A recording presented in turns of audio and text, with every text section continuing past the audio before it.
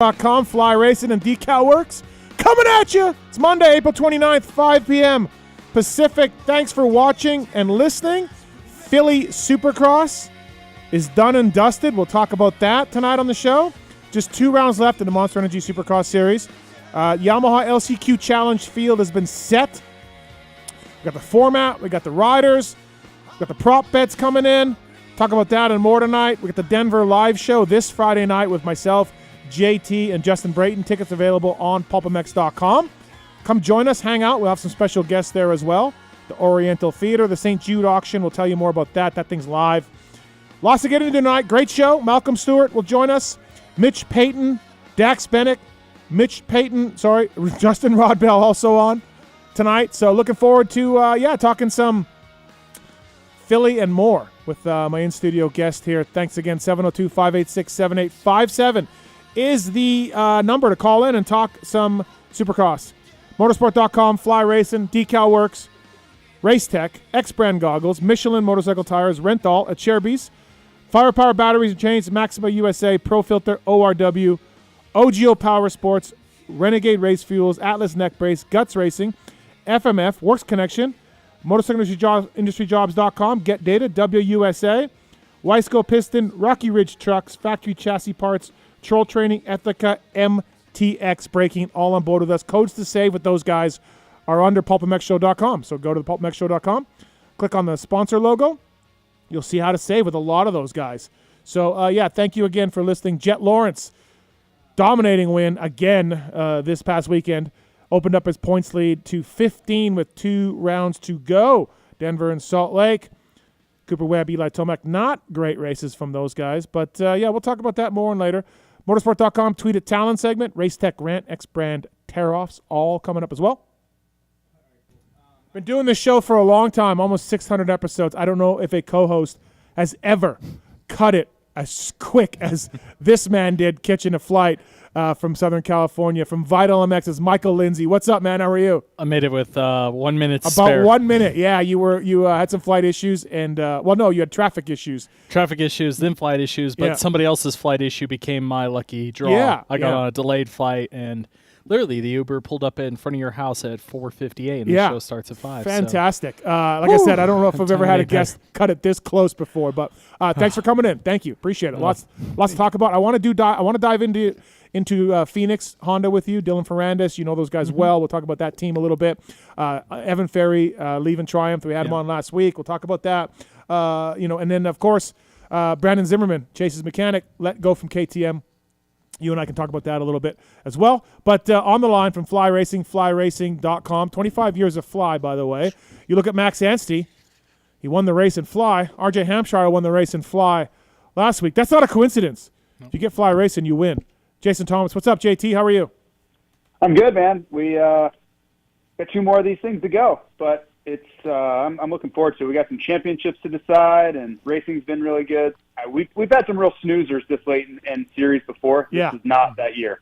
I thought the 250 main was fantastic. There was 6 guys before Jalik and Seth took each other out, and before Pierce did, and Vial and Hayden coming through the pack. Seth hanging on and leading, Max leading for after that. I thought that race was insane, and I was looking forward to a better finish than what we had. Props to Vial. Did you think Danger Boy was going to get Vial in the danger zone, JT? I'm really surprised that he did not try to make an aggressive move. I very much am. I didn't really expect him go for the jugular type thing, but get in there, bump him around. I absolutely expected that. We've seen that how many times in championships before, 450 class even.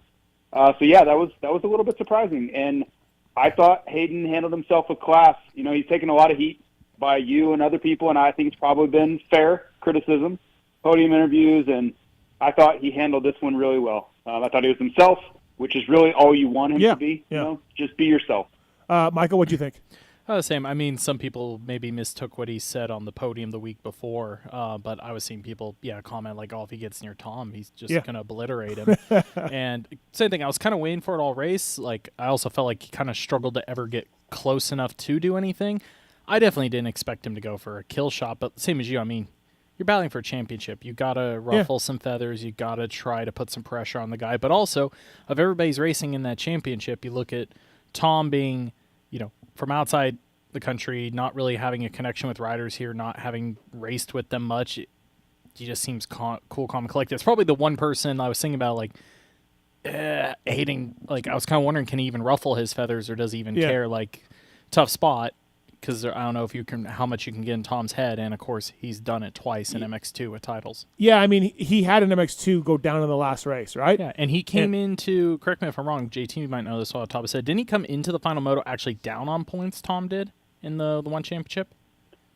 I don't remember if he was down, but I know it was winner take all. Yeah. So whatever that looks like, right? It kind of doesn't matter in that scenario. They were so much better than everybody at that point in the season. But yeah, he has handled these high pressure situations very well in the past. I thought his ride, both guys blew the starts, and I thought both guys rode amazing. I was more impressed with Vial than Hayden, just because Vial, he knew Hayden was there, I'm sure, never made a mistake, never planted a wheel wrong, and I was really impressed with Tom Vial's ride. Yeah. It was great. To me, it's perfectly rounded. Patience, aggression where he needed, got around guys clean. Yep. Never let it slip. Hayden, of course, behind him was yo-yoing like crazy, and Tom just did everything he needed to do. I hated it being at home. One of the races I missed this year being this one that's one I would have loved to watch from the press box. On TV, it's tough to watch 3 or 4 different races going on. We get the split screen, but I'm trying to watch live timing because I'm there's 4 storylines on the track, and this is great. Yeah. So 15 points. I feel pretty good with this, JT, if I'm Tom Vial and KTM. Mm-hmm.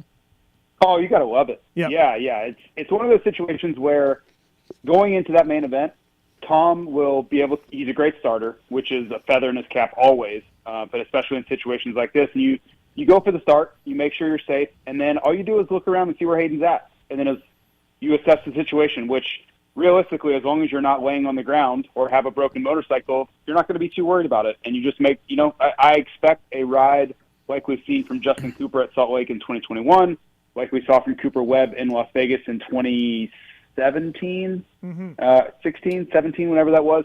Just, uninspired, you could call it, but just kind of doing the laps, not taking any chances, gets a 7th or an 8th, no big deal, but totally safe, and now he's your champion. That's what I expect. That's what I would do.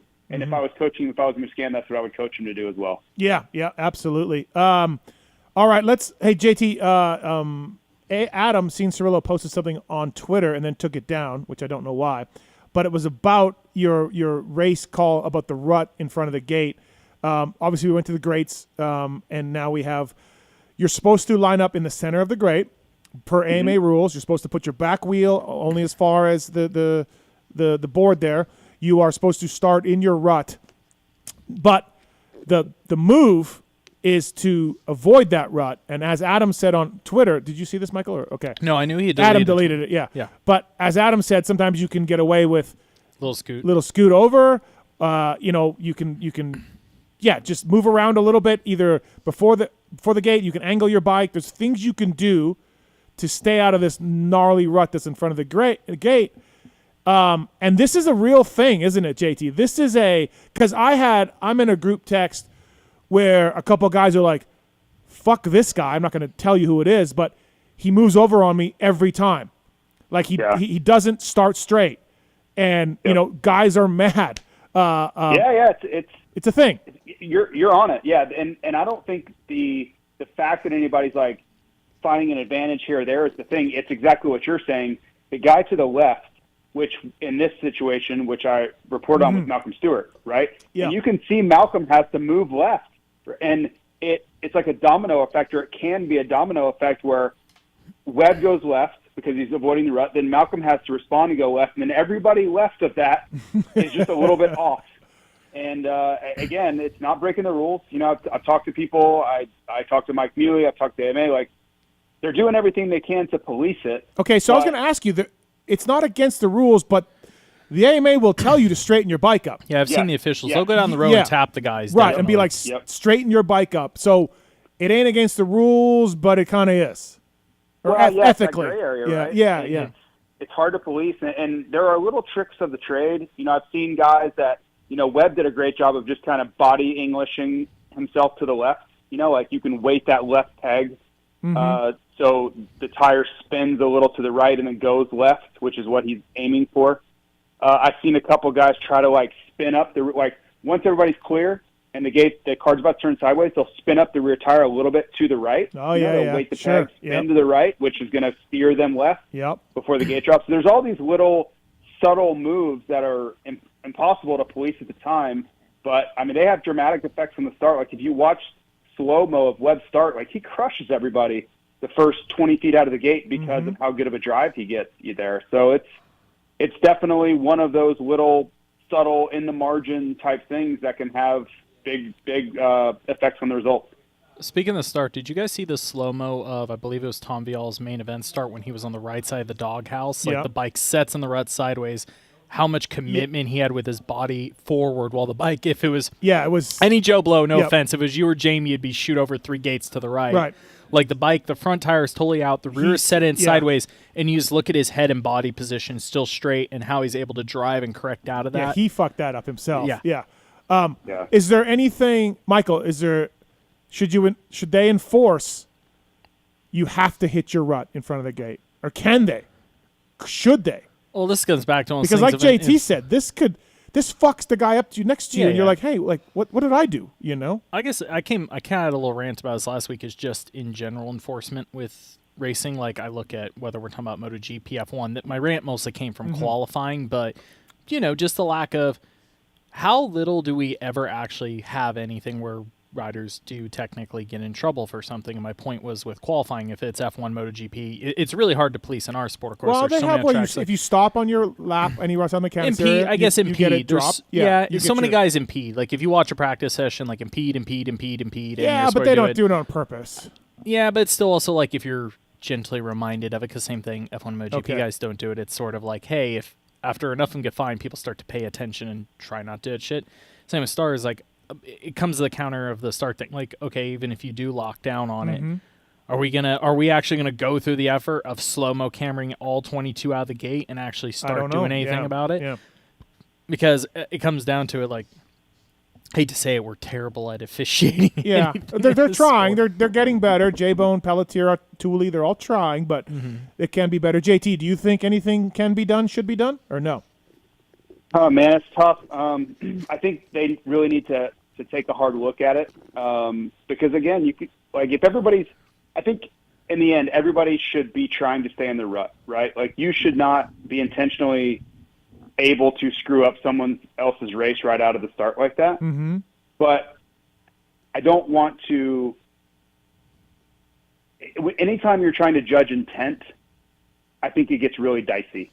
That's all. And so I don't have a good answer for you. I know that's waffling, but it is such a delicate thing. I respect it, and it's I thought. I mean, did you do it? Did you do it? No, I didn't. Okay. I didn't, but I also didn't race on grace. Yeah, you're also locked into your rut, right? Yeah, we were in a rut. Yeah. So it's a little bit different, but yeah, I don't know. Yeah. I don't know how I truly feel, but I do think it needs to be roundtabled. Like they need to get the teams together, the smartest people in the room, and talk about the pros and cons of policing this harder. You know where you could cheat, and my riders did was Daytona with the grass start. You could cheat on that. Yeah. You can get I've seen it done. Yeah. When on the starts where the dirt's soft and people build a pad, and it's not truly a rut, then I've definitely seen people do it in that scenario. But a lot of these races, the rut is too difficult to really get out of, that quickly.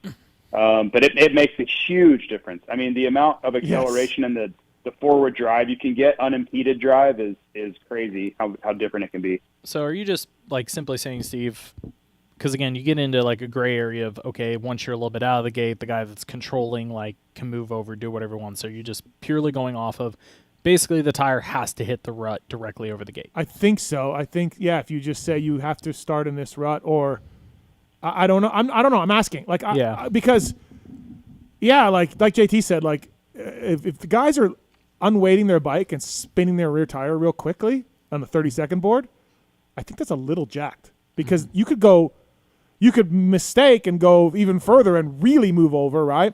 And then now you're screwing up the guy's start next to you. I got a text from somebody else, JT, during the day that told me Marv was the king of this. I don't know if he was or not, but someone said Marv was the king of this. He's a retired guy now. But yeah, it wouldn't shock me. I mean, those guys, that's the type of rider I would expect it from. Those guys always found little edges, like Marv would always find the line that, was so tricky and things like that. So yeah, that doesn't surprise me to know he would do that. Yeah. I'm just going to throw this out there. You said there's a current rider that everybody says does it. Is it Vince or no? No. Okay. No. But it's. I think I know who it is. Yeah. I'm going to text it to you right now, and you just tell me if it is or not. Well, I don't want to, because I don't know if this guy. I just heard from a few riders. No, you don't have to admit right. it. I just wanted you to tell me if it is or not. All right.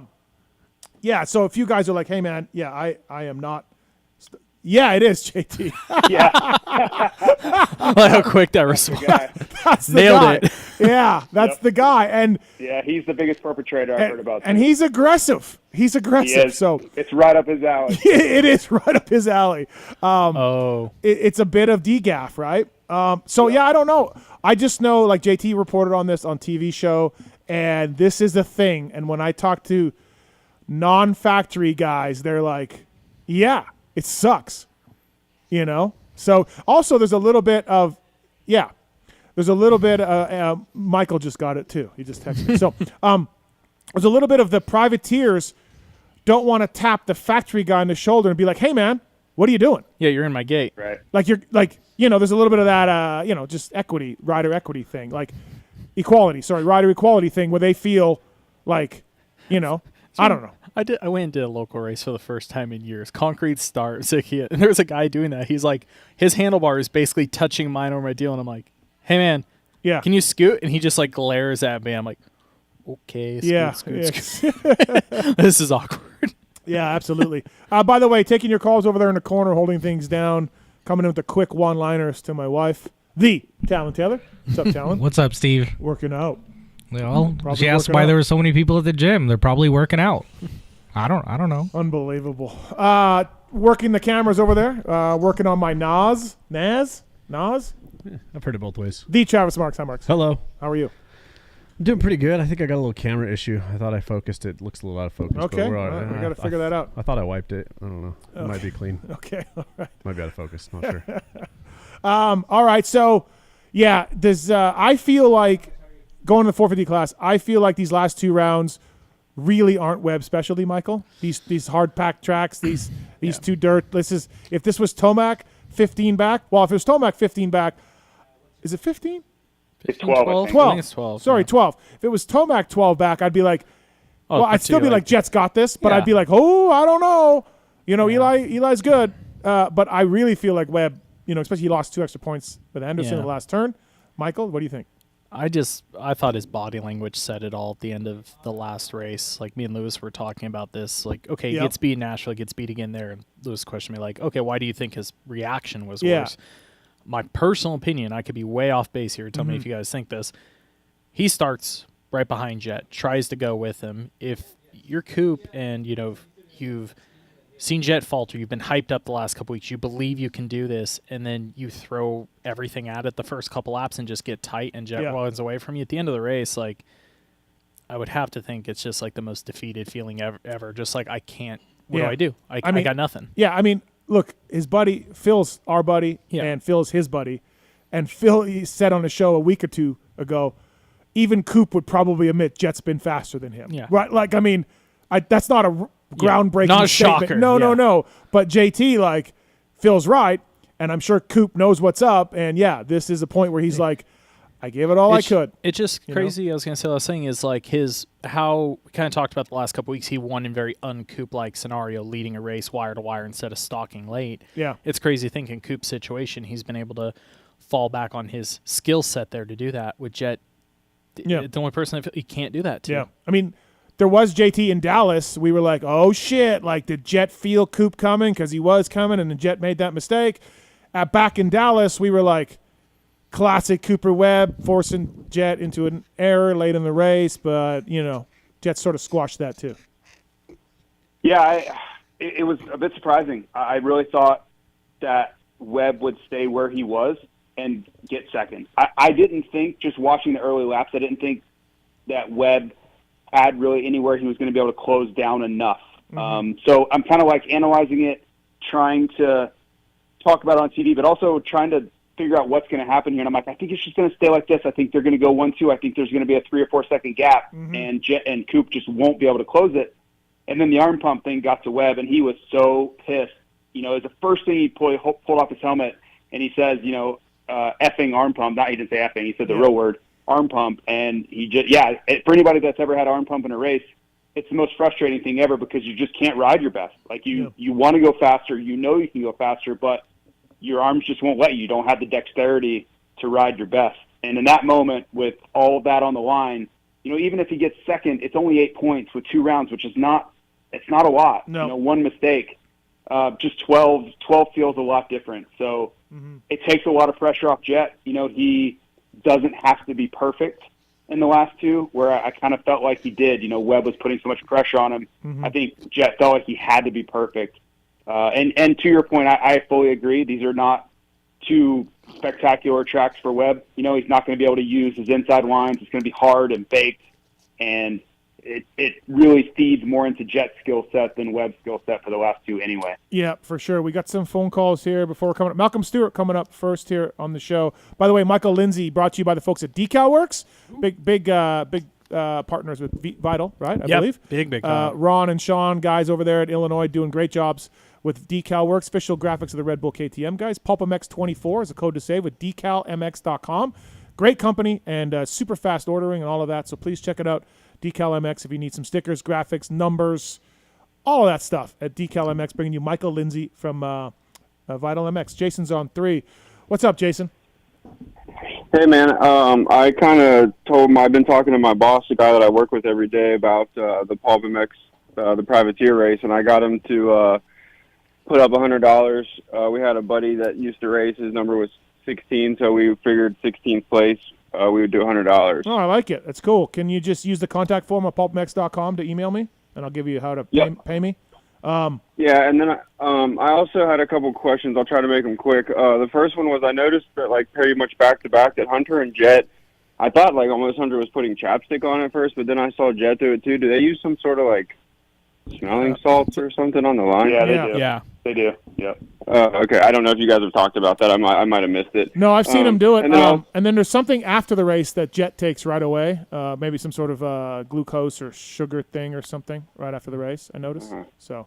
Okay. And then the last thing, I've heard you talk about it before, and I don't know how likely it was to happen, but do you really think that, like, if they made some sort of tire regulations where they weren't so aggressive or something, that it would maybe help with the ruts not get so deep and not break the track down so bad? Like, do you ever think that could ever happen? I don't think as far as the ruts and all that with a tire, with a spec tire, but I do think it would, you know, slow down the racing a little bit. These race tires are amazing.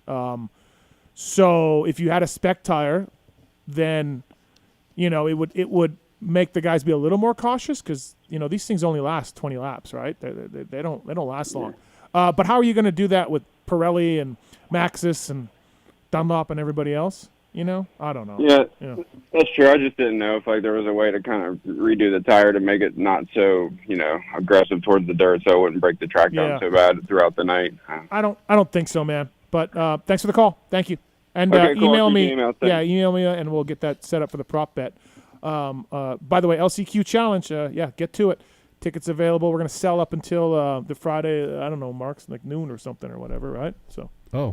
Yeah. Okay. That's earlier than we've cut it off. Oh, it is? Yeah. Oh, well, then let's keep it going then. Yeah, we usually go till Monday night, actually. Oh, we do? Yeah. Oh, well, let's do that then. After the race. Okay, goddamn. Right up to showtime. Goddamn. All right. Fly Racing, flyracing.com, bringing you Jason Thomas on the show. Mitch Payton, Dax Bennick, Justin Rodbell, and Malcolm Stewart all coming up as well. Is the LCQ race, is it live streamed this year? Live streamed by Verb guys, yep. So, and I think it'll be on our YouTube too, but the Verb guys are handling it. So we're going to have some JT's doing the podium interviews. Will Hahn doing the 30-second board again? No, they cut that last year. They didn't like it. I know. They thought it was like, I don't know. I'm like, what? Who cares? Well, it was his outfit, right? It wasn't the Will Hahn was doing it. That was the most entertaining part. It was great. Yeah. But JT's doing the podium. So, JT, did you hear the format? Did I tell you the format?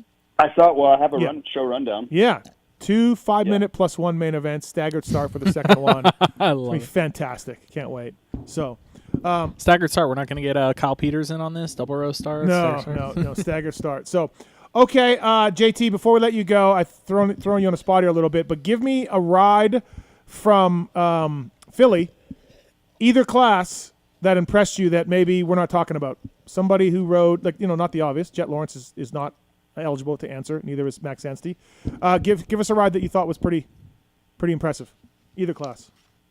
I think it's just been nice to see kind of Justin Barcia back a little bit. Yep. He's not where he was. He's not winning races. I get all that, but man, he was really off the back for a while. Like, it was not good. Like, he was 12th, 13th, and you're just like, what in the world is going on? So, 5th in Nashville, and then what do you get this weekend? 6th, 7th, something like that. 6 this weekend, I believe. Yeah. Yep. So, this is a market improvement from him, and it's just nice to see. I know they've been fighting it hard, right? It's not like he's not trying. Ollie and everyone around him they're probably working, 16-hour days trying to fix this problem. Mm-hmm.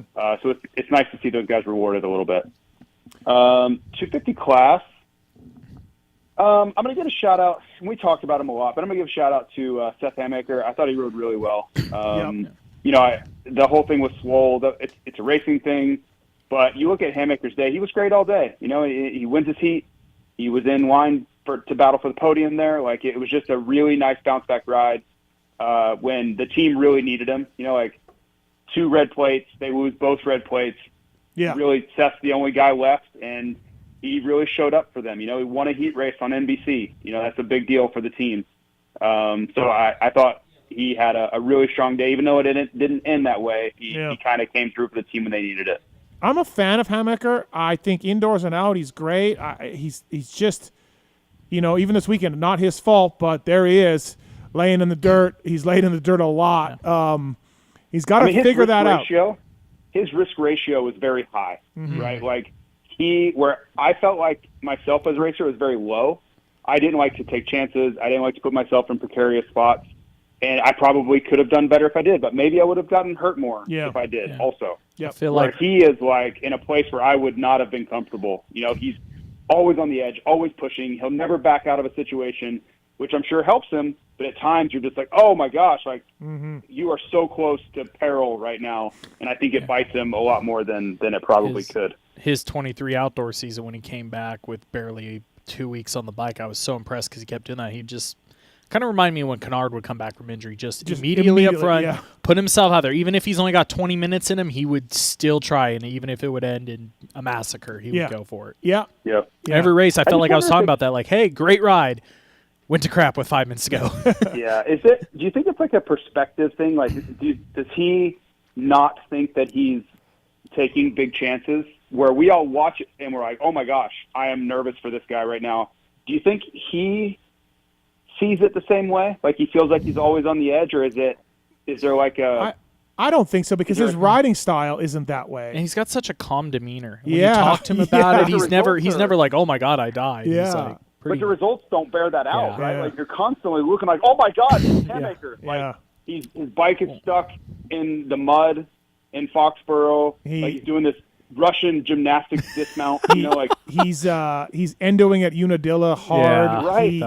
Look at the crash in Supercross. That double in Detroit. Yeah. Oh my God. He comes out after the next round after Detroit and knocks himself cold. Yeah. Yep, Seattle. Yeah, there's just a lot of that, right? We could go on and on and on about those scenarios. So at some point, you have to look in the mirror and say, maybe I'm over the line here. Over the line. It kind of sucks for him situation-wise, because correct me if I'm wrong. Like, from what I've heard, he's out of contract and possibly on the bubble. So his already. I think he's got an offer. I'm sure he's got an offer. Yeah, I definitely know people are interested in him, but to stay where he's at. Oh, stay. I heard he's got a 2-year deal to stay. Well, I was gonna say, because I heard that there was somebody that Mitch was interested in this week, and when he called them, he found out they had already signed a deal a day or two before that. Yeah. All right, JT. Well, thanks for the time. Appreciate it. Fly Racing, flyracing.com. Thanks, man. All right, guys. See you Friday. All right. Thank you. That's Jason Thomas, everybody. Coming up with Malcolm Stewart. Driftin's dad. What's up, Driftin's dad? Hey, Steve. How's it going, man? Good, man. What's up, man? How are you? Well, yeah, I'm good, man. So I tweeted you the other day, and I was going to call in actually on Monday. Man, I wish I would have, because I didn't know Driftin was going to get another plug there. Driftin's everywhere, dude. Yeah. Dude, what's it's taking off, it seems like. But hey, back to my whenever I called Moto 60, I asked you, man, could I have any? Would you expect for me to have any interaction with any of the immediate guys? And then I said no. Drifted. Yeah. Yeah. Well, I did actually have an interaction with some of the hard hitting, journalists that's out there. Spent about 30 minutes with Mr. Side himself. Met him. He met Drifting. Thought Drifting was the coolest guy ever. Oh wow! And, shocking. And then another one of the Vital guys met Lewis. Hung out with him. Okay. So all right. So yeah, I was just gonna let you know that there was some interaction with some of the more hardcore journalists of the sport. Well, congratulations on talking to those two gentlemen. I guess their boss right here would love to know why they were talking to some guy named Drifton's dad and not, doing real work. But, that's just me. So, well, maybe I caught him in a weak moment. I don't. Yeah. I don't exactly know. But sounds like you're backpedaling now, Drifton's dad. So. Yeah. I don't know, but okay. Well, Lewis and Dark not doing their work and talking to KGSC dads. Just put that in the report. Shocking, Michael. So. Well, I think Michael would appreciate the fact that Dark spent some time with us and actually caught him at the club rig. And Dark's a man of the people. What can I say? Okay. Well. And Drifting got to tour the club rig and all that, so Drifting was reaping the benefits of getting to hang out with some of the Vital guys there for a little while. All right. Well, you can change his name, or we're keeping Drifting. We're going to hang on with Drifting. Okay. We're going to hang on with Drifting. All right. Well, I wish the best of luck to you, sir. I think it's going to go places, Steve. Okay. Well, listen, if I'm interviewing Drifting in like 15 years, remind me of this guy. Yeah. Okay. Remind me. Wait, now we're updating. I definitely you will. Here 15 years from now. No, Jesus. probably won't be. Thanks for the call, buddy. Thank you, man. All right, guys. All right. Later. See ya. That's Drifton's dad, everybody. Hey, you made it to the beginning of Evan Ferry's career, even if it doesn't. I did. All right, our next guest on the show brought to you by the folks at Wiseco. Wiseco Pistons, they make 2-stroke, 4-stroke pistons. Factory Honda guys have partnered with Wiseco. Wiseco makes some of their race pistons as well. They got the Garage Buddy engine rebuild kits. The best part is anything at Wiseco, from the Garage Buddy engine rebuild kits to forged pistons to cast pistons. Use the code PulpMX24 to save. Sorry, Pulp24 to save with Wiseco, and you can get a deal from the folks at Wiseco. Bringing you our first guest of the night, this gentleman, first time on the show in 2024. Looking forward to talking to him. Rockstar Energy Husqvarna's Malcolm Stewart. What's up, man? How are you? Yo, what's up, boys? How we doing? We're good. Thank you for the time. Appreciate it. Hey, we were talking to JT. He did a report on TV about riders not starting in the rut outside the gate, right? Outside the grate. They're going on the side of the rut. It's a huge advantage. It's a little of a boundary pusher thing. A lot of riders don't like other riders who do this. I want to ask you, Malcolm, do you do that? Is it a common thing? Do you tap the guy on the shoulder and say, hey, man, you're going to go right into me? Like, how does that – what's the etiquette down there for you guys for making sure that you're starting in the rut and trying not to be sneaky? I mean, first off, I've never done it. Most of the time, you get an AMA guy that would kind of walk behind you guys and check. But I've had, not going to call any rider's name out, but I've had seen where it gets close to where it's about 8 seconds left before the main event. And you start kind of see him moving, like kind of sliding himself up and down, and shifting the wheel. And I'm like, okay, this is not about to go well.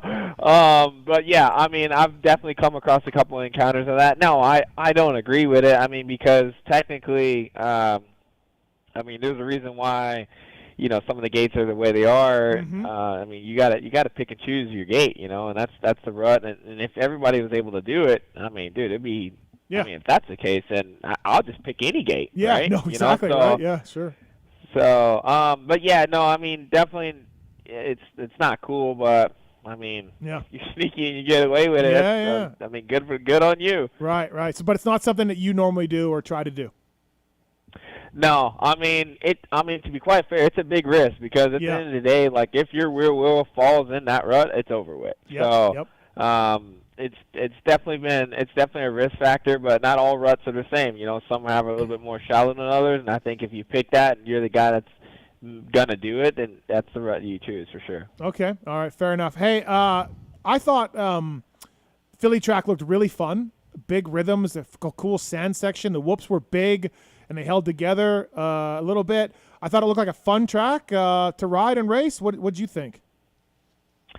It was definitely more. I guess to say it was fun. I think the reason why it was so fun is because it didn't rain, right? I mean, we definitely. I think that's half the battle. I mean, I can't really sit here and say. I'm sure there was a lot of tracks on Dirtworks that they came out with in 2024 that were great, but half of them were probably rain. So, okay. I mean, at the end of the day, that was a good track. I definitely think it flowed well, but I don't feel like we had a really good fair shot of half the tracks on the circuit so far. No, it's been a tough year, man. I talked to a team manager, and I was telling him, I'm like, man, I feel for you, your riders, the mechanics, everybody. This has been a slog of a year. It really has been. It's not been a lot of fun for anybody, you know. Yeah, no, I mean, yeah, for sure, myself and everybody else, it's definitely been. I can just see it in just not even just news reporters, like film guys. I mean, everybody. Like you just said, like you're just like, oh yeah, sick, another mud race. Like, okay, what are we gonna do? So I mean, it's definitely. I mean, of course, Mother Nature. That's something that we can't change, but it's definitely one of those things that we just gonna have to just push through it and hope and pray that it doesn't happen for the following year. But I mean, we all said they said they say it was a monsoon or whatever they call it in California. It's supposed to rain. I don't know what they call that, where it's supposed to flood in California, but that was supposed to be like 5 years ago. Then it didn't start. Tsunami. Hey, no, I don't know. I don't know what they call it. Not the year you've wanted to have, Malcolm. Obviously, I don't know if I've ever seen a rider crash on the first lap of main events like you did to start the year. It was absolutely insane. And Christian too, when he was racing, it was just It was like just every nuts. single main. I feel bad saying it, but it was almost like I think the first main this year, I didn't see you crash on the first lap. I cheered, and then it happened the second lap. I'm like, God damn it! I made a tweet about Nathan jumping off the manager's tower to kill himself. But but not the year you've wanted to have. Let's be honest. You hope that we've seen glimpses, we've seen bits in here. How do you feel? Are you in a good mental spot? I mean, obviously you're working hard, you're trying hard. How's it been going? Yeah, I mean, don't get me wrong. It's definitely been tough. I mean, kicking out A1. I mean, the first 3-4 races I've been I've just been falling, and I mean that's just bad. That's just gonna put you in the hole right then and there, and you're like, all right, if I could just make it around the first turn, the first lap, I think I'll be okay, and then crash the second lap, like you just said. So it's like, dang, man, but. I mean, mentally, like, you got to be in a really good spot. And I feel like I'm in a good spot, in good spirits. It's just, like you said, it's definitely not been the year that I've wanted. But I also feel like at the end of the day, like, you got to find some type of positivity during the race and having those moments. Like, again, I mean, I haven't been riding to the full potential where I have been, and I'll be the first one to admit. But, at the end of the day, it's definitely it's all got to connect, right? And right now, the ride, everybody's riding really well. I mean, the riding phenomenal. If you did a good start, I mean, it's hard to come from behind. So for you, do you like mentally, do you still come and be like, hey man, I tried my best, I got an 8th, I did my best, and on to next week? Like, are you just miserable or no? I mean, you're never miserable. You're Malcolm Stewart. You're never miserable. But like, are you're able to stay positive, I guess. Yeah, I mean, dude, getting your butt whooped for 8th place is not fun. Don't get me wrong. I'm not getting on that plane like you know what? I rode good tonight. Like, absolutely not. Right. I'm pissed. Crushed it. Right? Yeah, you're not. Yeah, but at the same time, man, like if you're sitting there and you're just because it obviously mentally weighs on you, right? Like if you keep sitting there and you get 7th, 8th, 9th, 10th, 12th, getting lapped every other week, and I mean that will start weighing on you. And I feel like for me, I just kind of reset the bar every weekend and just hope and pray like for a great weekend. And that's the way you have to look at it. I mean, we're not, again, as I said before, like we haven't had the best year at all, and right off the rip, it kicked off the first few races and we were down. So you gotta definitely just be in the right mindful and just be happy and just keep moving forward. Like, yeah, it does suck getting 8th, but you know what? Like, so what? Like, there's a top 5. And we can win a heat race, even get to pole for practice. So there's a lot of goals still to shoot for. You know what I'm saying? Sure. So that's still the same mindset that I have all for the rest of the next 2 rounds. Hey, Malcolm, I'd say, like you guys talked about already, I mean, your upbeat attitude this year has been impressive considering what you're dealing with week in and week out. Flashback a couple years ago, if you were in a similar situation to this, do you think in sense in racing, have you always been able to carry yourself like this, or do you credit that to any advice or anything you've kind of dealt with the last couple years that's allowed you to stay, this positive? I think getting hurt actually humbles you up. Okay. You don't realize how fast things can happen, and then you're just like, oh man, you feel like the world's coming down, and all of a sudden you're out for the whole year, and then you're like, okay, you know what I mean? I think, I think of just a lot. Just really just starts getting older and maturing a little bit, and just appreciating the smallest little things, and finding that that positivity. I mean, don't get me wrong, like. It is tough. I mean, it is very, very tough out there to go out there and race. But at the same time, you have to keep that same mindset, like you want to win. Because if you don't have that same mindset, you will just go out there and accept to get 10th, 12th, 14th. I mean, you have to go out there and still have the mindset to win. So right now during the week, is it just you and RJ? Because Christian is doing outdoors, it looks like, and AP's hurt. So it's just you and RJ? Yeah. And of course we still have Chase and Tom Vial still riding at the Baker's factory as well. So I mean, they're not all in our exact training program, but we're out there riding and stuff. So yeah. What I know you've said in a few interviews lately, you've kind of, I don't want to say you've defended yourself, but you've pointed at your starts when you get a good start. What we've seen from you in a couple heat races, what you're capable of. You always hear riders say that, like, oh, I go back and I work on my starts. To give, like, a general fan some insight on that, when you say that, what do you actually go back and work on the week? Is it literally just I'm going to go sit here and do 30 or 40 starts with a group of guys today? I mean, do you go through the whole shot device, trying electronics or not? Like, how much of the kitchen sink, per se, have you thrown out at that this year? I mean, don't get me wrong. I wish I had that answer for you. I mean, trust me, dude. I've tried a lot. I've tried different techniques, blocks, the whole. Have we tried the super high GP blocks yet, where your toes are basically around the pegs? No, I haven't. I haven't tried the GP style yet. That's probably next on the list, But no, honestly, it's how it goes, man. Like, there's so many different things that can happen in the race, like.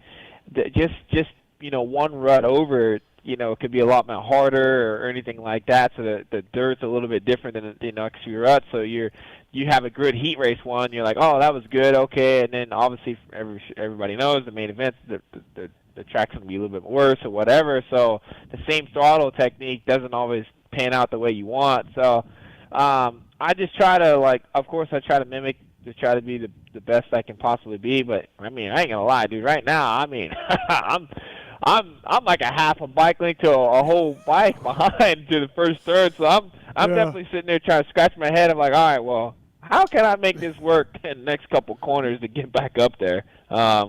It's definitely a lot on me. I definitely need to work on my starts and try to figure it out. I mean, I think when AC retires, I'm gonna ask him, like, hey, dude, like, you're a great starter. Like, maybe, come on, man. Like, can you just fly down here and help me out a little bit? When you get this late in the season, your Jets, your Tomax, the guys who have been the top 3 to 5 for a good chunk of the season, they're used to running that pace. They're kind of pushing themselves, leveling themselves up as the season goes on. When you've had those good heat race starts this later point of the season, does that pace feel foreign to you at all in a sense, or does it feel comfortable? Because I know you haven't gotten experience a lot. You get up to some of those guys by the end of the race, but you're not really getting to, I guess, witness and experience it firsthand as much as you have in years past.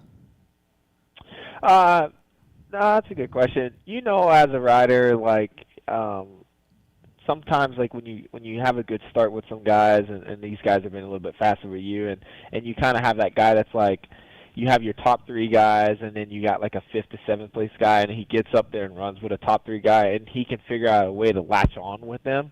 I feel like that's kind of like a mindset of like that could help you out, because if you start up front, and I think you can figure out how to like run that same pace, see the line, see what they're doing, and also it boosts confidence. So for me, I had like one like really good race that was in Dallas. I felt like that would being up there and running with Jet, and I think it was Anderson or somebody was up there like that. It wasn't necessarily, I would say, like the pace, but just helping. That obviously helps.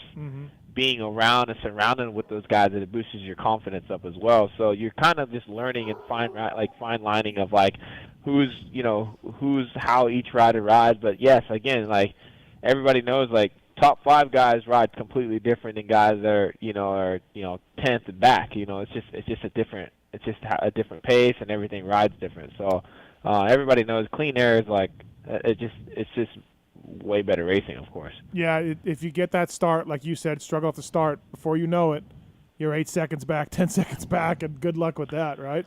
It's a whole thing. It's very hard. Yeah, it's very hard. I mean, and not to take away from, everybody who qualified for the main event is great. Of course, it's not like it's easy to qualify for the main event. No. I'm just saying, like, if you're a guy that's just like, if you're literally starting like 14th, 15th, by the time you come around the first lap, you're 9-10 seconds back, and depending on the track layouts as well. Yeah.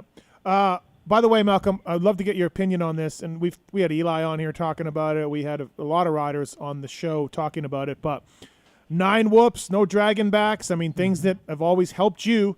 They're trying to keep riders healthy. I get it. They want you guys to last longer, so I get it. But what's your take on all these track changes?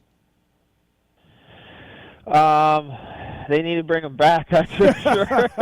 Shocking. The guy who crushes the whoops says bring back longer whoops. Yeah. It's just, it's not even the 9 whoops thing. It's definitely just weird for sure. I never had a race where they just like, okay, we're gonna cap out at 9 whoops no matter what. Yeah. Dude, I've had some times where whoops are so big, dude. You just like you hope and pray you made it through them, right? Like, in Dragon's Back, it was a full commitment from like that. You felt like it was a section before that you had to commit off the Dragon's Back, otherwise it was like a whole second. So seeing the tracks change like that, but to be quite fair, like, the way these motorcycles are today, like I feel like the technology, like I don't feel that if you brung all that back, it would make a huge difference, because like our bikes are so great now that like it's not like they were back in the day. Like I don't know, that's just kind of how I feel. But definitely bringing dragons backs and whoops, like it definitely will change your rider 100%. But I don't know, like to the T, like I don't know, like that you see like half the time where dragons backs end up being a jumper anyways, because they break down, the track breaks down so much too. So it's just another thing that we just have to think about. But who knows? It definitely would be fun, but at the end of the day, our bikes are just tearing up the tracks no matter what. You're right. Malcolm Stewart here on the PulpMX show, brought to you by Wiseco Piston. Pulp24 is the code to save with Wiseco. Get a piston for any kind of model. Full range of performance components for dirt bikes, UTVs, ATVs, jet skis, and more. On the back of that conversation on 9 whoops, Dragon's Back, like I'm guessing coming into the season, I don't know how much it was communicated to you guys. You guys were probably had a practice track with longer whoops with Dragon's Back. Once that became apparent early in the season, is your guys' track even at home, did it basically at Baker's factory, did they start cutting it back? Because like, okay, if we're only going to race 9 whoops this year, is that all you guys have been riding? No, but we made the whoops smaller. That's what we did do, because at the race they become very, very small, and to be honest with you, just try to work on jumping whoops. Like that's, I couldn't tell you. I can at least say like 13 rounds so far have been jumping, and it's and not to say it's just the way that the track develops. That's just kind of how it has been. But I would say one thing that I do miss, and not only just whoops and dragons back, I miss over-unders. Me too. That's one thing that I do miss. And that was like a little bit of a technique thing too. They only had them at one round. I think that I heard it was a whole semi to bring that thing, and that costs money. And was it Daytona where Miller's bike? Who's it got trapped in one this year? Lacruccio got trapped in the one this year. Yeah. That's right. It was in Daytona. So it was Anaheim and Daytona. We only saw it twice, I think. Yeah. Anaheim. There was one. Was it Anaheim 2? Was it Anaheim 2? No? I just remember. I just remember Daytona. I do remember Daytona. Yeah. But the thing about Daytona was you didn't go under it no more. Right. Yeah. It was just off the start. Oh, that's right. Yeah, that's right. I'm thinking of last year you went under and then did that rhythm lane afterwards. All right. We got some phone calls from Malcolm Stewart. Let's get right into it. Donnie's been on hold since the beginning of the show. Donnie, what's up, man? What's your question for Malcolm? What's going on, guys? So I got kind of two minute questions. So, number one being, Malcolm, would you ever bring back Bucktooth Billy and have a fish-off against Hudson Deegan? Yes, I would. Okay. All right. Fair enough. What else, Donnie? The second one being is, you being an avid fisherman, there's a lot of avid fishermen in our sport. Would you guys ever come together to have kind of like a competition to raise money for St. Jude's Children's Hospital? Yeah, let's see a fish off with Kitchen. Yeah. Malcolm. Who else is a fisherman? Kitch is big. Yep. Craig. Yeah. I mean, of course, I'd be all about it for sure. That's right up my alley, for sure. But yeah, I know we could get Eli in. I know that we could get Eli in. He's especially a fisher. with him being an outdoorsman. Eli would do it. Eli doesn't tell anybody anything about what he does in his life. So, I asked Eli. I was with Eli at an airport. We had a layover because he flies United like I do, and I asked him if he did more road or mountain biking now, and he did not want to answer me. He did eventually say mountain biking, but I was like, okay, man, sorry. Thanks, Donnie. Thanks for the call. Thank you. Yeah, no worries. I don't get the fishing thing, Malcolm. I think we've had this discussion before on the show. Come on. I don't get it, man. I've done it a couple of times. Like, you just sit there, you just wait. Don't do this with me. Okay, again. all right. I'm about to ruin a friendship. Okay. Don't. You really want to ruin a friendship. You're never calling into the Pulp Show again. I need you to tell me, like at a race, what we're gonna have like a 10-minute. You tell me. Like the skill it takes, or what's involved in learning how to be. How about this? You have to go fishing with him. Yeah, let's do that. I don't know. Like, I went out in the Gulf one time with Timmy's brother-in-law, and we were fishing for grouper, and like I don't know, I just sitting there with a bottle of Corona, waiting for this thing to bite my line. Like I don't get it, man. But okay, we'll have this discussion somewhere else. You didn't. Well, okay. So you didn't catch anything. That's basically what. I caught something, and then he grabbed the line right away because I guess I don't know what I'm doing. So that was it. I never actually reeled in anything. He reeled in a few. So the only thing that we truly caught was a buzz. Yes. Maybe a sunburn. Fair enough. Yeah, and it was really boring. So, man. Okay. All right, we got another call for you. I don't want to get you mad, but you have this next race. Tell me about fishing and how it takes any kind of skill. Okay, that's what I want to know. Oh man, Enrique, what's up? You're on the line with Malcolm Stewart. What's up, Steve? You know me. Tijuana fan, PulpMX fan. That's right, buddy. State Yep. president. Yep. Hey, still haven't found the donkey show. Okay, let us know. All right. I asked you last time. A couple weeks ago, I asked you what riders would be exciting to drop down to the 250s. Yeah. Malcolm. Yeah. Let's go. 250s, outdoors. Come on. What? Are you drunk? You got the wrong one, buddy. The wrong one. Hey, I will put my retirement in right now if I had to go back to the 250 class. Yeah, can you imagine? Yeah. No. Hey, Malcolm, I got a good question though. I did not know that, and I know you're a 7-gear guy. I was on my Instagram the other day and I came across FXR. They have a fishing line. What's going? You being a fisherman, what's going on with 7? Yeah, they do have fishing lines. Yes, have you talked to? I literally just discovered this. Have you talked to Big Brother at all about fishing line? Malcolm? I've talked to him. So far, he's actually being really cool with me and in control of that. So I mean, we're definitely trying to do something cool like that in the works. But yeah, I mean, we're gonna get FXR. We're gonna blow them out of the water when we come out. There we go. All right, thanks, Donnie. Enrique, thank you for the question. Thank you, man. Yeah, in the fishing, 7 fishing gear, I can see it now.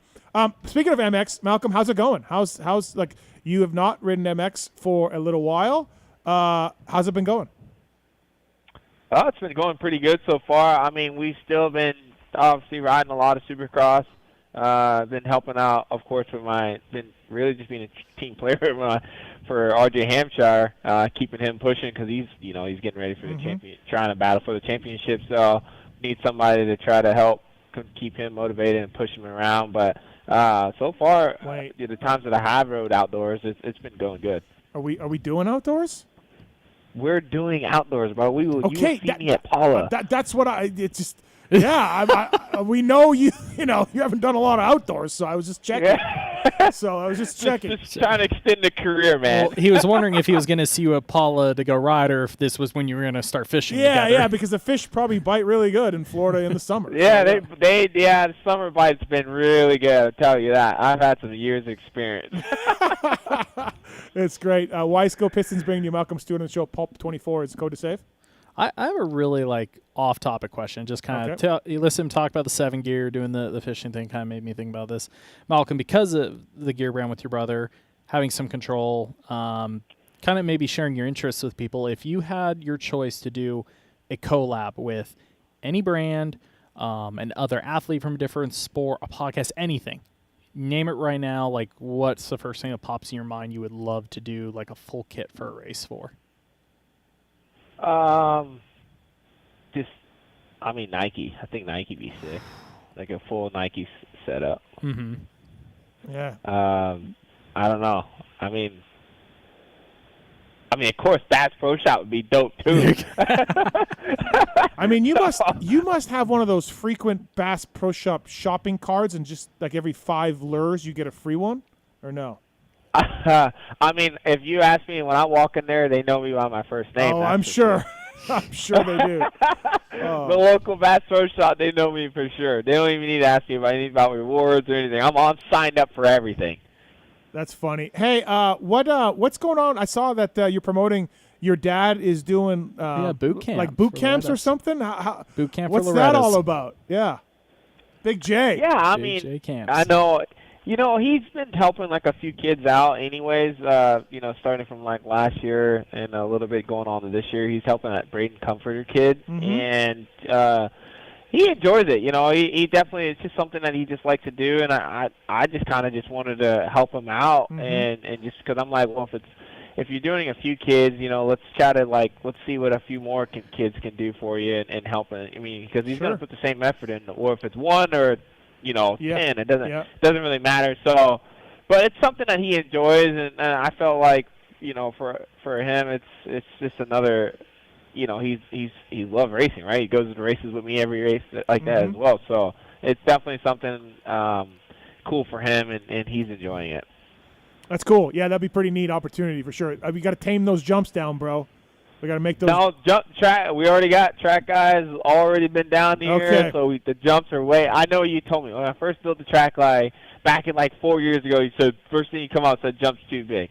Yeah, exactly. No, I know. We got to figure that out.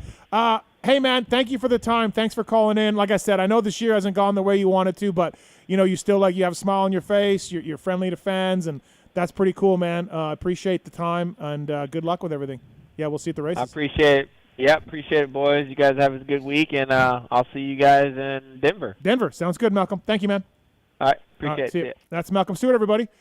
Yeah, I haven't talked to him too much after the races, a couple times only, and, it's not gone the way he wanted to, but he's always been cool, He's, you think of somebody in his position, the results, there's kind of that, I hate to say, the natural shy, we're guessing Malcolm probably don't want to talk to anybody, so you kind of don't wander by the rig. But if you do, he's in great spirits. Yeah, he's he's professional, right? And he he mentioned it on that phone call, and he's mentioned it to me that the time off really got him. He just can't quite get back to where he was. What did he do? ACL? Did ACL? I think, right? Yeah, big knee injury. So I mean, I guess good. He's going to race this whole summer because I can imagine.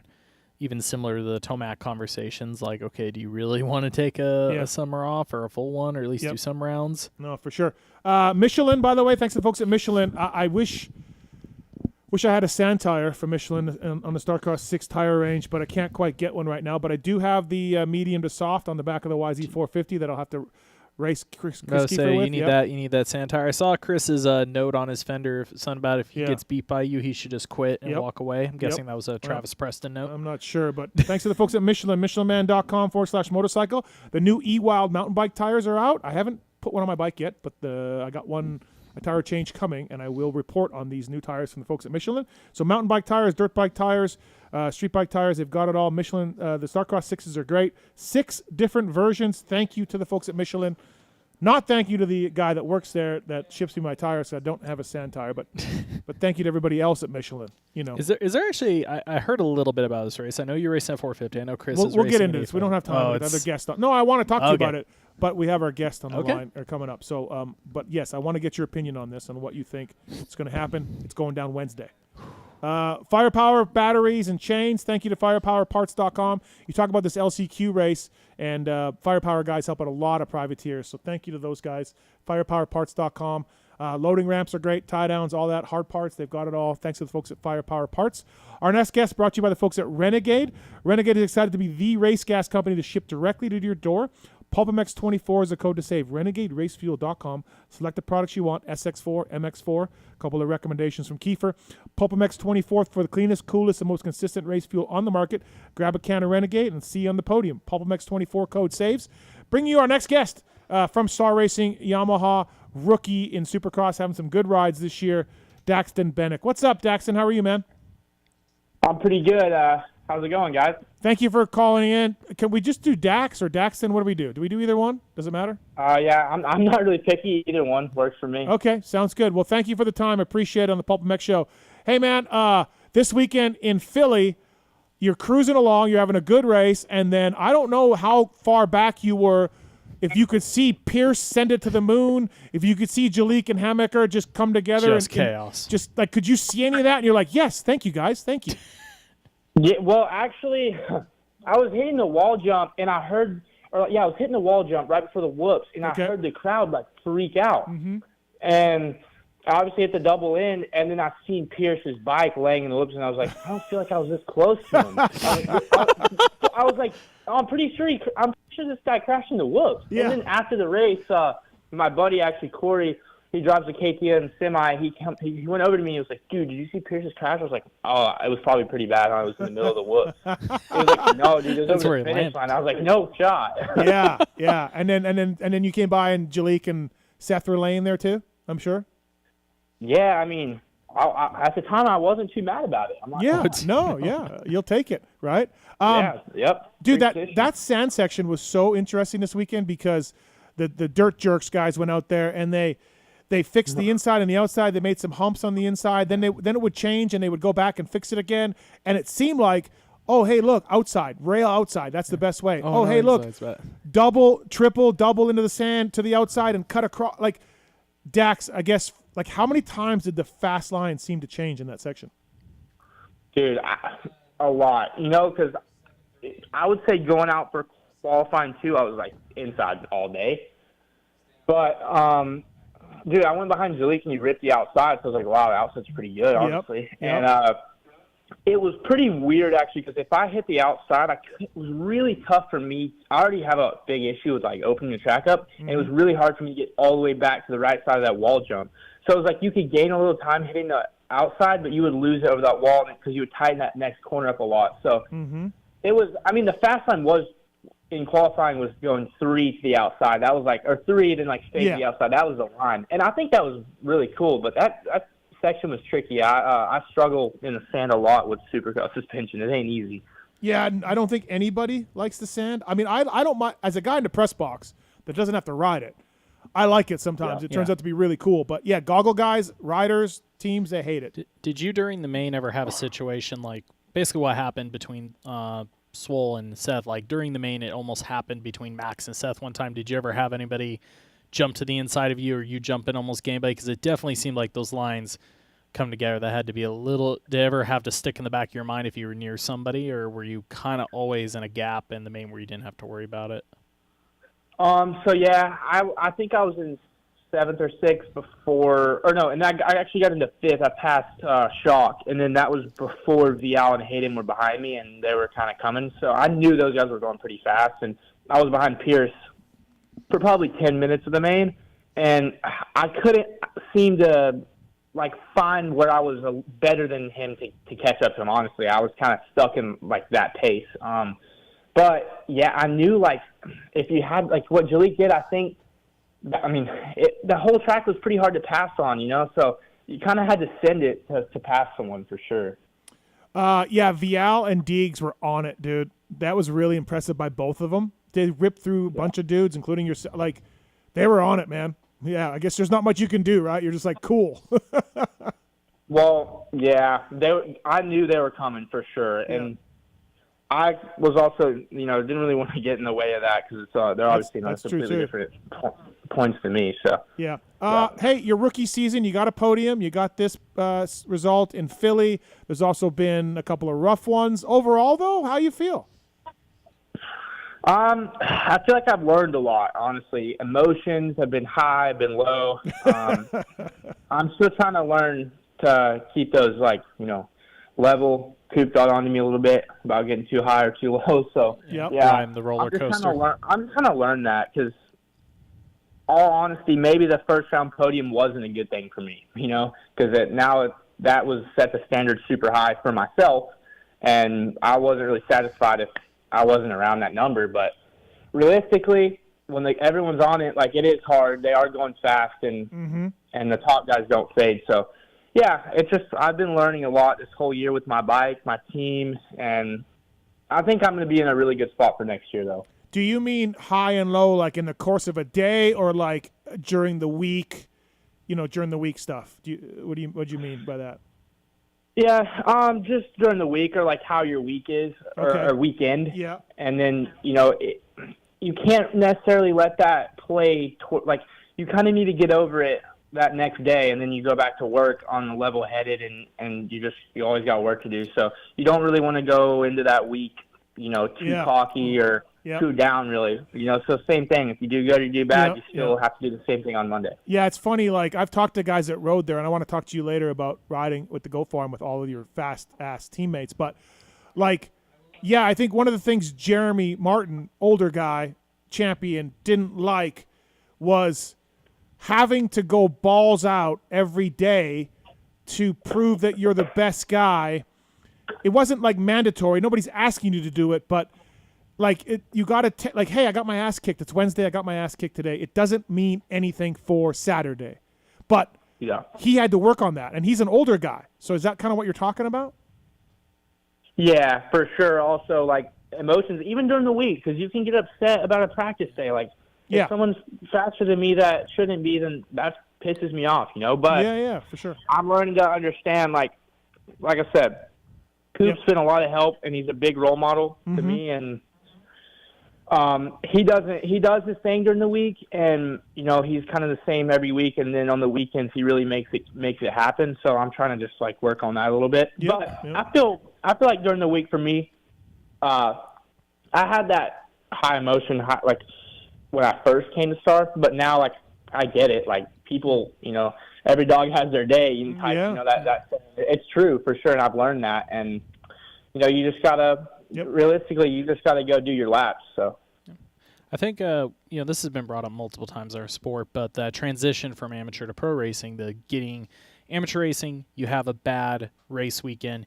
You usually have a month to put things together before your next big one. You got a couple weeks to train with a couple partners. Like I said, maybe that pressure is not on every day. You have time to collect yourself. You get to pro racing, you have a good week, you get your teeth kicked in the next weekend. Then you show up and you get your teeth kicked in the next weekend and the next weekend. And that's something you just, amateur racing doesn't prepare you for, is to basically be able to pick yourself back up that quickly and mentally put it together. Compared to where you were as an amateur, like before you got to Star, you probably were on a schedule similar to what I was saying. But then once you're at Star, like Steve said, for maybe veterans, they're like, I don't need this pressure all the time. But does that help you, in a sense, get ready for the pro side of, again, getting your teeth kicked in and then having your highs and lows. At least I know you're still learning that, but if you hadn't gone through what you've gone through at like Star the last year of the week-to-week stuff, do you think that would have been tougher? Honestly, preseason it's definitely more intense. So I think it's hard, but it was good for me. And honestly, I came into the first round pretty fired up. Like, I was beating some of the guys at the practice track that were older than me and maybe I shouldn't be beating. And that honestly fired me up. Like, dude, I can shoot on a good day. You're like, dude, I'm good. Pretty good. Yeah, like it really did fire me up. So I came in the first round fired up for sure. And then the second round, I think I crashed 3 times in the heat. So then I realized, like, I need to calm down a little bit. So, it definitely prepared me for it for sure. Mentally, it's hard too whenever you have someone right on your butt every day. Like I have Jordan right behind me, or any of our teammates. But it kind of gives that race pressure. Obviously, it's a little different at the race, but I feel more comfortable when someone's right behind me. Like I don't worry about it as much. Yeah, I mean the atmosphere down there at the Goat Farm with Coop and then all of your teammates and I mean it's intense, right? Like that's where the Baker's Factory for so many years I think was the secret sauce, was the competitiveness day in and day out, and I think you guys have that down there, don't you, Dax? Yeah, I mean there's no lie. We have it every single day.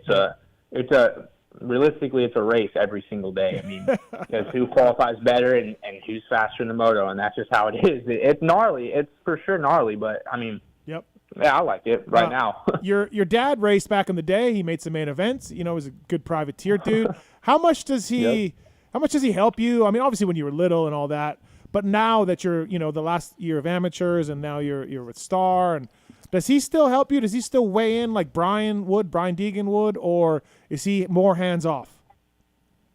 No, he helps me a lot. He goes to the race with me every weekend. And I can't really say he doesn't know what he's talking about. He definitely knows what he's talking about, and he studies,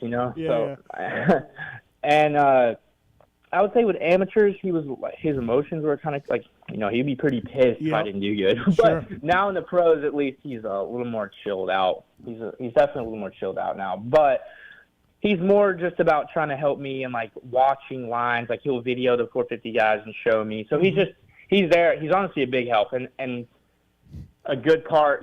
He's someone I can talk to too away from the team, which is nice. Yeah, for sure. What is something, Dax, that's look, you've been in the amateur spotlight forever, and now you're with Star Guys, all that stuff. You know pro racing, and you land on the box and everything. But what is something that surprised you about pro racing, about the pros? Anything at all? Has anything caught you off guard where you're like, oh, like shit, okay, all right, or whatever? Is there anything at all? Yes, they will kill you for 15th. Doesn't matter. Yes, they will, won't they? It does not matter. Let me tell you. No, they see, especially a guy at Star Racing. Watch this, So there is some of that. No, Yep. Yeah, I mean, it doesn't matter if you're faster than them. They do not care. They'll take you high in the corner. So you kind of got to treat everyone the same. Yeah, for sure.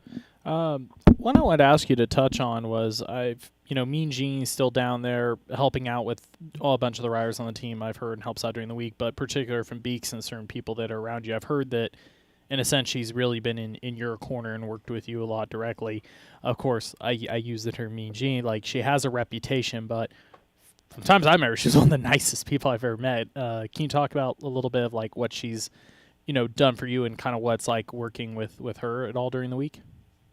Yeah, I would say you probably heard that because I work and I still do it. But when I got the Star, I really, really had something to prove. Obviously, didn't have a ride, so I did anything I could to, get better and prove to these guys that I really wanted it. So I would stay after when everyone was done riding, I would work a lot with Jeannie after just sections, and it was it really wasn't technique. It was just balls out, how fast you could do it, but. Yeah, and I still do. It's hard to do it, obviously, now, when you have every weekend you're racing because you want to be fresh for the weekend. But Jeannie's a really big help. Sometimes, as a rider, you get frustrated and get mad, but realistically, she is pretty right most of the times, and she just wants to make you better. So she's a really big help to all of us at the farm. Daniel Blair's a buddy of mine, obviously Orange Brigade. He kind of filled me in on a story last year. You turned down Orange Brigade ride, like with whoever or whatever, to basically try out at Star. You know, bike's great, team wins, we know all that. And I was like, really? Like, I didn't know you or your dad. I'm like, fuck, that's ballsy. But it worked out, and as we see, you're on your way to a great career so far. Talk about that a little bit, Dax. That must have been pretty hard to tell Orange Brigade. Now we're good. We're going to try out with Bobby Reagan. Yeah, so it really started in 21. I had a really bad year. I got COVID at Loretta's, didn't ride good, and I didn't even know I had it, but I had a really, really off year, bad. And KTM, they were very unsure, what they wanted to do, whatever. And I ended up going to Alden's after that. They sent me to Alden's, and they took away, the Red Bull part of the deal. And I just trained at Alden's for a while, and I had some good results. I got back to where I was. I feel like I was pretty good. And then, yeah, they said, I think it was 3 years. It was 2 more years, B and A. And then I think if I met a certain standard or if they had a opening, I would get a ride from one of the brands, KTM, Husky, or Gas. Yep. And honestly, I was just I'm kind of over this. I think I need, honestly, I would call Bobby a lot. And Bobby, dude, I would do whatever it takes. I'll ride for you for free. I want a shot. I have something to prove. And finally, he gave me the shot. And I remember I was at the beach, and he called me, and he was like, yeah, you want to come? You need to be here on Monday. And this was Saturday or Sunday. So sounds like Bobby. Dad, we just loaded the camper up, and I just dropped my camper at Star, and I was like, well, this is it. I either make it right now or I don't make it. So that was my only shot. And I lived at the farm. I still live at the farm. And, I've just been grinding, really. Yeah, no, okay. Listen, bet on yourself, right? Bet on yourself. Yeah. And so, yeah, that's a crazy story. I might be going a little too deep here, or I might be off base. Correct me if I'm wrong. Deep.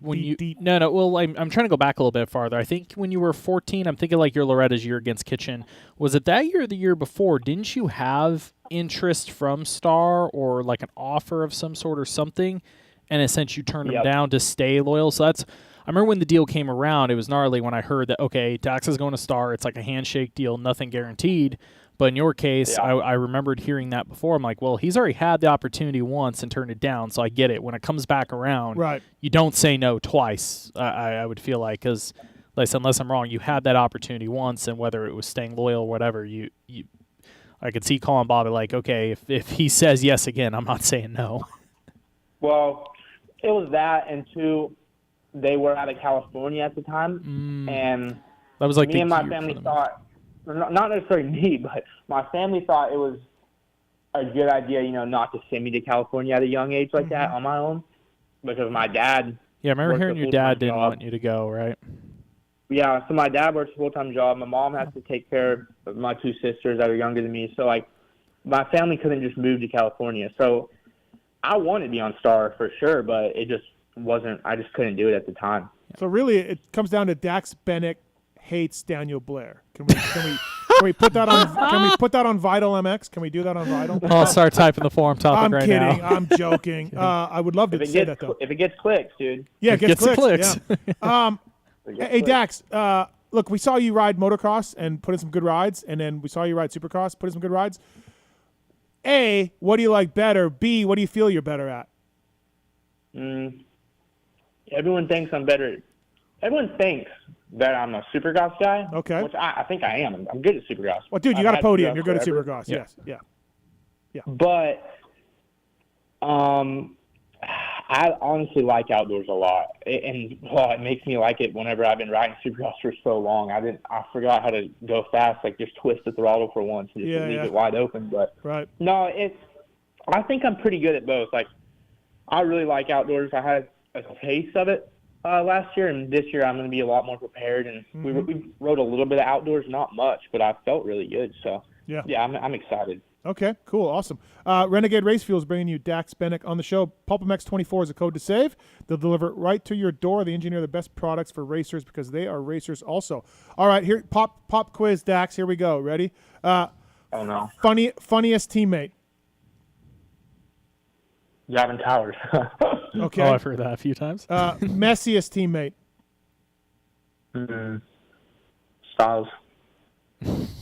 All right. Quietest teammate. Mosey. Yeah, that's a good That's- one too. Yep.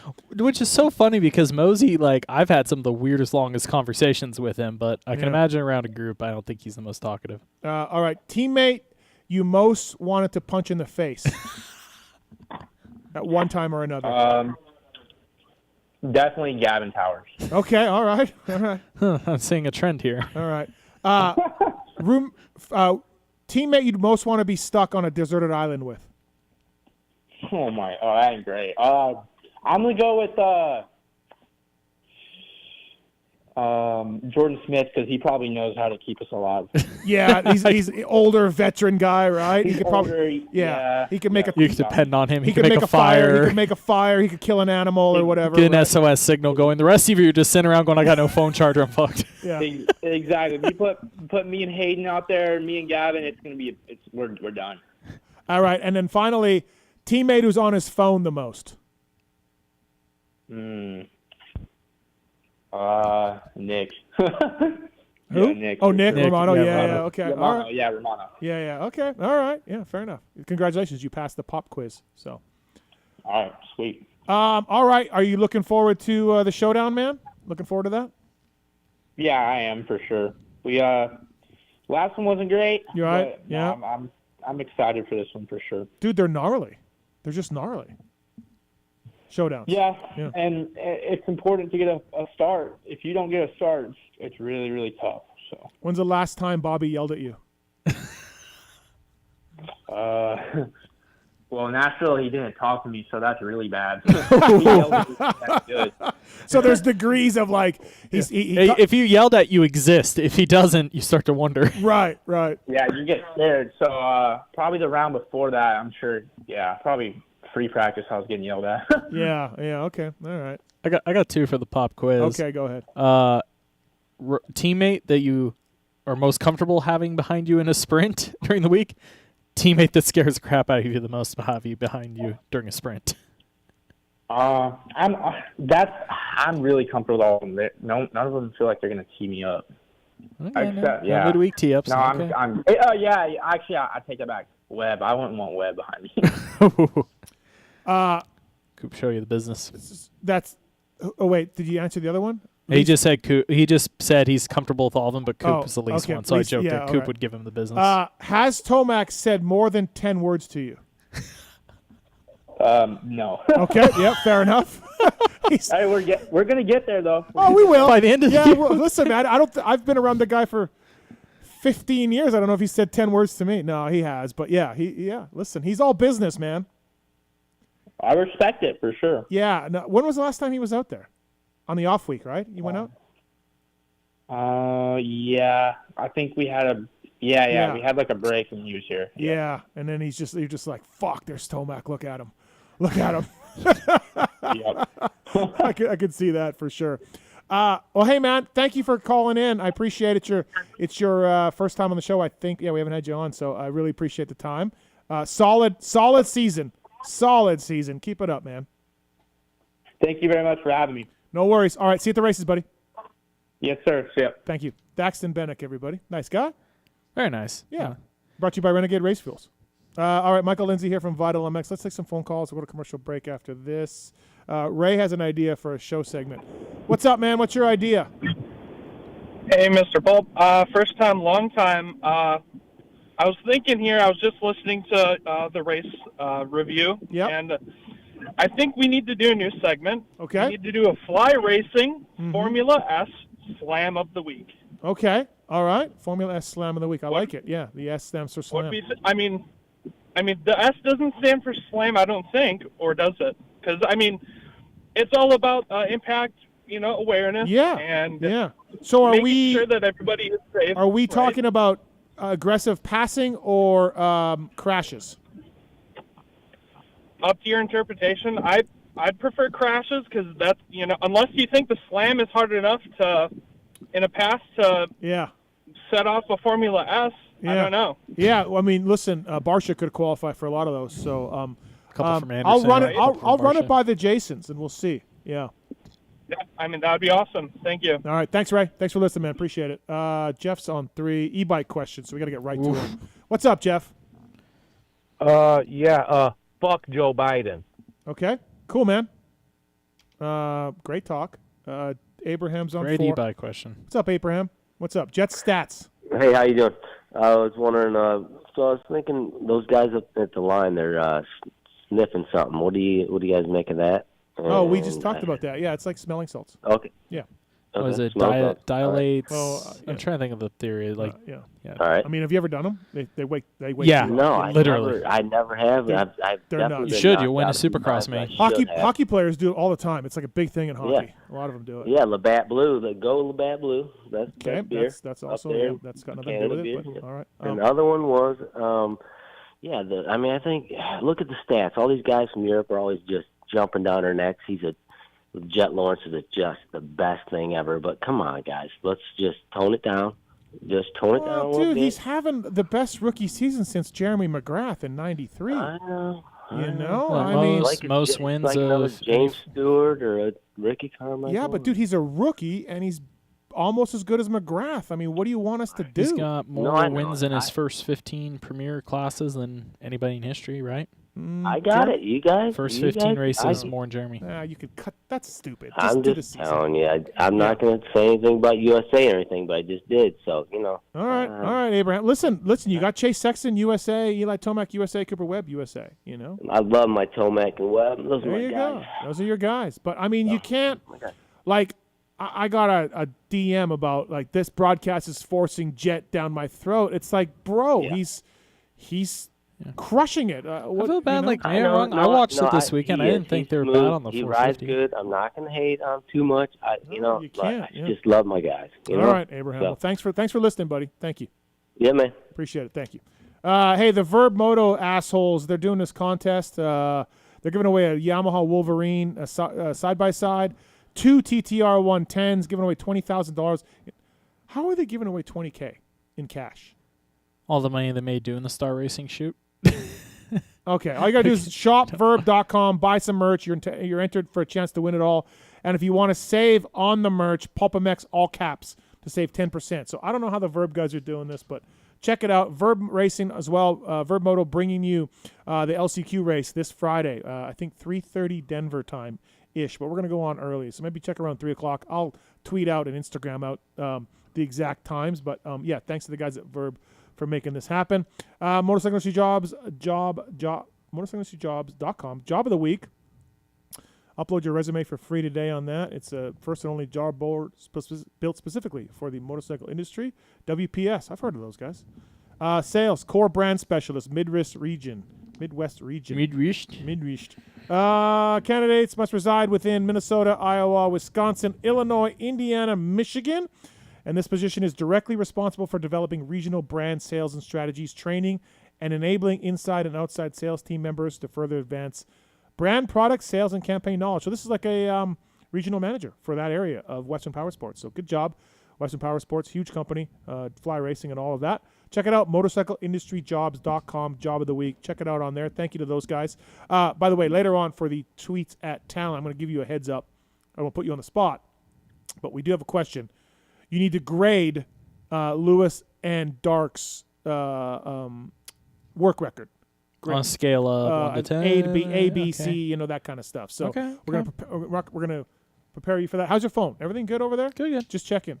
You're on your I phone. haven't been on too much. Okay, No. all right. Just checking on your phone. Seems like you're on it quite a bit.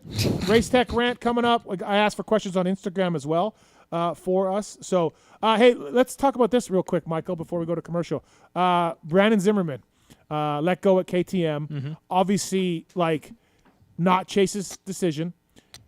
Had the malfunction in Nashville. It wasn't, from what I know, from what I talked to, it wasn't his fault.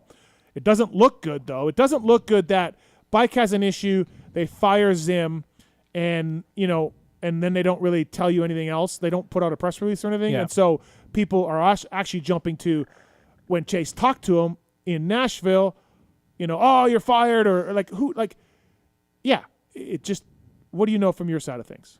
I didn't hear anything about it till Thursday before the race, and honestly, I hadn't. You know how that's a tight-knit group, like your Carlos, Frankie, Jade, like that's a really good group to be around, in my opinion, or tent, like serious but keeps it light. But when I've been around there, sure, I don't know if it's a difference in work culture, just what they're used to. I don't want to say I didn't feel like Zim didn't fit in, but I just never maybe noticed the same camaraderie, so maybe it wasn't clicking. I was wondering if it was just more off the technical fault, because KTM does have a track record of like if a mechanic screws up of getting out. Yeah, Max Volan's right? mechanic. There's some off-road ones I know of that got KO'd for some mistakes, and they're sometimes pretty immediate on it. So I had heard somebody say that maybe it was related, but then once I asked around, they're like, no, it's kind of been like a comment I heard is it almost happened a month ago or something. There was like a sit-down talking to, just it wasn't working out. I don't think it worked out personality-wise over there with Zim and the guys, but it wasn't. Yeah, the Nashville thing was not his fault, from what I know. Yeah, and it was. I mean, I know it's a coincidence. Yeah, but it's just like I said, it's weird because of if it were. And no offense to him, like you see Star has this very serious aura around him, so you could see how some people maybe step in there and don't work. But like, Lars runs a good ship. They're serious but fun over there. KTM to me has some vibe, but it's just some guys don't click in environments as others do. It just doesn't work out. I think from people I talked to, and I got some good intel on this. It was not Chase or Keir's decision. This was nothing on them. I think you'll see Chase be, acknowledge this, that he's friends with Zim and it didn't work out, and like I wish him the best type of stuff.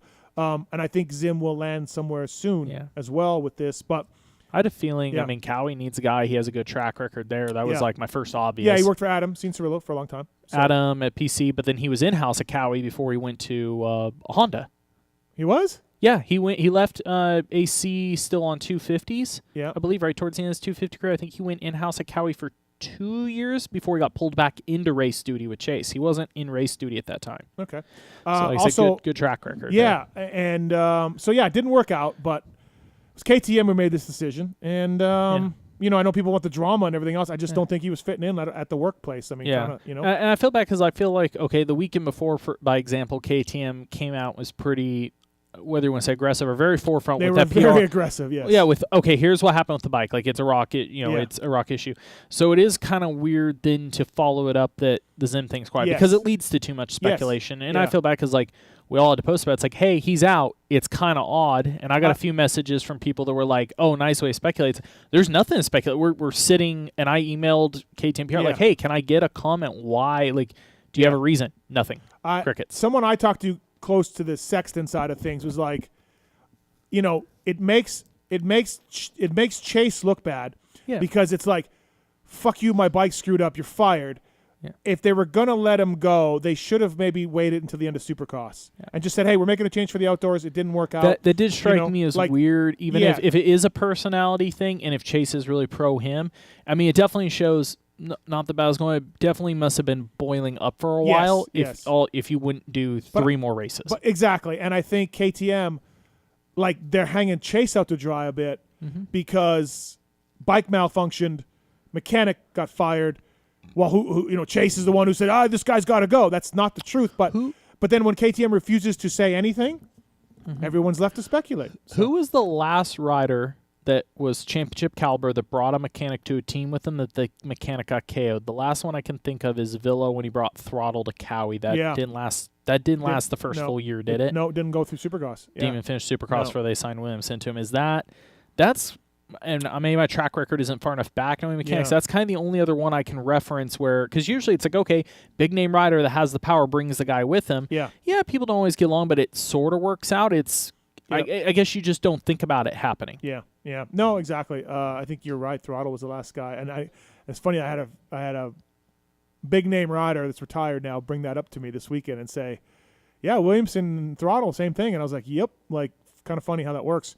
I wish Zim the best. He's a good dude. I don't know him that well, but I like them, and I'm sure he'll land on his feet here soon. So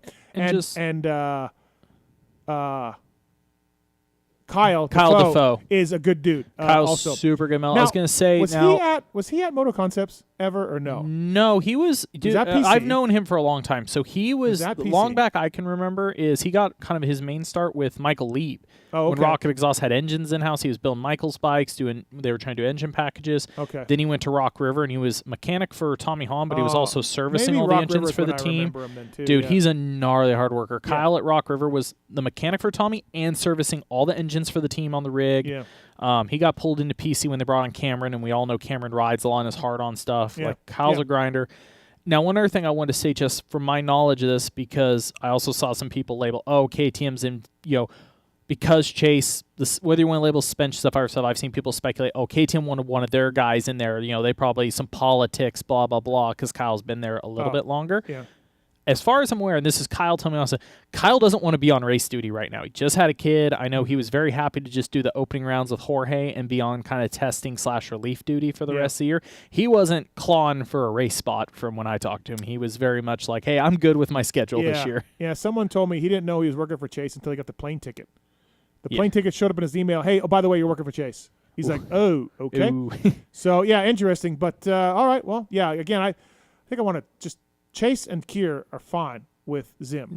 That was not the issue. It was Zim fitting in with the team, and I offered Zim a chance to come in tonight, and he's just like, I don't want to, and I didn't expect him to, but I said, hey, if you do want to talk about it, you have an open forum, and he's like, no, he's good. So and that's fine. I get it. I've been there as a mechanic too. So all right, maybe we'll touch a little bit more on that when we come back. But Justin Rodbell, Mitch Payton. Calling in still. We got a lot more coming up. We got your Instagram questions. I want to talk to Michael Lindsay about some of the Phoenix Honda stuff that I know he knows about. We'll talk about the LCQ race, the lineup, who's going to do what, the Chris Kiefer video, Race Tech Rant, which involves one of Michael's employees, and much more coming in later on the show. But thanks for listening. Thanks for watching. We'll be right back after this.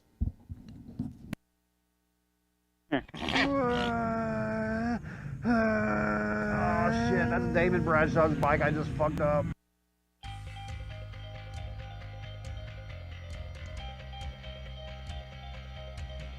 At motorsport.com, our ride started in 1999 with a commitment to making your next ride your best ride. We take pride in having a huge selection of gear, accessories, and OEM parts for moto, street, off-road, ATV, and UTV. Riding is what connects us and makes us a family. From the track to the trail, tarmac to open roads, we're all connected because we ride. And that's what motorsport.com is all about. We've got your back. Our unrivaled and dedicated team of gearheads are willing to go that extra mile. No gimmicks, just high quality parts, the best customer service in the industry, and free shipping on all orders over $79. Our passion at motorsport.com is to ensure your next ride is your best ride. This is our invitation to you, from riders for riders. Visit us at motorsport.com.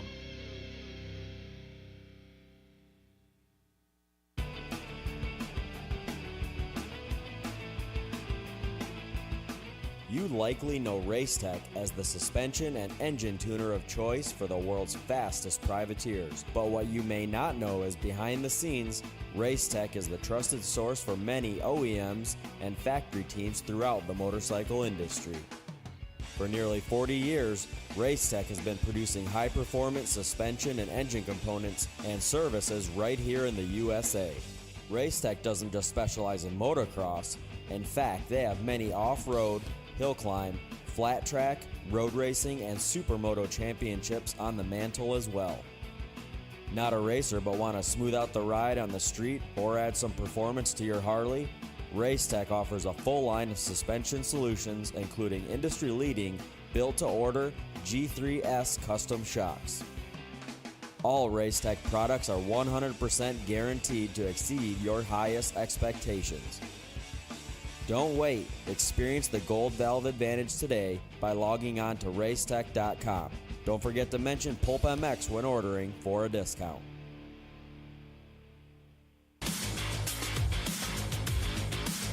Established in 1989, Eric Phipps had the idea to manufacture factory-styled products for the everyday rider. Working out of his garage, Eric quickly gained a reputation for producing quality products and having great customer service. In just a few short years, the factory team started calling, looking for products as well. And as the saying goes, the rest is history. Fast forward to 2024, and they are on their 35th year of producing high-quality products while still providing exceptional customer service. While they are no longer working out of a small garage, they are still producing the finest products available. Teams like HRC Honda, Star Racing Yamaha, HEP Suzuki, Phoenix Honda, BarX Suzuki, AJE Motorsports, Solitaire Yamaha, and countless privateers still rely on the same quality products that are available to you too. Products like their Pro Launch Start Device, radiator braces, skid plates, clutch perches, and tons more continue to be a staple in the pro pits and amateur scene as well. Check all they have to offer for your ride at WorksConnection.com. Use the code PulpMX20 to save 20% off your order. With over 80 years experience manufacturing power sports pistons right here in the USA, Wiseco has evolved into a full range of performance components for dirt bikes and other power sports machines. Whether you ride a 2-stroke or a 4-stroke, Wiseco has a variety of pistons from reliable forged replacements to the performance-focused Racer Elite series. Wiseco offers race-proven components for the rest of your engine too. From garage buddy engine rebuild kits, clutch and valve train components, USA-made Racer Elite connecting rods, and their CB4 thermal protection line. Wiseco is proud to be a technical partner with Factory Honda HRC for the 2023 Supercross and Motocross, driving professional level product development that gets passed down to you. Visit your favorite online or local dealer or wiseco.com to find products for your machine.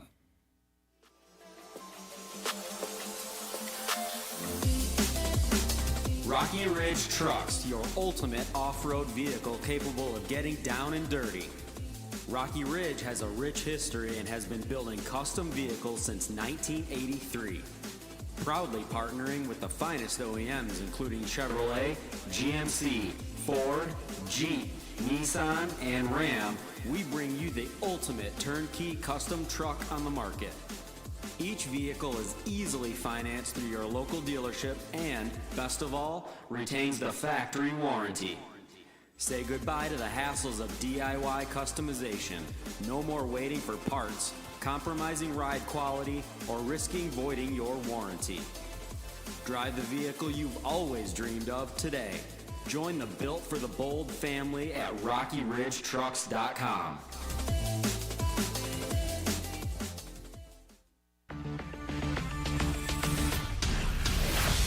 Factory Chassis Parts, established in 2018, is the home of the original high-performance FCP racing engine mount kit, designed to improve traction, handling, cornering, and feel. Used by top-level racers and race teams worldwide, including Phoenix Honda, Justin Starling, the F&H MXGP Kawasaki team, Rock River Yamaha, and many more. CNC machined parts out of high-quality aluminum and titanium. Hands-on equipment drive us to look beyond conventional ideas and to exceed industry standards. It's in our DNA to identify problems, formulate solutions, and execute at the highest levels of competition. Case in point, the championship-winning Factory Kawasaki race team, longtime Maxima partners who extensively use Maxima throughout the bike. Maxima's USA-made products exceed JSO requirements and can be used in all motorcycle brands: Kawasaki, Honda, Yamaha, Suzuki, KTM, Husqvarna, and more.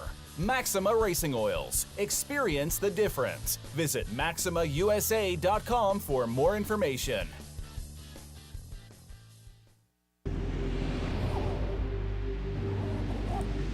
I'm Cooper Webb, and I choose OGO.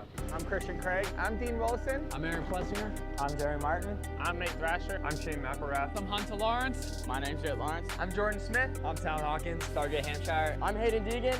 I'm Colt Nichols, and I choose OGO. And I choose OGO. And I choose OGO. I'm Tom Biala. I choose OGO. And I choose OGO. And I choose OGO. I'm Jiren Ferrangis, and I choose OGO. In 1990, my dad, Jamie Gregg, started Guts Racing. Guts stands for Greg's Ultra Trick Seats, because I was just a little kid that wanted a trick seat.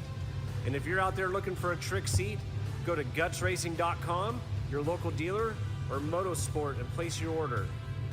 Support the people that support PulpMX. You can use Pulp 2024 for 20% off at gutsracing.com.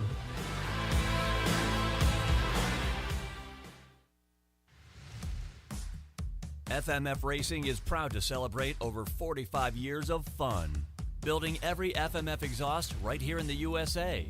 Owner and founder Don Emler may have started FMF Racing in his garage 45 years ago, but Don is still hands-on in our 100,000 square foot state-of-the-art manufacturing facility in Southern California. FMF's goal? Design and manufacture the world's best performance exhausts 100% in the USA under one roof. FMF is a proud sponsor of the Lucas Oil Pro Motocross Championship for over 25 years. Hi, it's Tomax Superfan Dylan here. The only thing I love more than seeing Eli win... Whoa, wait, Dylan. Sorry to cut you off like Steve does his callers and guests, but a lot has changed. Similar to your favorite rider being on a new team, the new Michelin Starcross 6 tire range provides significantly improved performance and durability. Designed to win. The new Michelin Starcross 6 tire range offers up to 16% more traction when new and up to 19% more traction when worn in comparison to the previous generation. This means consumers will not only benefit from improved performance on their first few rides, but that this performance increase will continue throughout the extended life of the tire. Michelin is a legendary innovator in motorcycle tire technology, and thanks to Michelin silica technology, the Michelin Starcross 6 tire range provides up to 11% more durability than the previous generation. This means consumers will enjoy the significantly improved performance throughout the increased life of the tire. Take it from me, as I too have to buy my own tires, this added value is great news. The new Michelin Starcross 6 tire range is available in 6 versions, specifically sand, mud, medium soft, medium hard, and hard versions, with the naming designation corresponding to the type of terrains and conditions where the tires were designed to win. Another innovation is the Michelin adaptive design, with specific positioning of the tread blocks in 3 zones: central, intermediate, and lateral zones, with the single goal to offer exceptional grip for the front tire and exceptional grip, traction, and longevity for the rear. To learn more about the new Michelin Starcross 6 tire line and all the quality products that Michelin offers for motorcycle segments that Steve cares nothing about, visit michelinman.com/motorcycle, and then visit your local dealer or online retailer to choose Michelin product to maximize your riding experiences. Also, too, make sure to follow at Michelin Motorcycle on Instagram and Facebook. Attention riders! Welcome aboard the all-new Atlas Vision. We hope you enjoy the added mobility, quicker flight time, and additional views. Please follow along as we outline the safety features of this revolutionary device. The first thing you will notice is the added headroom. The fore and aft positions no longer come with annoying restrictions, so feel free to move about the cabin. Quicker flight times can be achieved by unmatched comforts and unencumbered movements. Yes, we're built for speed and comfort. And now available to all customers is a 360 panoramic view. Go ahead and look around the cabin. These new angles are available at no additional charge. Located on the underside of the frame is the gold standard of impact absorption, D3O. In the event we accidentally take a trip to Indonesia, we suggest that you remain with your neck in the underextended position and allow this proven material to do its job by reducing the forces over 50% better than ever before. Although the Atlas Vision will not be noticeable, it will be there when you need it. If you are riding with a child or someone who requires assistance, secure your vision first, and then assist the other person with a Prodigy, Tyke, or Brole. We ask that you keep your brace on until your moto is finished. We remind you that Atlas makes flexible neck protection. Tampering with, disabling, or destroying the product is prohibited by the limited lifetime warranty. You will find this and all other safety information in the user manual located online at atlasbrace.com. At this time, we ask that you remain standing with throttles in the wide open position with your elbows up and hips fully unlocked, whatever that means. On behalf of the captain and entire crew, thank you for flying Atlas Vision. Enjoy the views. From beginners to seasoned vets, race teams, project builds, and magazine tests, Decal Works' mission is to cater to those who love to ride, upholding the true definition of quality, service, and knowledge. Visit decalmx.com and use promo code PulpMX23 to get 20% off your custom graphics. Decal Works, #1 for many reasons.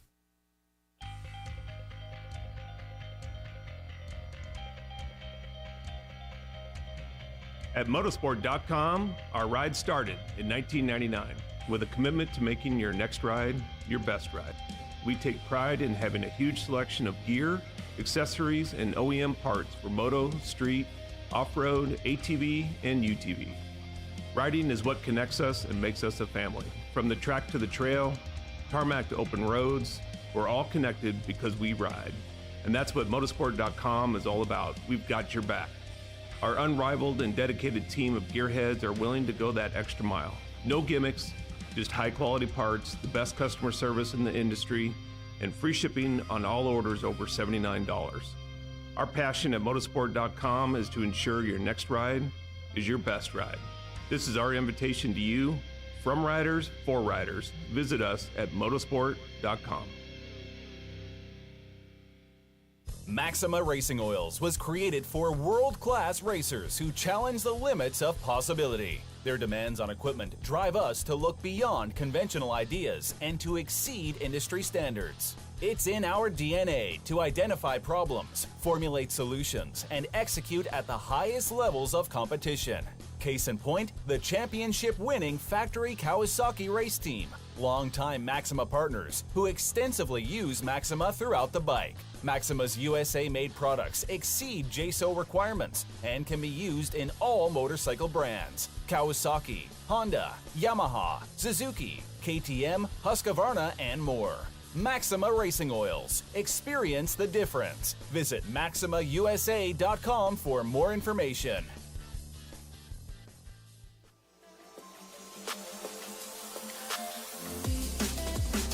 Rocky Ridge Trucks, your ultimate off-road vehicle capable of getting down and dirty. Rocky Ridge has a rich history and has been building custom vehicles since 1983.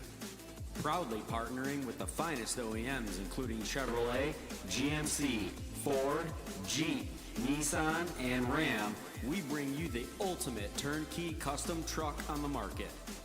Each vehicle is easily financed through your local dealership and, best of all, retains the factory warranty. Say goodbye to the hassles of DIY customization. No more waiting for parts, compromising ride quality, or risking voiding your warranty. Drive the vehicle you've always dreamed of today. Join the Built for the Bold family at RockyRidgeTrucks.com. Hi, it's Tomax Superfan Dylan here. The only thing I love more than seeing Eli win... Whoa, wait, Dylan. Sorry to cut you off like Steve does his callers and guests, but a lot has changed. Similar to your favorite rider being on a new team, the new Michelin Starcross 6 tire range provides significantly improved performance and durability. Designed to win, the new Michelin Starcross 6 tire range offers up to 16% more traction when new and up to 19% more traction when worn in comparison to the previous generation. This means consumers will not only benefit from improved performance on their first few rides, but that this performance increase will continue throughout the extended life of the tire. Michelin is a legendary innovator in motorcycle tire technology, and thanks to Michelin silica technology, the Michelin Starcross 6 tire range provides up to 11% more durability than the previous generation. This means consumers will enjoy the significantly improved performance throughout the increased life of the tire. Take it from me, as I too have to buy my own tires, this added value is great news. The new Michelin Starcross 6 tire range is available in 6 versions, specifically sand, mud, medium soft, medium hard, and hard versions, with the naming designation corresponding to the type of terrains and conditions where the tires were designed to win. Another innovation is the Michelin adaptive design, with specific positioning of the tread blocks in 3 zones: central, intermediate, and lateral zones, with the single goal to offer exceptional grip for the front tire and exceptional grip, traction, and longevity for the rear. To learn more about the new Michelin Starcross 6 tire line and all the quality products that Michelin offers for motorcycle segments that Steve cares nothing about, visit michelinman.com/motorcycle. And then visit your local dealer or online retailer to choose Michelin product to maximize your riding experiences. Also, too, make sure to follow at Michelin Motorcycle on Instagram and Facebook.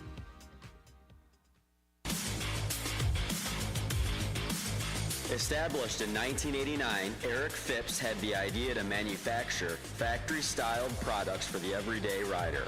Working out of his garage, Eric quickly gained a reputation for producing quality products and having great customer service. In just a few short years, the factory team started calling looking for products as well, and as the saying goes, the rest is history. Fast forward to 2024, and they are on their 35th year of producing high-quality products while still providing exceptional customer service. While they are no longer working out of a small garage, they are still producing the finest products available. Teams like HRC Honda, Star Racing Yamaha, HEP Suzuki, Phoenix Honda, BarX Suzuki, AJE Motorsports, Solitaire Yamaha, and countless privateers still rely on the same quality products that are available to you too. Products like their Pro Launch Start Device, radiator braces, skid plates, clutch perches, and tons more continue to be a staple in the pro pits and amateur scene as well. Check all they have to offer for your ride at WorksConnection.com. Use the code PulpMX20 to save 20% off your order.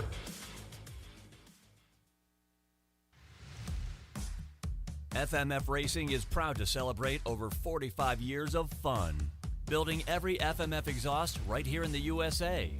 Owner and founder Don Emler may have started FMF Racing in his garage 45 years ago, but Don is still hands-on in our 100,000 square foot state-of-the-art manufacturing facility in Southern California. FMF's goal? Design and manufacture the world's best performance exhausts 100% in the USA under one roof. FMF is a proud sponsor of the Lucas Oil Pro Motocross Championship for over 25 years.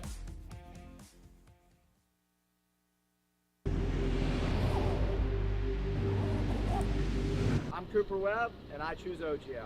I'm Christian Craig. I'm Dean Wilson. I'm Aaron Plessinger. I'm Jerry Martin. I'm Nate Thrasher. I'm Shane McElrath. I'm Hunter Lawrence. My name's Jett Lawrence. I'm Jordan Smith. I'm Tallon Hawkins. Stargate Hampshire. I'm Hayden Deegan. I'm Colt Nichols, and I choose OGO. And I choose OGO. And I choose OGO. I'm Tom Diallo. I choose OGO. And I choose OGO. And I choose OGO. I'm Jiren Ferranges, and I choose OGO.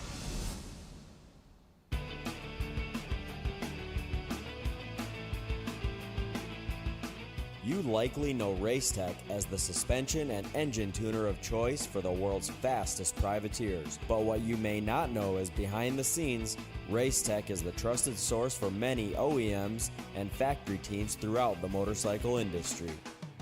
For nearly 40 years, Racetech has been producing high-performance suspension and engine components and services right here in the USA. Racetech doesn't just specialize in motocross. In fact, they have many off-road, hill climb, flat track, road racing, and supermoto championships on the mantle as well.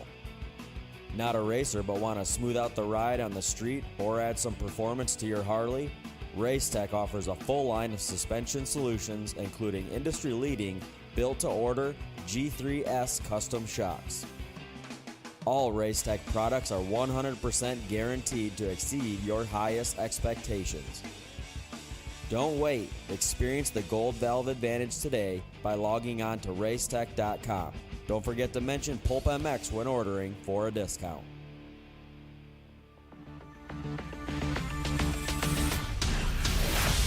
Factory Chassis Parts, established in 2018, is the home of the original high-performance FCP racing engine mount kit, designed to improve traction, handling, cornering, and feel. Used by top-level racers and race teams worldwide, including Phoenix Honda, Justin Starling, the F&H MXGP Kawasaki team, Rock River Yamaha, and many more. CNC machined parts out of high-quality aluminum and titanium. They are easy to install and bring drastic improvements right away. Stop by fcpracing.com to learn more and order today. With over 80 years' experience manufacturing powersports pistons right here in the USA, Wiseco has evolved into a full range of performance components for dirt bikes and other powersports machines. Whether you ride a 2-stroke or a 4-stroke, Wiseco has a variety of pistons from reliable forged replacements to the performance-focused Racer Elite Series. Wiseco offers race-proven components for the rest of your engine, too. From garage buddy engine rebuild kits, clutch and valve train components, USA-made Racer Elite connecting rods, and their CB4 thermal protection line. Wiseco is proud to be a technical partner with Factory Honda HRC for the 2023 Supercross and Motocross, driving professional-level product development that gets passed down to you. Visit your favorite online or local dealer or wiseco.com to find products for your machine. From beginners to seasoned vets, race teams, project builds, and magazine tests, Decal Works' mission is to cater to those who love to ride, upholding the true definition of quality, service, and knowledge. Visit decalmx.com and use promo code PulpMX23 to get 20% off your custom graphics. Decal Works, #1 for many reasons. In 1990, my dad, Jamie Gregg, started Guts Racing. Guts stands for Greg's Ultra Trick Seats, because I was just a little kid that wanted a trick seat. And if you're out there looking for a trick seat, go to gutsracing.com, your local dealer, or Motosport and place your order. Support the people that support PulpMX. You can use Pulp 2024 for 20% off at gutsracing.com.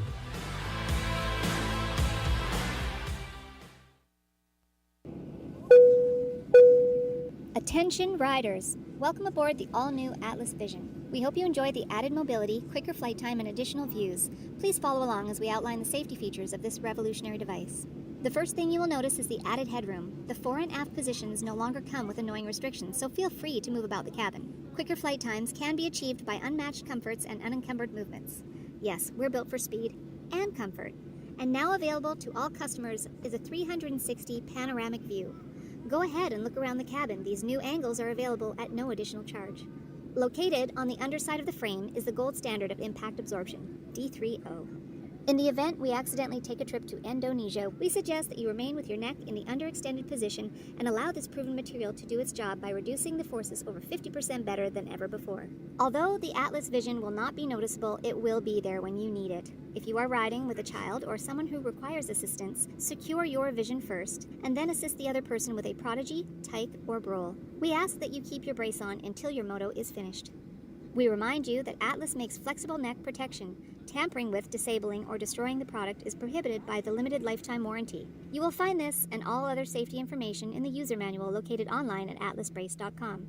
At this time, we ask that you remain standing with throttles in the wide open position with your elbows up and hips fully unlocked, whatever that means. On behalf of the captain and entire crew, thank you for flying Atlas Vision. Enjoy the views. Welcome back, everybody. PulpMX show presented by motorsport.com. Fly Racing and Decal Works.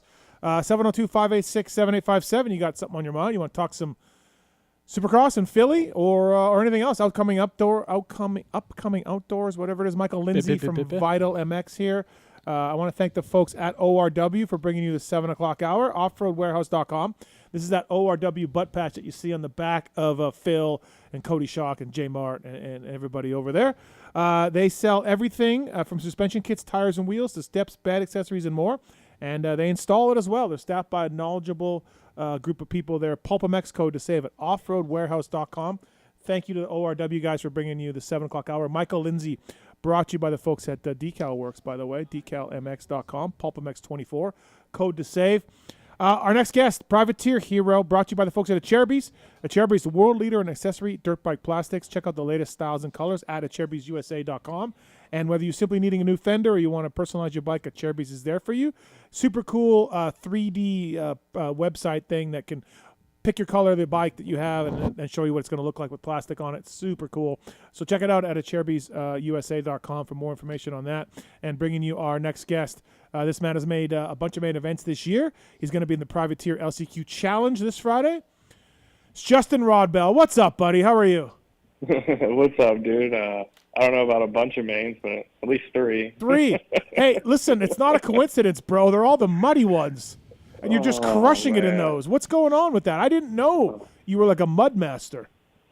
I don't know. It's just I happen to get a little bit of luck on those, but it's tough, man. The class is deep nowadays. And we don't have a lot of injuries either. You know what I mean? Like well, obviously, like Dean was out for a little bit, and Roxon's out now, but Craig's been out for a while. But yeah, it's been tough, man. It's been a tough season for you guys.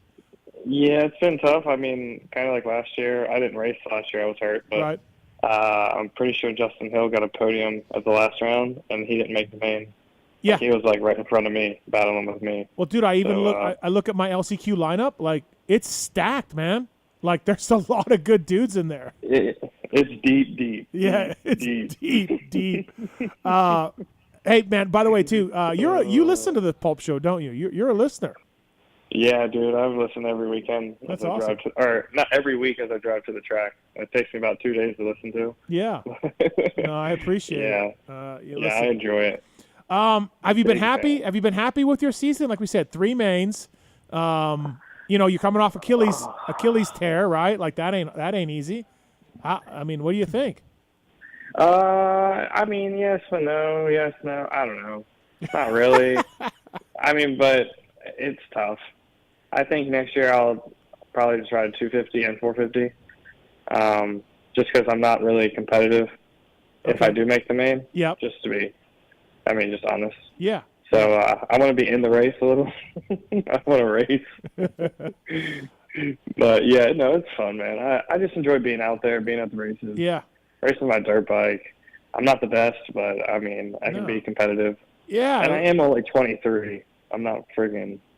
Yeah, you're not 28. Like old like Cade and these other guys. Yeah. Yeah.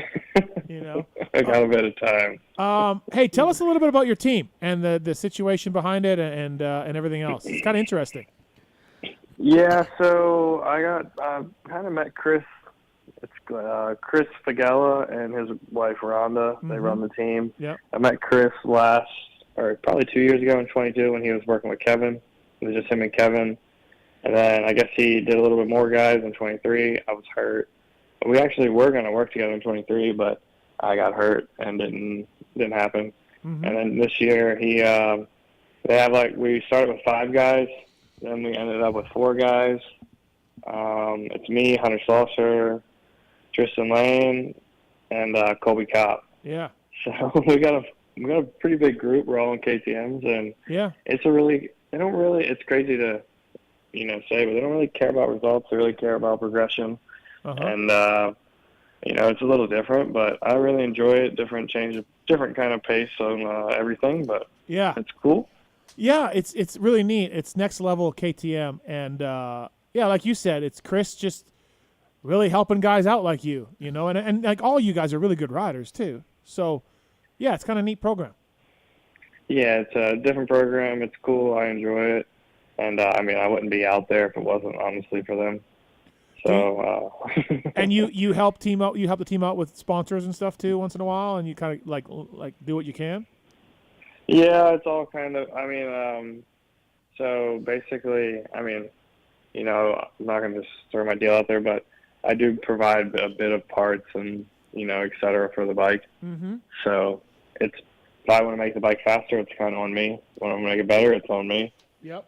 So that's cool. It leaves us with a bit of freedom, which I haven't really had in the past.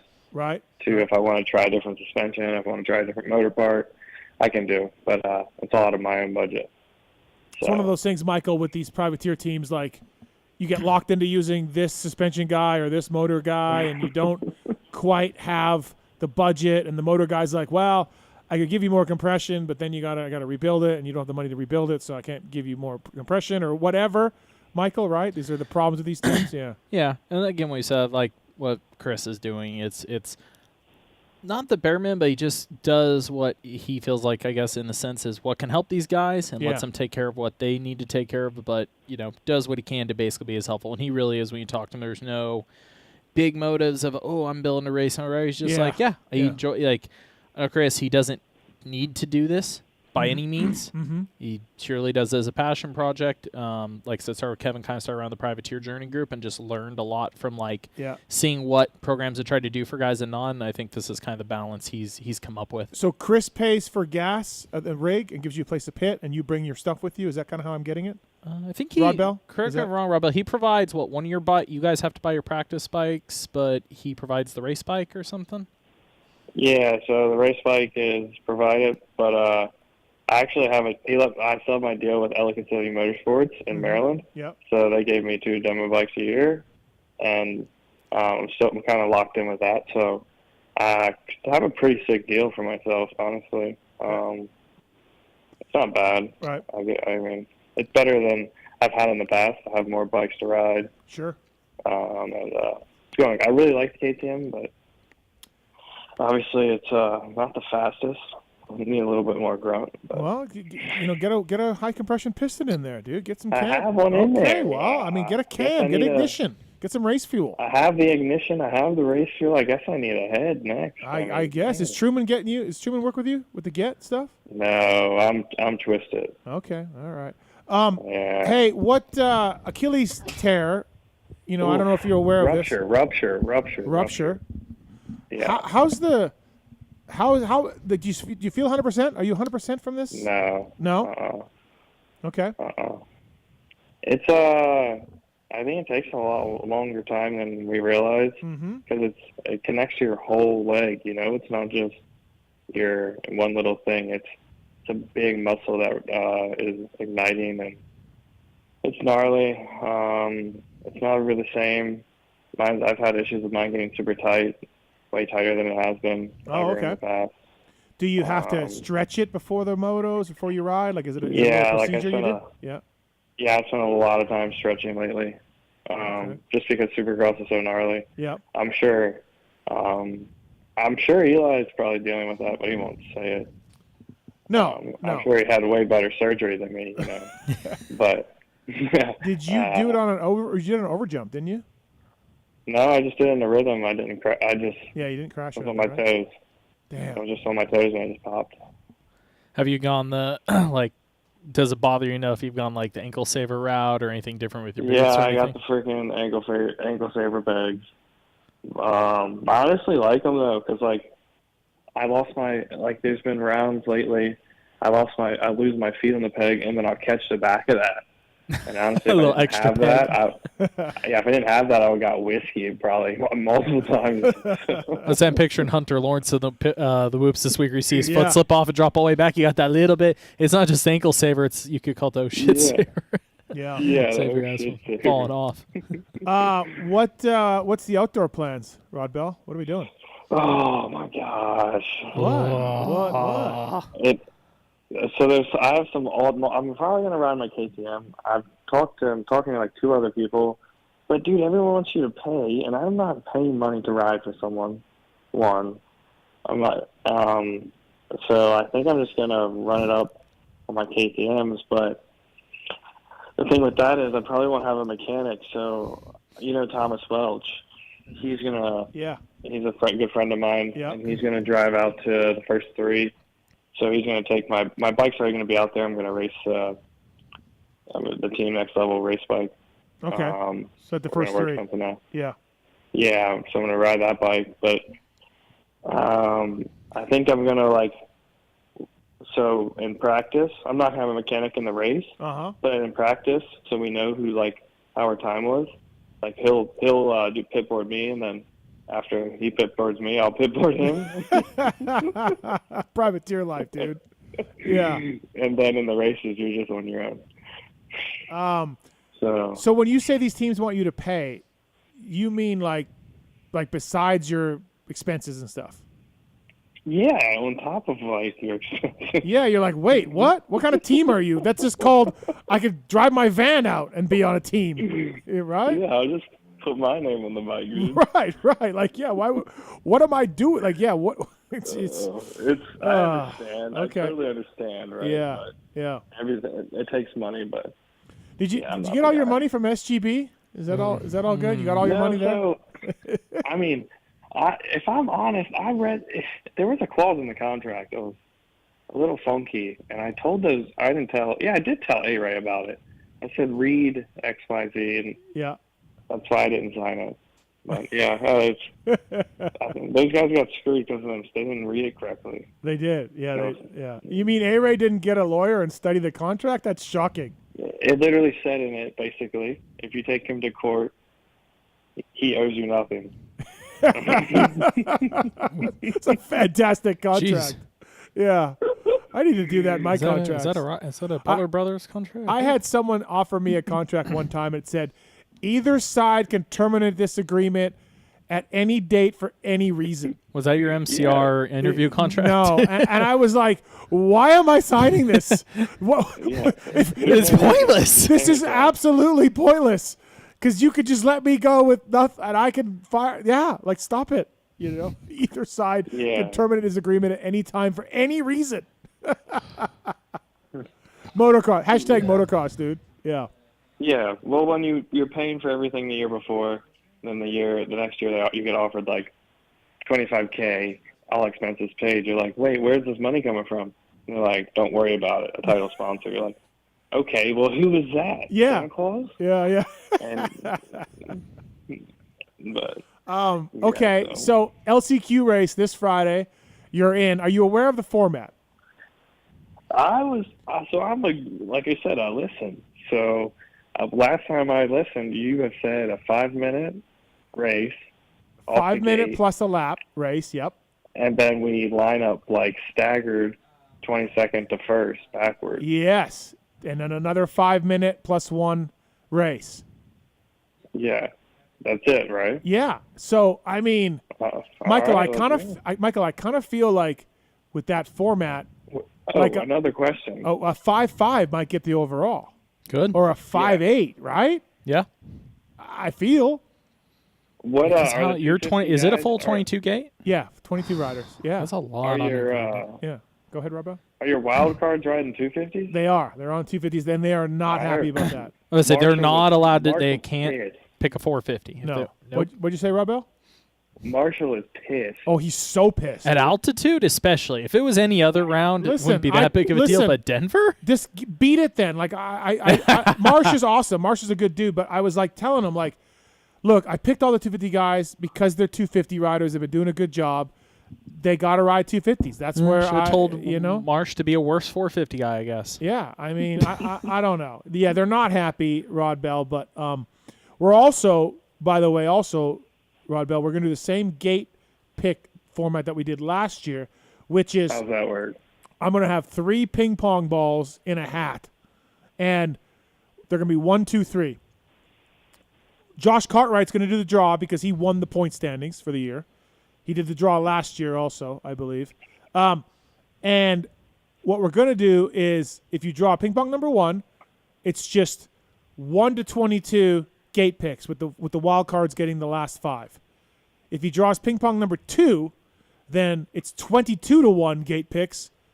The wild card guys will be first then.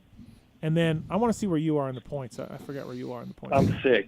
Yeah, so then you'll be 6th from the end. And that way, if you draw ping pong ball number 3, it will be 1 to 11 backwards, so 11 to 1. And then 22 to 12 backwards.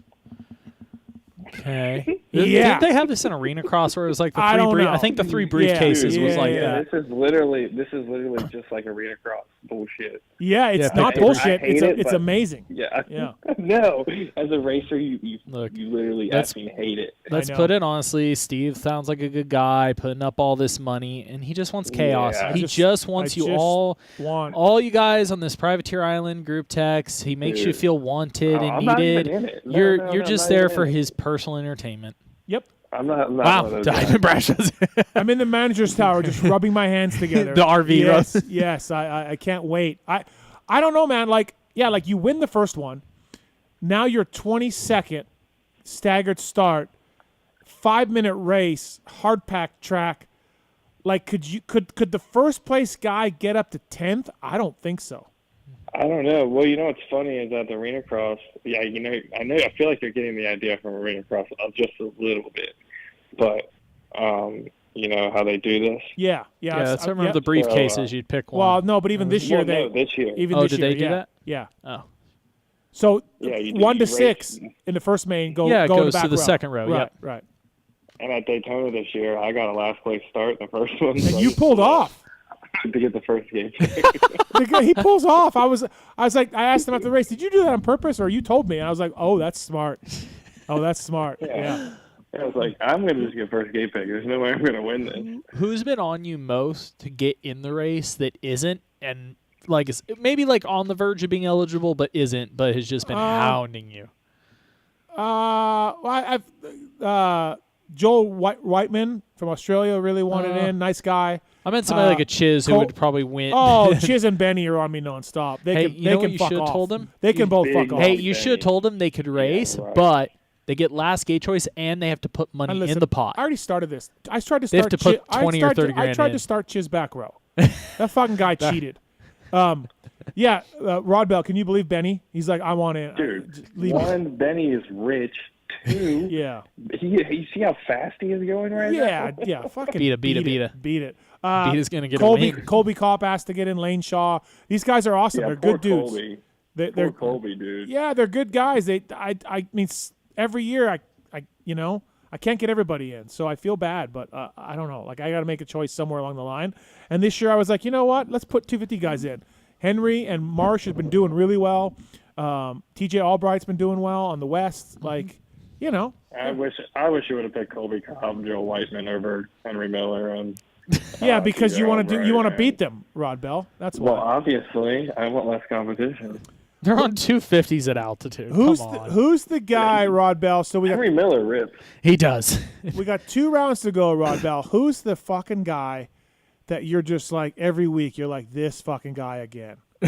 Is there a rider where you're just like I not this guy? Do you really want me to tell you? Yeah. 411. Meshy. Oh, Meshy. Yeah. It's just in practice, dude. Like you mean like he's aggressive or no? He just doesn't get like you know how those people race to John Starling. They want to go out first, but then they're slow. I'm just roll around. What do you want to go? What do you race out front for when they go slow? And you don't get out of the way. Just get out of the way. This is back when I get to about practice. Like there is, I don't feel like there's a lot of courtesy in qualifying and practice. Yeah, you said earlier there should be more people that get out of the way for qualifying laps, right? I'm all for again F1. Like it would be super hard to please, but if you started smacking some guys down with the leading lap times, like I don't think it would take too long for people to actually go, you know what? Maybe I shouldn't be a piece of shit on my roll lap. And then listen to this. So you notice how like us riders, you probably don't notice because you're up in the stands, but we're like corralled back into like under the stadium and we can never see the track. And, like every weekend, dude, it's so annoying. Like they're holding us back like cattle. No, listen, someone else just either was on the podcast. I heard this problem from another rider. They're like, dude, can we just look at the track? Like, nope. Yeah, so I like talked to Starling this weekend. I was like, dude, like, can we at least get a sliver of like the stand so we can just walk up there and see before we're racing? Like, we're not asking for much. We just want to see the texture of the dirt, see like a slick corner. Just let us see it. And he's like, yeah, the next 2 weeks, I got you. We'll see how it goes. Are you talking about qualifying or like race time? All of it. All Everything, freaking day. See, I want to think be able to get in the stands and look. Is it COVID that cost us? Like we used to have, like take A1, you used to have industry seating, and you could lean your bike in the tunnel and walk up that first little staircase right to the left. Remember, Steve, you used to be able to access right there, and the riders would be full that first section, watching the other session before they'd walk down and get on their bike. Like that was a thing all the way up till COVID, or right before COVID. We lost all the industry seating that was low. You're not the only guy that's told me this, and it's like it is a matter of safety also a little bit, right? Because I guess I think of that staircase. It used to not be, how they do the banners on the first couple rows. I guess we used to not have that. Justin Rodbell here on the show, brought to you by the folks at Acerbis USA. Please check them out if you can. Rodbell, also, I got a text from a factory person today. They told me, why do privateers, and not everybody does this, and maybe you don't either. This guy was like, I don't understand. if like Tomac's in front of a privateer in qualifying, the privateer will like check up and wait and get a gap between himself and Tomac before getting on his hot lap. And he's like, but what that does is then the guy behind him, say it's Cooper Webb, who's much faster. Cooper Webb, now that guy's in Cooper Webb's way. When all that guy had to do was jump in behind Tomac, because let's face it, you're not going to go faster than Eli. And so this manager was like, what these guys do is they give a gap like, oh, it's Eli. Like, you're not going to catch Tomac. Follow him exactly behind him, and then that way you won't get in the way of the guy behind you.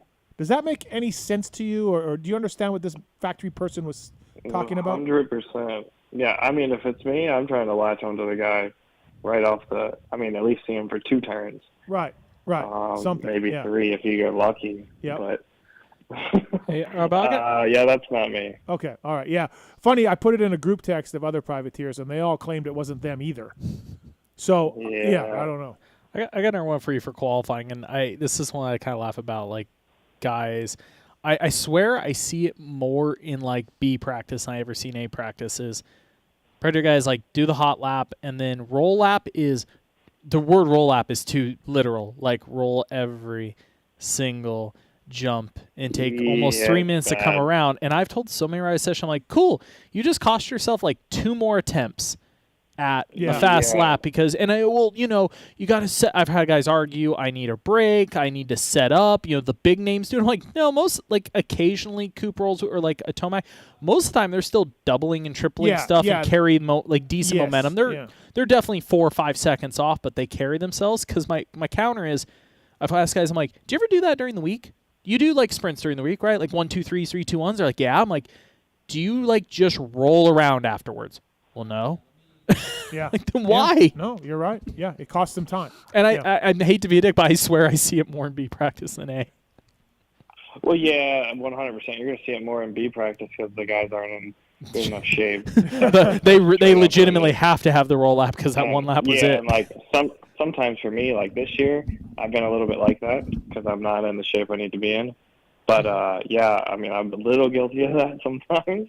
But yeah, it's just, I think it's because the guys we're just trying our hardest for one lap, and obviously the ideal thing is to be able to do that every single lap in like your heat race, like those top guys do. Yeah. Eventually being able to do that. So we'll see. It takes time. A bit. You take a year off, you lose a lot of your base. I think a lot of people don't realize that. And like I think Tomac's probably lost a lot of his base, and that he's never had that happen to. I've never had it happen to myself either. So you're kind of paying for it the whole year, just building again. Do you feel like outdoors you'll be more of what yourself is? And we've seen you put in some great rides outdoors. Yeah, I've already, I think it's been 2 weeks now. I've been just riding outdoors. Oh, really? Yeah. Yeah, I'm just like, all right, well, I'm not going to, even if I do make the main in Supercross, I'm not going to be battling for 12th or 13th. So hopefully I can battle for 13th or 14th in outdoors. So let's try to do good at something. Yeah. Kind of idea. And we're done with HVAC, right? You're at south of the border? Yeah, we're riding. Yeah, I live about 45 minutes away from south of the border. Okay. Like in Leland, near Wilmington, North Carolina. Okay. But yeah, I don't know. Maybe we'll see. Depends how depends how everything goes. SMX thing. Yeah. Yeah. Honestly, if there's no SMX, I need to do good at your race and make it into SMX, and then I'll be good. But if not, I'll probably go back working. Well, post something about my race on the raffle tickets because we're a little behind on money of where we were in the past. All right, I'll post it on my page. Yeah, post on your page. Tell a friend. Buy some tickets. We got to get this thing up. We had 140 grand last year, so. Yeah, isn't it always like everybody just piles in the last day? Huh? Yeah, the last day. I went on race day live on Saturday, and that was a big help. But we got a lot of money on Saturday, so that was awesome. Thanks to the folks at Supercross for letting me on that thing. But yeah, I'll let the jerkies in the forum know. Yes, let the jerkies in the forum know, please. I'd appreciate that. All right, Rodbell. Well, yeah. By the way, one question before I go. Yeah. One question. Yeah. So before Washougal last year, do you remember, Michael, when you guys were saying me and Han were riding 300 on the show? Or that you guys made a brief comment about that? Yeah, because that was when we were walking around the pits. Truman kept joking. He thought that you were riding 300s, and we were being smart asses joking because they sounded like 300s, but it was like an offhand like joke comment. Okay. Because Dan was the one that was Joe about the pits. He's like, I think they're 300s. I did hear there were some I 300s out there. I don't know if Rodbell was No. one of them, but yeah. No, I wish I could have had one, honestly, but I didn't. And Jeremy was riding Stepic's stock bike. Mm-hmm. Yeah, we were both on stock. Oh, you can't even modify those bikes. But, Why? Yeah, I just wanted. Why can't Because they make them worse. Oh, you make them worse. Yeah. Worse. Because EFI. AFI ones are tricky. And I mean, like, everybody, even when straight rhythm they would do, Brownie, everybody you'd ask that would make a 250 into a 300 was like, yeah, it doesn't actually run that great. Right. Well, I'm glad we got that clarified, Rodbell. So, Friday, this Friday, LCQ race, man. Hopefully you're Let's there. get it. And let's get after Oh, it. yeah. Yeah, let's. Yeah, hopefully I win. That'd be for the W. That'd be obviously. fantastic. Yeah, listen, dude, Yeah. honestly, it's fucking, there's a lot of good guys in that thing. Ty Masterpool's in it. Ah, That dude can lay down some laps. dude. Hey, Wave Farm Outdoors. Yeah. Why didn't they put him on the Cali? I don't know. Callie doesn't want to do a fill-in. I don't know why. The fill-in days are over. I don't know what happened. Dude, I miss it Give like us the hope. list. Give us hope. That was always energy drink things, right? And they just decided not to do I mean, it. think like Honda the one year, the Jimmy Jeff Alessi shoot, the Albertson Jeff Alessi shootout to get the ride. Yeah. I mean, I have a Ben list. LeMay got a factory Yamaha ride for Yeah. Washougal. I mean, yeah. Scott rode for Champion. factory A-Ray, Yamaha. fucking A-Ray. A-Ray, Scott. You know what's fun? No offense. Look at the people that Yamaha put on fill-ins. Scott Champion and Alex Ray got fill-ins for factory Yamaha. Damn. A-Ray's still wearing the Monster Yamaha shit that he stole out of the truck. Did they ever find the suspension from the bike he No, got stolen? I don't think they did. No, they did find it. They No, found this? Yeah, it showed up on eBay, didn't it? Yes, that's No, why I yeah, joke, because yeah, it did yeah, after yeah. like 2 years. Right. Yeah. All right, Rod Bell. Thanks for the time. Good luck this weekend, this Friday, and everything else. We'll see you then. You're one of my funniest guys, favorite guys to talk to in the pits, man. So I'm happy Thank you so much. I'm happy you're back, and we'll talk soon, man. Thank you. All right, see ya. All right, see ya. Appreciate it. Yep, that's Justin Rodbell, everybody. Brought to you by the folks at Chirby's, at Chirby's USA. Funny Rodbell one. So like Oh. Chris Fagala was telling me of all the guys he's been helping this year. Mhm. He said that Rodbell is like the least needy guy in the sense he goes, dude, he never even calls me. He just shows up at the race and is like, hey man, like Yeah. all good. And he goes, I tried killing something. Like, you need anything? And he just said he's Yeah. just the least like of all the, and not that he's like complaining about his other guys, but he's like, dude, he's like the least needy guy, handles his own stuff. Yeah. Doesn't like want or need for Yeah. anything, and he said it almost weird. So Chris was like, "Hey, do you need anything? Like, I can Yeah. help, whatever." He said he Rodbell, just dude. takes care of himself. He's Self-sufficient. Self-sufficient. Renthal.com. This man has used Renthal on his team way back in 1991. He's never changed. Renthal bars. Thanks to the folks at Renthal for coming on board the show, whether it's a Fat Bar, Twin Wall Bar, Fat Bar 36, 7/8 bar, Renthal.com for your handlebar, sprockets, chains needs. We thank Renthal for coming on board, and we'll bring them in. Icon of the industry, Mitch Payton. Hi, Mitch. How are you? Good. How are you? We're good. Thank you for the time tonight. I appreciate it. I know you're busy. I'm sure you're busy. Tonight was video night or no? No, because Seth stayed back in Pennsylvania to visit family for 2 days, and then he'll be back Wednesday. Okay. All right. Were you there this weekend? No, I stayed home. Yeah, I didn't see you, and I just took coffee right out of your truck. I didn't know who to ask or who to talk to. You take coffee every single week out of my truck. I know, but sometimes I ask you, and you say okay, and then So Sometimes. I was looking. I'm like, I don't see him. I don't see him around. I'm just gonna grab one. I'm just gonna go for it. No, I stayed home from Birmingham, and then I stayed home this weekend, and just to kind of spend some time with the kids and stuff like Sure. that. So we went to the Angel game Friday night, Nice. and then did some stuff on the weekends with them and stuff like that. So But it's important to me. hey, Seth won the heat. Maybe had himself a podium. Unfortunate collision there with Jalik, but I think he rode pretty well. He did, and I'm really stoked on him. Like I really believe in that kid. He's got a lot of speed. He got hurt a couple weeks ago, and he had to take a weekend off. Like nothing was broken, but just didn't have the strength in it. And we're like, okay, take the weekend off. And then he's Monday and Tuesday started feeling better. I'm like, what do you think this weekend? You good? And he's like, I really think I am. Mm-hmm. I'm like, let's go. And so plugged him back in, and honestly, he rode great. He, little fatigued there at the end, and Max was catching him, and maybe a couple of line choices that weren't correct, but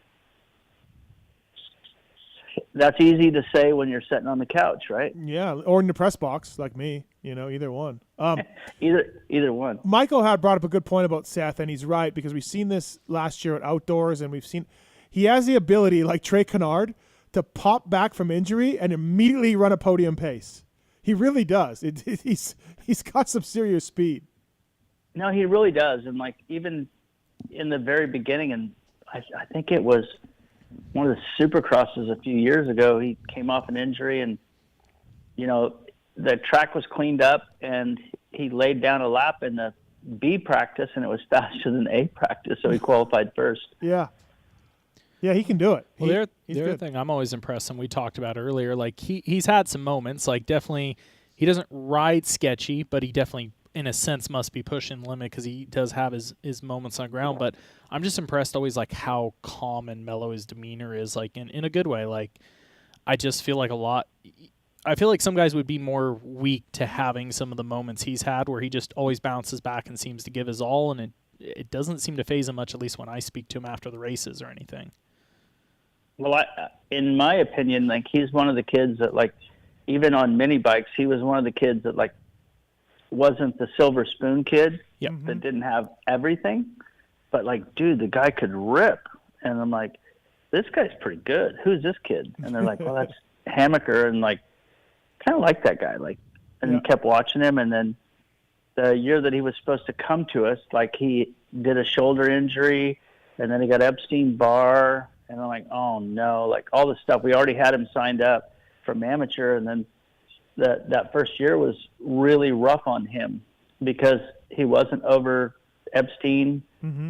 Most of it was just that the shoulder healed up, but like, he works really hard. He'll do anything you tell him. Like, he's not a flake. Like, he puts his work in. You'd never worry about him. Like, that's the kind of kids that I like, and I'll stay with it. You're going to re-sign him, or you did re-sign him? What we kind of heard? Already did. Yeah. Nice. Yep. Yeah. So that's that's a positive thing for your team. On a not positive note, I got so many texts and tweets when Cameron McAdoo and Levi Kitchen came together in Nashville. I don't even know what you must have. I don't know what you've been around a long time. Had you ever seen anything like that?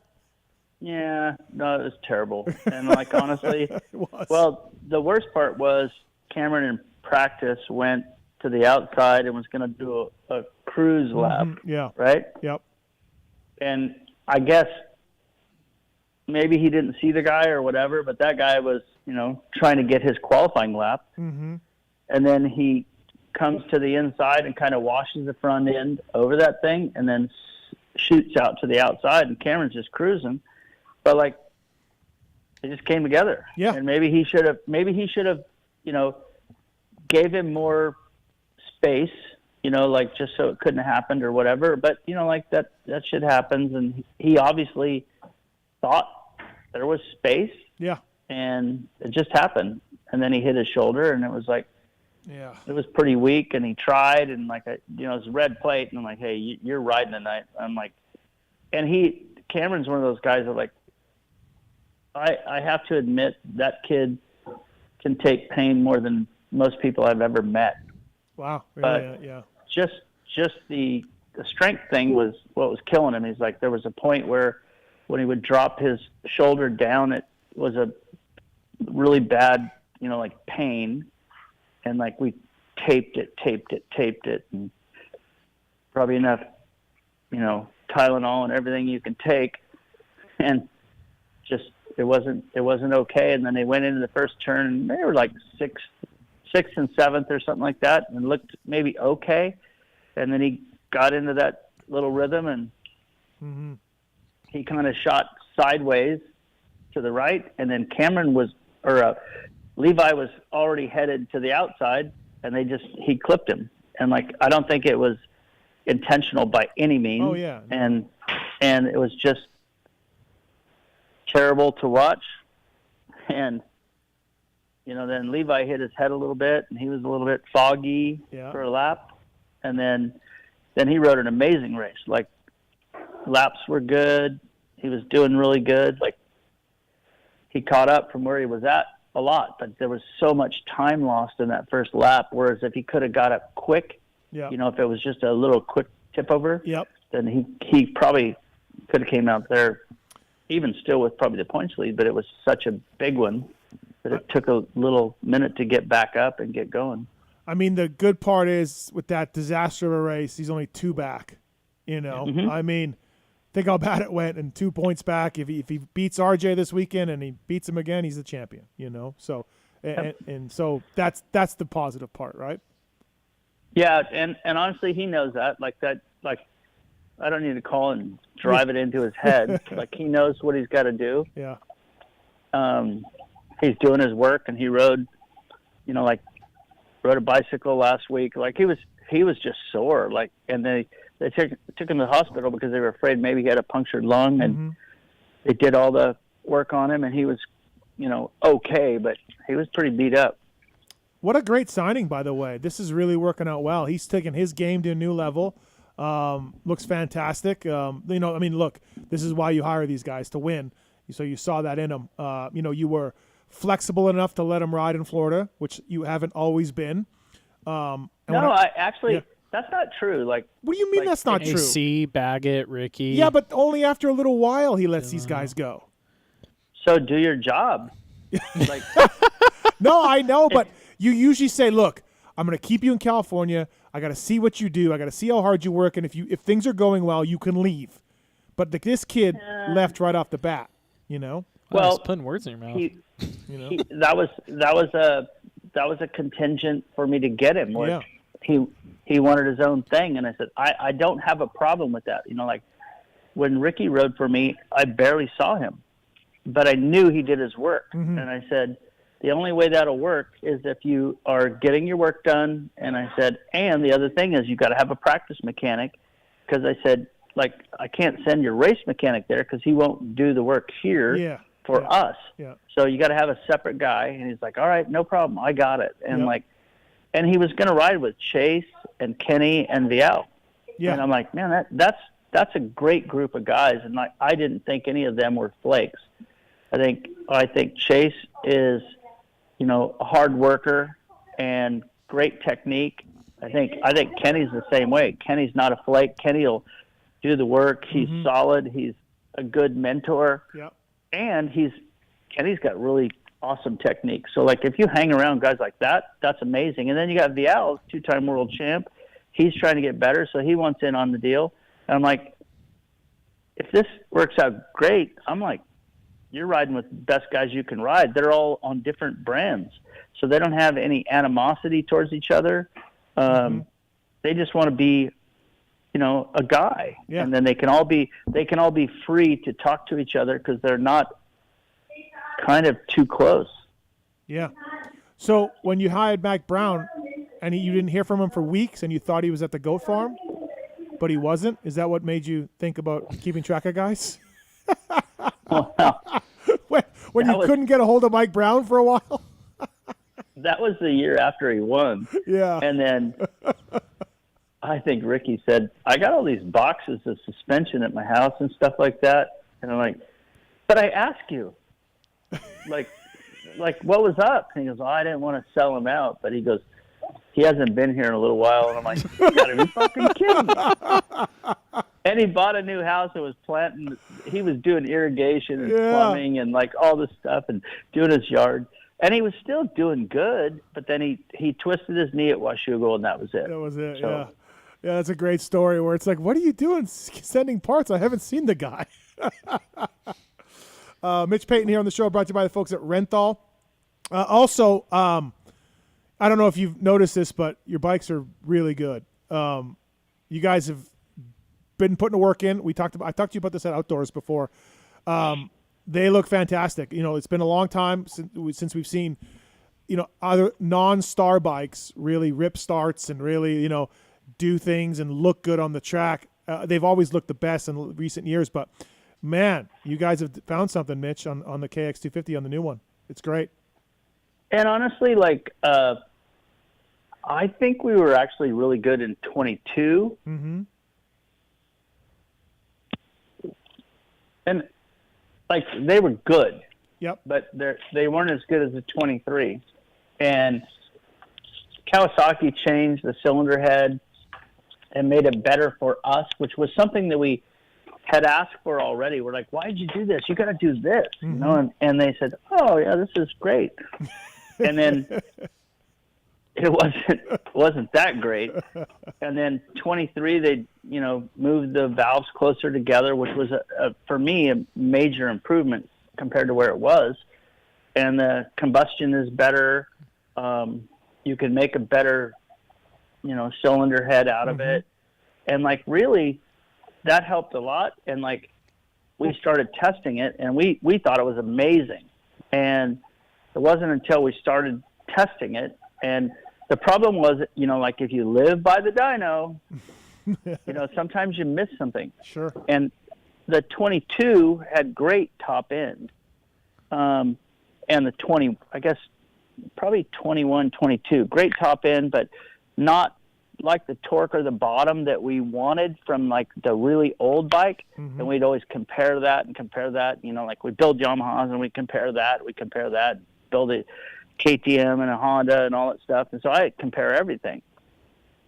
But then all of a sudden we got really kind of better. And like, this is getting really good.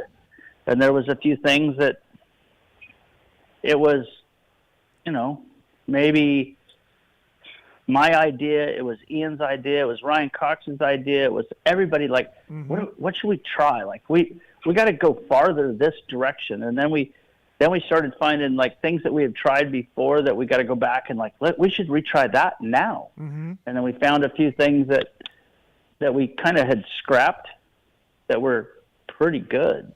Okay, interesting. You went back to it, huh? Yeah.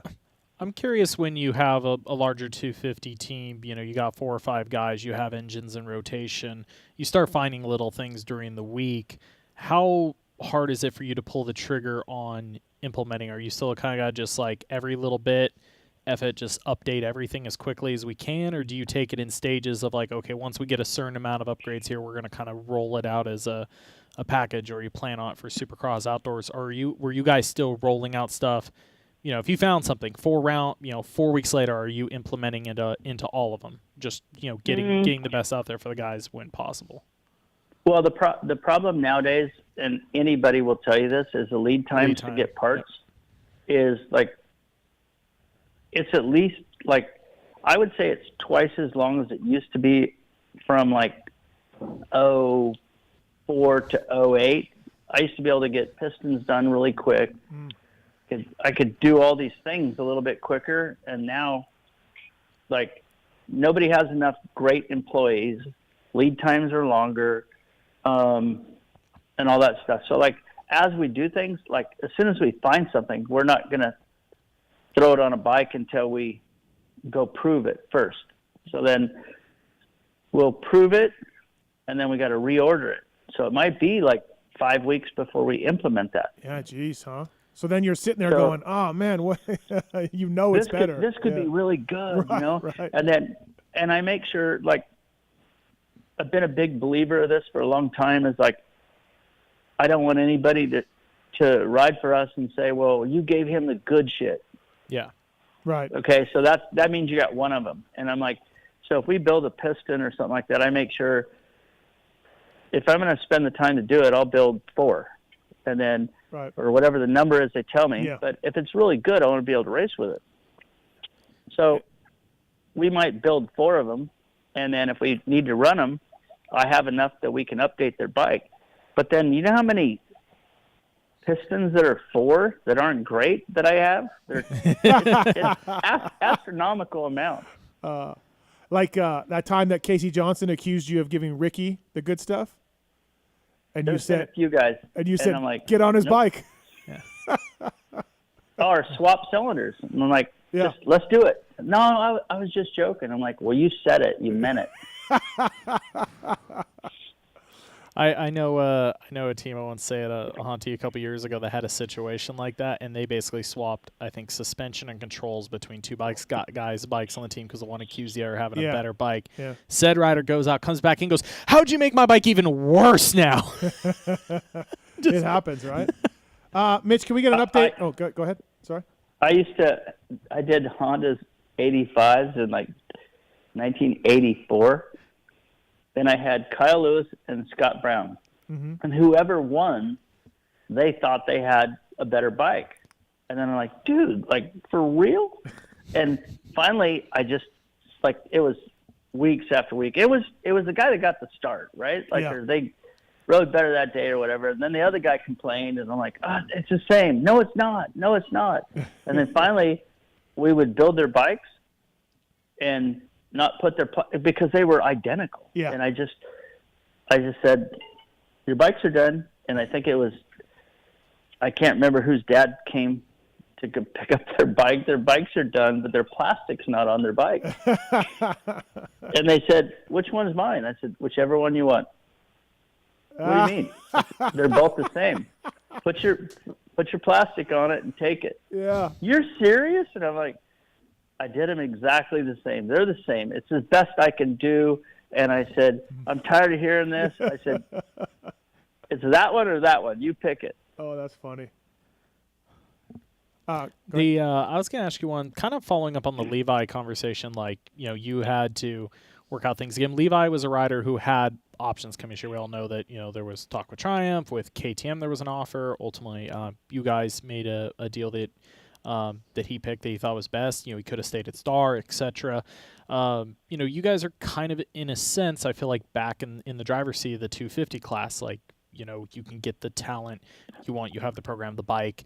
Coming into this year, correct me if I'm wrong, Levi is the only person that had a deal beyond the end of the season, I think. The rest of your guys were coming to the end of existing, or the majority of your team was.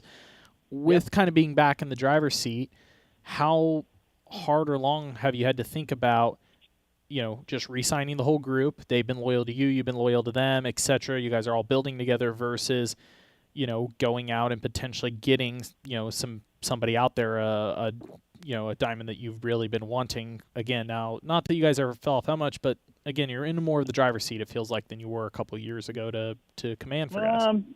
Well, yeah, when they were, so Levi's got a deal, and that's solid. And I'm really happy about that. But then Seth's contract was up, and Cameron's contract was up. And I just re-signed both of them. Nice. And I'm like, I'm happy about that. Like, because, like, for me, like, some of the guys flush guys real quick. Mm-hmm. And, like, for me, if I get to know them, and the biggest thing for me is, like, if I feel they're giving me 100% and they're not winning, then we need to help them. Mm-hmm. But once you get to know them, and if they're doing everything they can do, what else do I want from them? Mm-hmm. And, like, yeah, their speed might not be there that day, but we can work on that. And then maybe they got a little tired. I'm like, we need to work on that, but flipping guys all the time, you might buy a guy that looks fantastic, and then all of a sudden you realize he's worse than the guy you had. Right. Now, right. Do you say, because I mean, it's really cool. You have like the whole team pro circuit history on the site, and to your example, you've had guys you've hung on to, but I would say, your 90s teams, your early 2000s team, there was a little more year-to-year turnover. Would you say, is that something that you've learned, or is that just that big of a change also in the sport that many guys you think have the right attitudes, the right programs, the right everything, where you look and go, okay, yeah, they are doing the right things. It's not worth changing this over. The grass is not greener on the other side. If the grass ain't greener, water your own grass. Like, it's like, I understand that. Like, if there's a guy that's like really fast and you really want him, mm-hmm. then like probably Star's going to want him, KTM's going to want him. And I think there's a limit to what you'll spend on that guy, because I think there's enough money to be made in bonuses. The bonuses are way more than the contract. Right. Yeah. So find the guy that wants to make a lot of money. And I still don't think we've always overpaid anybody, but I don't think we're underpaying either. I think we're fair, because I know what some of the guys that we looked at this year, and like I'll straight ask them, like, where's your money at? And like, let's make you a fair offer, but we're not going to just double it just because you're a guy that sounds kind of cool. Mm-hmm. I don't think that's a good approach. And like, honestly, no, go ahead. Nothing. I was just going to do a sponsor read, so go ahead. Much more important. Your sponsor read. Renthal. Renthal.com, bringing you Mitch Payton, the only handlebar that Mitch Payton has ever trusted, and now he's letting his riders run Renthal fat bars after 20 years of saying no. Renthal.com. Yeah. They're both great bars, and like, I've known Renthal forever. I love them. Right. And we've had opportunities to leave Renthal and go to another brand, and I just can't do it. Like, I really do believe in all. Like, look at our sponsors. I barely change. Yeah, you and I've you been stick offered with more them. money, Yep. and I love our group. Like, I rode with Scott goggles. I rode with a Bell helmet, and I'm like, I got those guys. Like, I wouldn't have done that if I didn't like them. You'd probably still be on Huskies if they didn't pull support from you back in. Yeah. Well, in those days, that was an easy choice. Well, so Parabino said your only comeback to non-crossbar bars, the only reason was you were like, they look like freestyle bars. That's all you. That was your reason. I said motocross bikes have crossbars. Right. So okay, all right. And I said, okay, go ahed and cut the crossbar in the middle so it wiggles a little bit. I'm down with that. Yeah, but you're it's fine with gotta have that. a crossbar pin. Right. Yeah. I remember asking Parabinos, I'm like, why does Mitch not let his guys years ago? And Paul's like, he said motocross bikes that need crossbars and they look like freestyle bars that they don't have. I'm like, okay, all right. Well, it's Mitch Payton, so if he says that, that's fine. Yeah. Yeah, and honestly, I think it was Joe. Joe said, oh, you won't let me try fat bars. Mm-hmm. And I'm like, I thought you were joking. And he finally wanted to try them, and he rode them, and he's like, oh, these are amazing. And like, really? And you're like, so this shit. is gonna change the deal. Yeah. And then guess what? When he did it, everybody had to do it. Oh, monkey see, monkey do. And they all did it. And I'm like, what about our lap times? Did they improve? Did anything change? Hammaker told me, I want to use those bars when I'm scared to ask Mitch. But Joe's got them now. Yeah. And they all did it. Like, I'm like, you're kidding me. And you know what my only comeback was? Because when Aaron worked for me, he goes, they're lighter. We need weight. And I'm like, they flex. I joked with him. I said, they wiggle all over going into the corners. And I'm like, you want to have a guy crash? And then all of a sudden, one year RV ran him, and he didn't win, and he went back to regular bars, and he won. And I'm like, hey, don't forget, RV tried him. And I said, what did he do? Yeah. He went back to crossbar, and he won next week. And he's like, are you kidding me? And I'm like, nope, that's what I'm going with. Yeah. All right, go ahead, Michael. I had one more rider market question for you. I find it interesting, of course, you've done it before and some other teams have with bringing over talent from MX to MXGP, and we're starting to see another wave incoming, with Jorge Prado's incoming, what Tom Vial's doing here. The Kunin brothers want to come, and one of the interesting ones to me, like the Kunins seem to be very wrapped up in the Austrian side. Even though Kai de Wolf's on Husky, that doesn't seem as certain. I know Kai has interest. Simone Laffengeiner apparently has interest. Again, even for you, you've gone down that road. Do you, why do you think A, goes in waves, and B, is it kind of piquing your interest? Are you watching it a little more again for a year or two down the road? Is the interest high with those guys coming over? No, I think they're all Euros. I don't think they can ride Supercross. I guess I look at the Lawrence brothers, because that's and honestly, I think Ferrandis was a Euro, and he seemed to do pretty good. Yeah. And honestly, I was a really early guy. I helped Mikel Pichon on a Honda, right? Yep. And so our deal was I helped him over there, and he could ride 3 races in the U.S. so I'd take care of them. So it was 1993, and I got the Cowie team that I just got because he's thinking we're still going to be Honda, and I got dumped.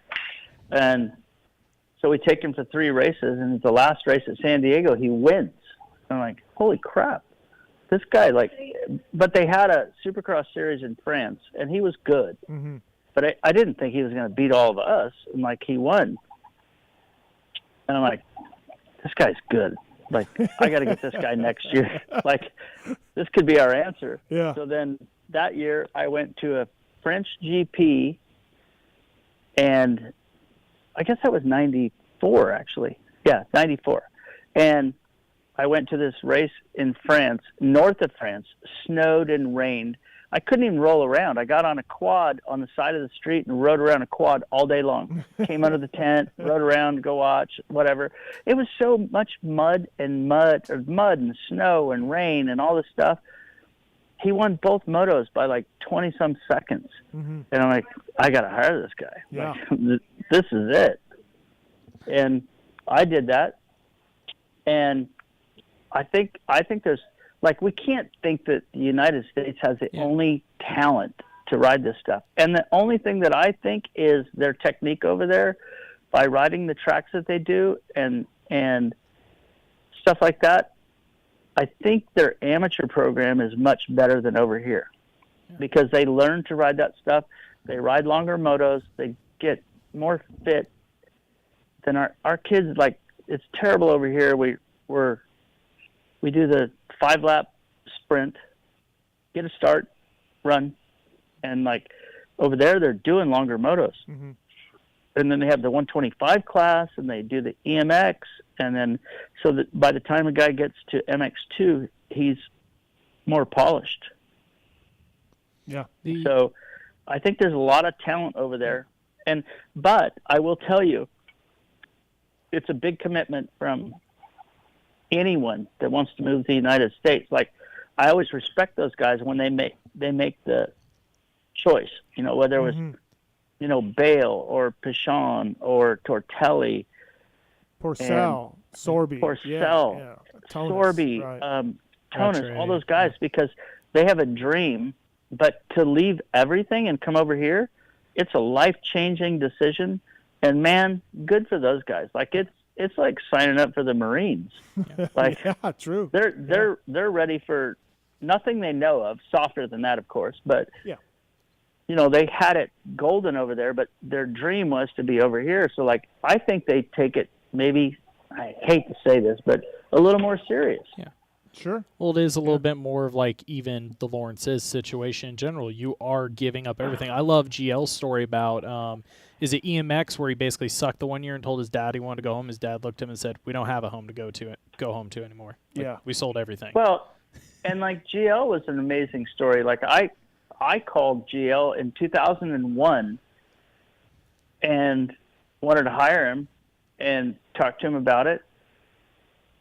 And basically he said, him and his dad talked, and he said, there's no way we're going to ride a Cowie because in Europe the Cowies suck.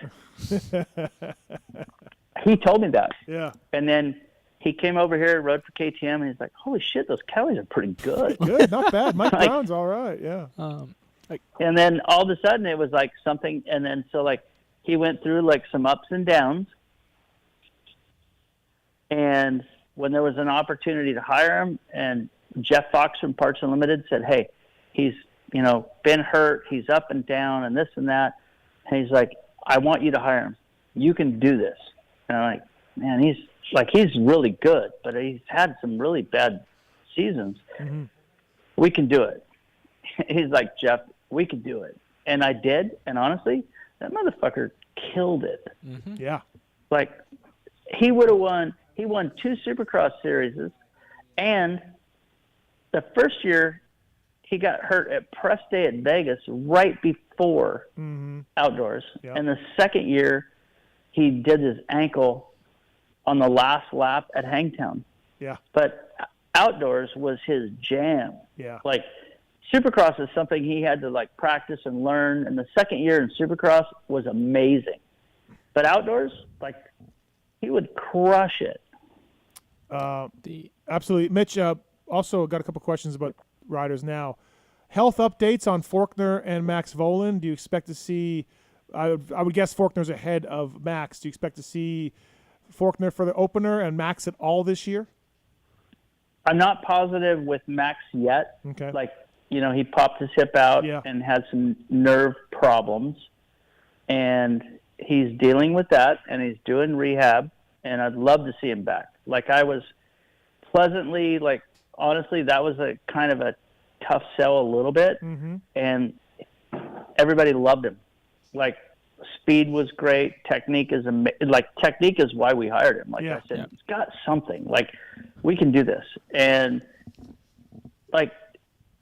I think he was amazing. And unfortunately, it happened. And at the moment, I'm not positive whether we'll see him, for the first of outdoors or even, we just got to wait. And I'm not going to post that. We just got to, it's up to his body. Yep. And I'd love to have him back as soon as he can. He's going to be back. Sure. And Faulkner? Faulkner is doing good. We just got to get a little bit more rehab. I'm hoping he can start outdoors. That would be my goal. Yep. And I think that would be great. And I still believe in Austin. I think he's one of the fastest guys in the class.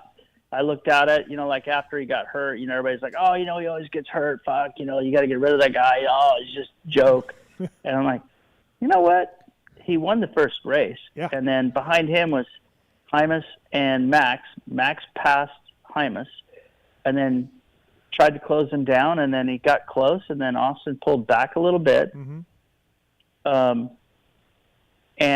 I think, honestly, he rode well. And second race, he didn't get the whole shot, but he got in the lead. And then Deegan caught up to him, and then we were putting on the pit board because he was blitzing the whoops and had to jump him. And we switched to jumping, and then it turned around a little bit, and there was 2 minutes left, and he just clipped that jump. Yep. And that was just a mistake. Wasn't his fault. Wasn't, he didn't it wasn't a hairball thing. It's just that thing had a little kicker on it going into that, and we paid the price for it. But I think he's a great rider. He's won a lot of races, and I still believe in him. All right. Yeah, fair enough. We do have some phone calls for you, Mitch. Guys have been waiting on hold to talk to you. First up is Taylor is on one. What's up, Taylor? What's your question for the Mitch Payton? What's going on, Steve and Mitch? How are you? Good, man. How are you? I'm good. I just had a quick question. Do you remember the Bell brothers? Yep. How was it working with them boys? Well, Shane was the younger brother, right? Chase and Zach. Hello? Chase or and Zach. Chase. Yeah, I said, yeah. Chase and Zach was the older brother, and yes, sir. Zach was literally always the fastest kid on the track, but he would always get hurt, and I think it just kept, going a little bit, and then I don't know, he just kept getting hurt, and it's a risk to hire him, but speed-wise, he always proved he could be fast. And then he went to the Geico team or Factory Connection team back then, whatever it was, and kind of the same thing. And I don't know, he just kept getting hurt. And then I think with the injuries that he had, I think it compiled a little bit. And then he just couldn't do it at the same rate he was.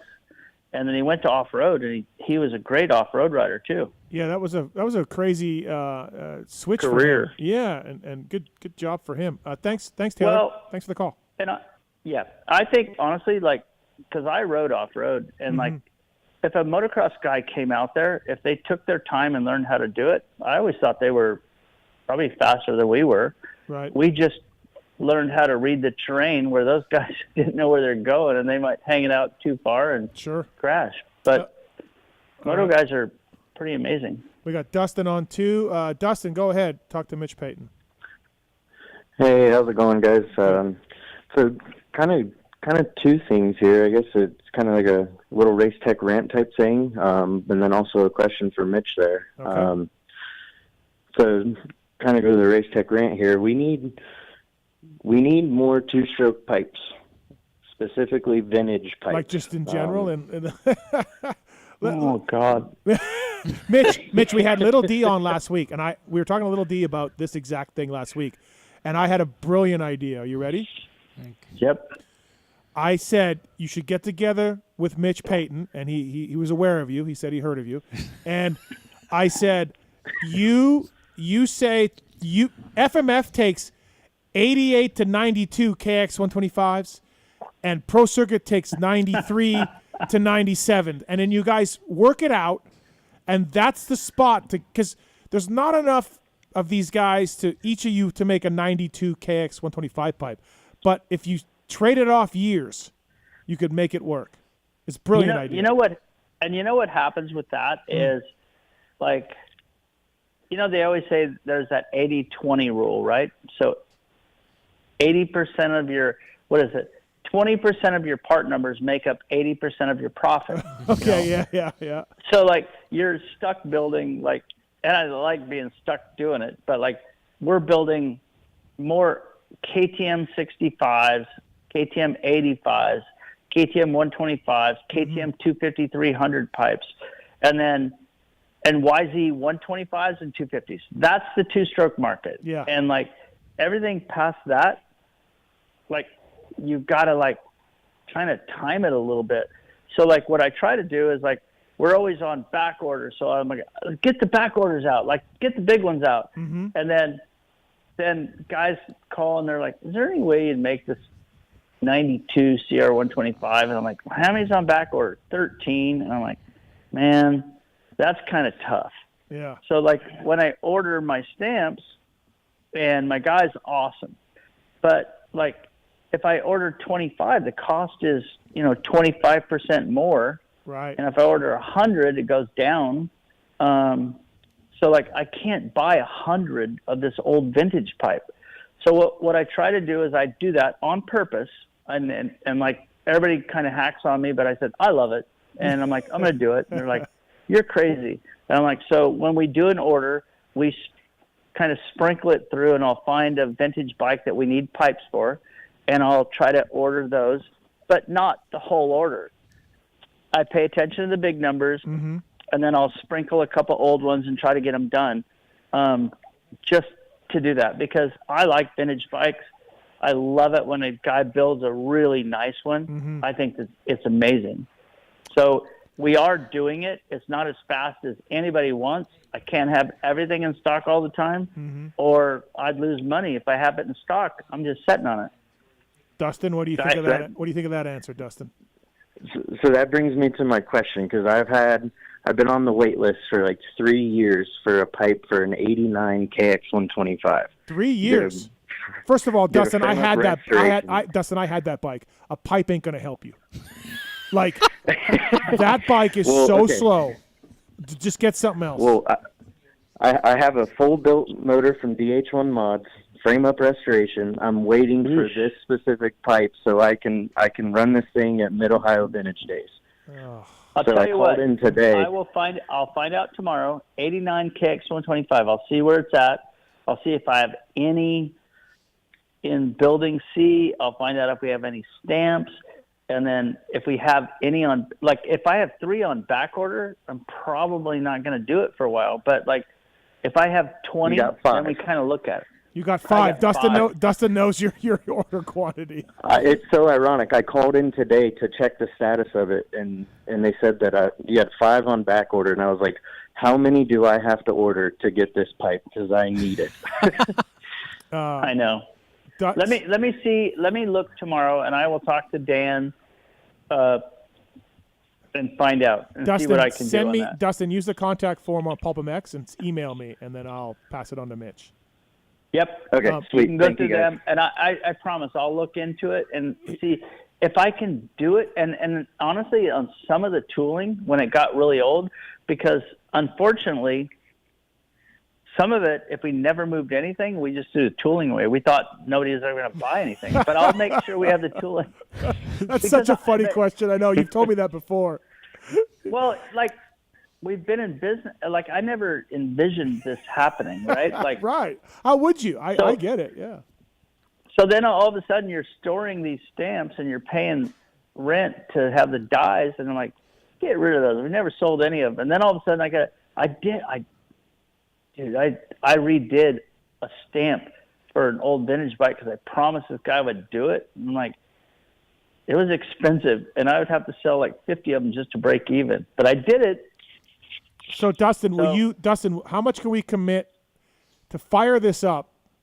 Can you order 10 pipes from Mitch? Dustin? Ooh, I don't know about 10. 5?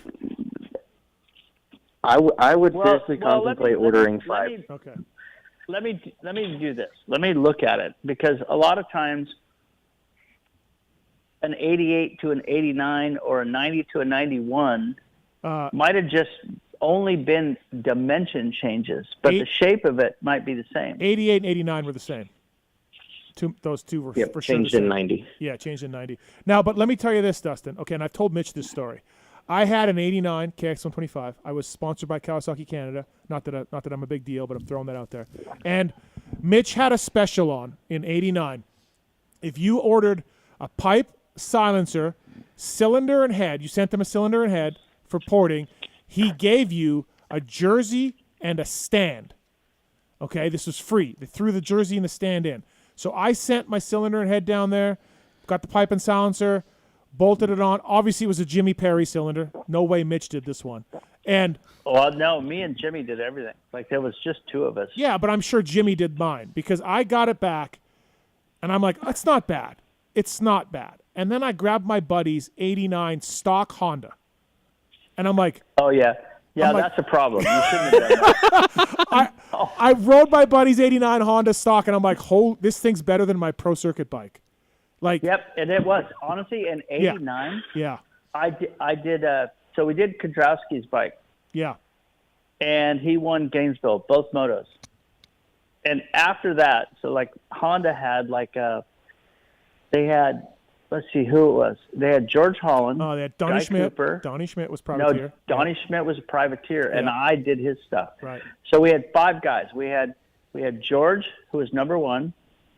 We had Guy Cooper. We had Schmidt. That was my guy. Mm-hmm. And we had Larry Ward and Kudrowski. Yep. Well, we did Kudrowski and Donnie Schmidt. And because he won, Dave Arnold said, we're doing a test at Carlsbad. Everybody bring your bikes. Because Cooper had a FMF pipe, and, this guy, whatever. He's like, we got to get this all organized. And I wasn't even allowed to go. So George Holland had the full HRC motor. Like, he had Cliff stuff. Yeah, no, but Japan. Like, Japan's that. Okay, old, yeah, HRC cylinder and a stamped pipe from HRC and all this stuff. And they all got to ride each other's bikes. And then they all just said Kudrowski's is the best. And then so Dave Arnold said, okay, you're building all of our stuff. You're like, wait, what?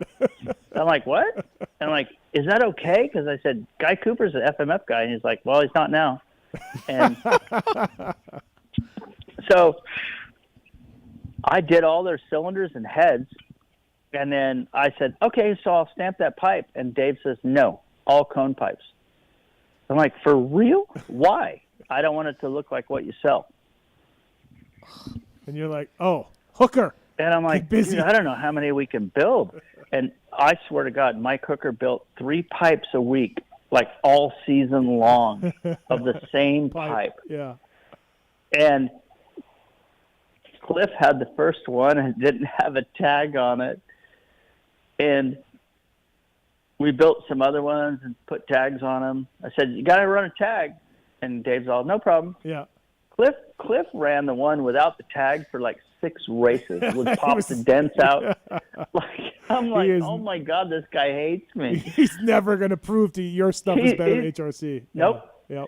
But like, it was really good. But that 89 Honda, 89 Honda is what Kehoe rode in 1990. Yeah, because that's right. he left Suzuki, and then they came out with the engine that was a power valve, and it didn't run as good. So like, we built Kehoe bikes for him to ride, and he rode in 1990. He rode the 89 engine all the time. Yeah, like loved it. And we tried to get him on the 90. He's like, not as good. I'm like, God, this is better, kind of, a little bit, maybe. So Dustin, you gotta get rid of that Cowie, man. It's not good for your vintage races, Dustin. I'm way too deep in it already, Steve.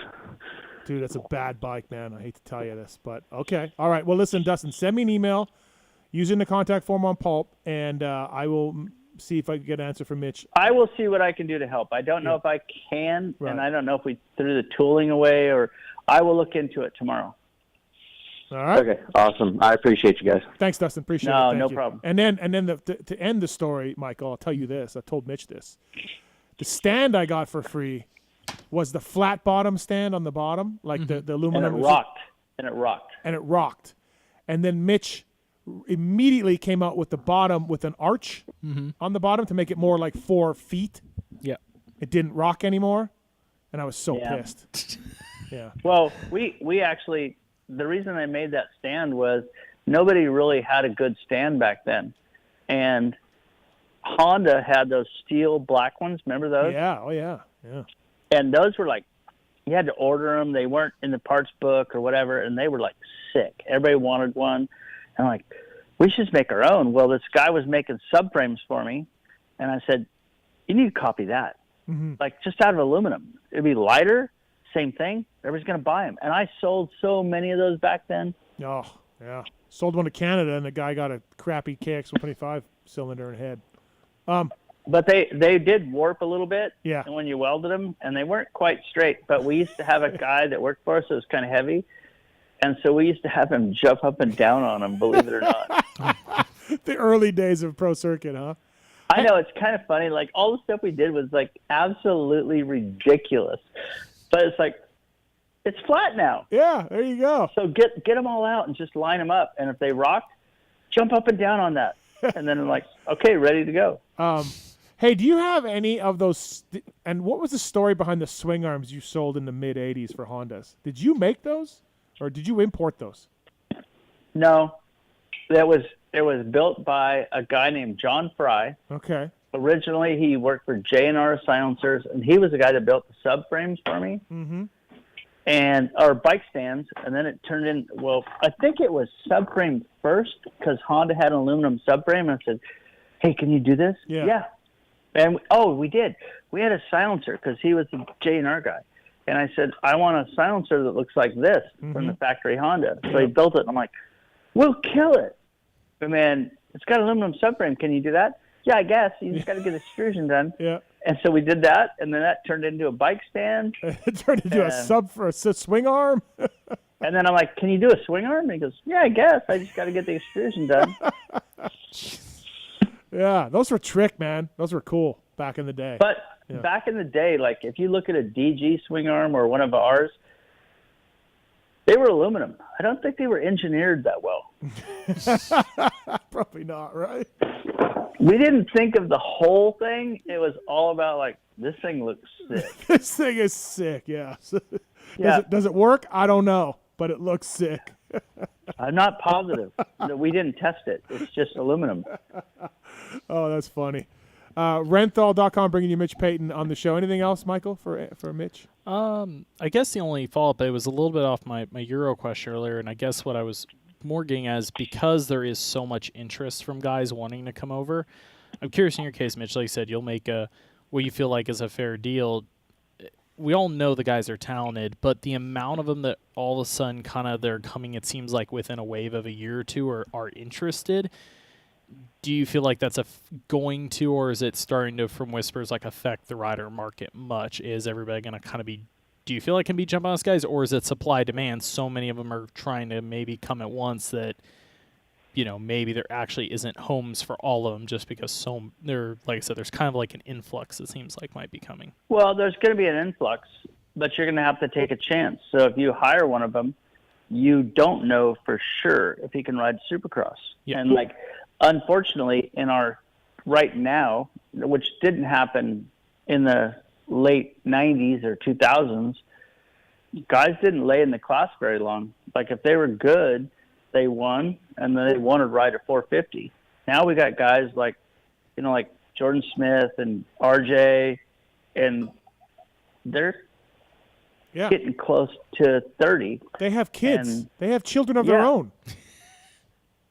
And Craig, 30. Yeah.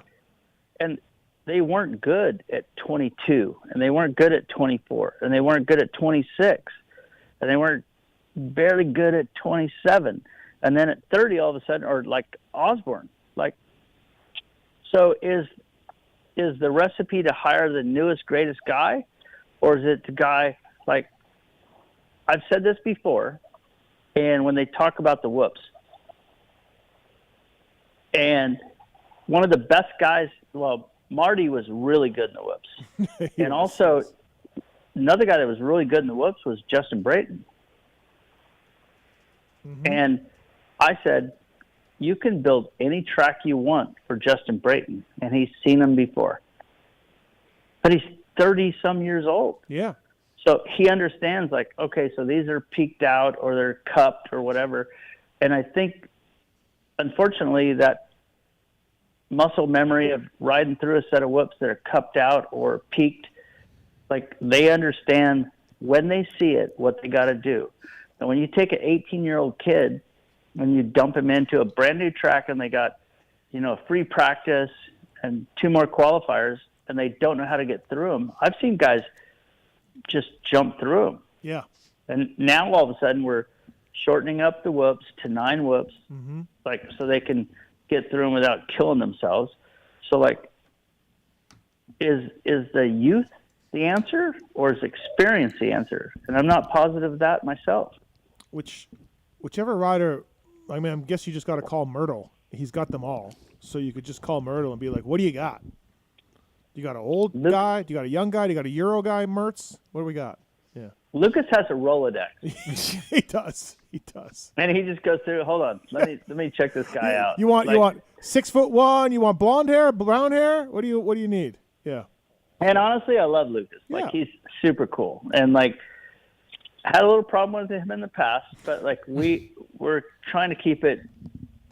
I have to keep it good with him because he has an inventory of riders. Yeah, you do. I can't have him hate me. No. And but he's not a bad guy, and he's doing the best he can for his people, and he's got an inventory of guys. And I've actually, believe it or not, switched a rider over from one guy to give him to Lucas because I said, what I like about Lucas is at the races. Mm-hmm. He's not an agent that is out of touch. Right. No, that's true. Yep. Mm-hmm. So I like the fact that he's at the events, and he has Lawrence Brothers, but he watches our events and stuff like that. He always comes by and all that stuff. So I like that he's kind of relevant in what we're doing. So I don't have a problem with him representing guys. Yeah. No, I'm with you. As long as as long as the rider's happy, whatever. Yeah, and that's fine. Well, Mitch, we kept you for an hour. Thank you. Appreciate it. All right. I really, really always appreciate the time. I know you're a busy guy. We'll see you in Denver. I got my LCQ race on Friday, so I don't know if you're going to be there in time or not. I got a privateer race going on. I fly Friday. I don't know what time I get there, but okay. Well, thanks for the time. Appreciate it, Mitch. No problem. All right. All right. Thank you. Thank you, guys. Thanks. That's Mitch Payton, everybody. Brought to you by the folks at Renthal. I could do that for hours. Just stories. Mitch shows. Yeah, just stories. Tell me more. I mean, I've heard those stories before. I don't even care. Story time. Yeah, it's fantastic. Whenever I remember I was at a press day. I don't know where. I think it was last year. You've been to them. You're supposed to talk to riders, and I just ended up talking to Mitch about Donnie Schmidt. Wait, you go to press days? I did. I go to a few. Yeah. Okay. And you just end up talking to Mitch, and I'm like, well, I'm not even doing my job. I don't care. Just talking to Mitch. So, speaking of our job, Michael, while we were on the phone with Mitch Payton, thanks to Rental, by the way, Russell sent us $9.99 on YouTube. You can do this. You can give us money. Yeah. And it says, Stephen Michael, if you got the opportunity to change a few things during the day and night to make the media's job easier, what would it be and why? Mine is still the one at the end of the race that I think at some point after race media is required. Like, it is required. It's prevalent in every other motorsport of some sort is that, hey, we have the whole scrum system. Top 10, I don't know what the rules. I just wish. The analogy I've used is I am, as a media guy, in a box. The people I want to talk to are sometimes outside the box. And the powers that be do not make them come inside the box, and I have no power to make them come inside the box as well. And why do I keep saying the word? Come in the box. Jesus. It's a little early for Keep After Dark. I just realized. Oh God! No, you get my point though. Like, no, yeah, I've listened. The minimum. Sean's a great guy. I've talked to him 30 times. The Feld PR guy. He doesn't seem to either have the power to do this or want to do this. But I'm not even with you, Michael. Like in F1 and MotoGP, from what I know, the top 10 have to go to the media impound. Yeah. Mandatory. Every race. Or you get fined. That's why I keep saying to them is we had a conversation about this once, and I got told, well, you guys need to do more to make them show up. And I'm like, again, so I'm not the person with the power. The powers that be need to tell them they have to be But there. I'm not even going to go that far. The last time I talked to Sean, I said, look it, man, Barsha, Malcolm, Anderson, we haven't seen them all year after a race. They take off. Yeah. They don't care. It should be mandatory once a month. That's all I was going for, Michael. Once a month, you have to stop by the scrum. And somehow, and all of us can check on that, you know what I mean, and talk about that. Like, that's all we need, man. And, like, Hunter came to one scrum and then complained about it because he got interviewed by 3 or 4 people. Yeah. Well, that's what it is for, man. Yeah. Like, that's what it is. So, yes, the days of running from truck to truck, I've still been doing that because it's not working. And so if this Russell, who gave us $9.99, we're on the same job here. We're just trying to tell the stories, man. Yeah. And we got riders and PR people and teams who don't give a shit about the media. And, you know, I feel like the beginning year it starts better, and I get it. It turns into a slog, and there's usually around, and Milos had one point midway through the year, we're around, we're just like, this sucks. This just sucks. And also, the same guys come every week, and we love those guys. Thank you. We appreciate it. But after a certain point, 14th in the main, every single week, what else are we going to talk about? Yeah. Like, and again, that's the Shanes, the Chizes, the Marchbanks. Like, I super appreciate, like, good for those teams, good for those riders that do it. But I feel bad because eventually you see them saying, like, hey, interview. I'm like, I've done this 5 weeks in a row. I don't know what else to ask you this week. I don't want to waste your time. My whole thing with the Feld guys is, like, can we get the guys to come once a month? Just, it's mandatory. Yeah. Once a month. I texted a PR person once about getting somebody there, and they were just like, yeah, that's not going to happen. And I'm like, isn't that your job? But I guess Well, not. and I've had to get, like, kind of sneaky, like some of the Yamaha ones, I've had to work assist where I double up. Like, they have to get, you know, the team has a video guy that has to get their own finish. A lot of times I double up with him. Like, that's the only way I'm getting something here. Even your end, I get Hunter's case, like, when one does show up, they get overrun. Okay. If, like you said, whether it's once a month or they do have to pop in more often, minimum requirement. You can be there for 5 minutes. If only one person gets you, I get it. Like, just at least show. It's not privilege. Maybe we don't get them all every time, but, like, just at least throw us a ball. Throw something. So there we go. That was an easy one. 8 o'clock hour brought to you by the folks at Rocky Ridge Trucks, your ultimate off-road vehicle capable of getting down and dirty. Rocky Ridge is a rich history and has been building custom vehicles since '83. They partner with Chevy, GMC, Ford, Jeep, Nissan, Ram. They're bringing the ultimate turnkey custom truck on the market. Each vehicle easily financed through your local dealership and retains a factory warranty. Say goodbye to the hassles of do-it-yourself customization. RockyRidgeTrucks.com. Drive the vehicle you've always dreamed of. RockyRidgeTrucks.com, bringing you the 8 o'clock hour. I also want to thank the folks at FCP, Factory Chassis Parts. Michael, you've done some testing with FCP over the years, I imagine, with engine mounts and things like that. PulpMX-Chassis is the code to save. Starling, Phoenix Honda, Kawasaki Team, Rock River Yamaha, and many more. use the Factory Chassis Parts FCP. You've seen this logo out there. And thank you to the folks at Rocky Ridge and Factory Chassis Parts for coming on. High quality aluminum and titanium, easy to install, drastic improvements right away. Have you seen which bike these help on? Do you have a couple of preferences at all? I've got some on the new KX 450, and they help, but like the Cowie doesn't need it as much. I know me and Chris talking about like the YZ 450. I think is one of the bikes that helps the most. I haven't tried any on the Austrian platforms, but I've heard good things on the Austrian platform. All right, Michael Lindsay here from Vital MX. Race Tech Rant. Whew. You may have heard that for 40 years, Race Tech has been the world's largest aftermarket motorcycle suspension mod company, but did you know they continue to spend over $1 million a year on suspension R&D? In honor of this week's Denver Supercross, I'm going to talk about a Race Tech service center around the world. They feature local Colorado service center Applied Technology. Ben LeMay works with these guys. In fact, he believes in them so much he's worked there in times. Tyler from Applied has been an in-house R&D tech and technical support rep for Race Tech. So if you're in the Colorado area, visit AppliedTechnologyInc.com to experience the Gold Valve Advantage. Thank you to the Race Tech guys. Race Tech Rant, it's your guys. Your guy. No. Wait, your guys or guys? Your guy. Lewis Phillips. Oh, I thought this was going to be a dark one. From England. You familiar? Oh, okay. So, where's this going? Thankfully, you let Lewis do a pod called LVK with Kellen Brower at the beginning of the year. So I have a comment about that. Okay, so Lewis and Kellen have this pod, LVK. Marks, do you listen much? I don't. Okay. Yeah, it's hard for me to work and listen. I know the guy in the corner doesn't do it. Yeah, probably not. Okay. So LVK pod, EVS guys are on board, and I thought putting these two together would be great, and it would work out fantastic because they're different humor, different sense of countries, and I made it more like a pardon your take kind of thing. It's getting good getting good listens, getting good downloads. It's all that. I listened to the first 3 or 4, sound good, and then life got busy, so I stopped listening. You quit being a boss and overviewing it. Yeah, my Race Tech Rant is like, oh no, how out of hand has this gone? Tallon, you do listen to them. I've missed 1 or 2. But I've caught most of them. I get the YouTube comments emailed to me, right? They're on our channel, so I get the comments, and it's like Lewis is causing a lot of problems on that podcast. There's something he said this week and last week's show. I guess there's something about like the question was because it's more than moto. The pod is more than moto, so they have other topics. So the topic came up like, what would you do if you were going to die tomorrow, or something?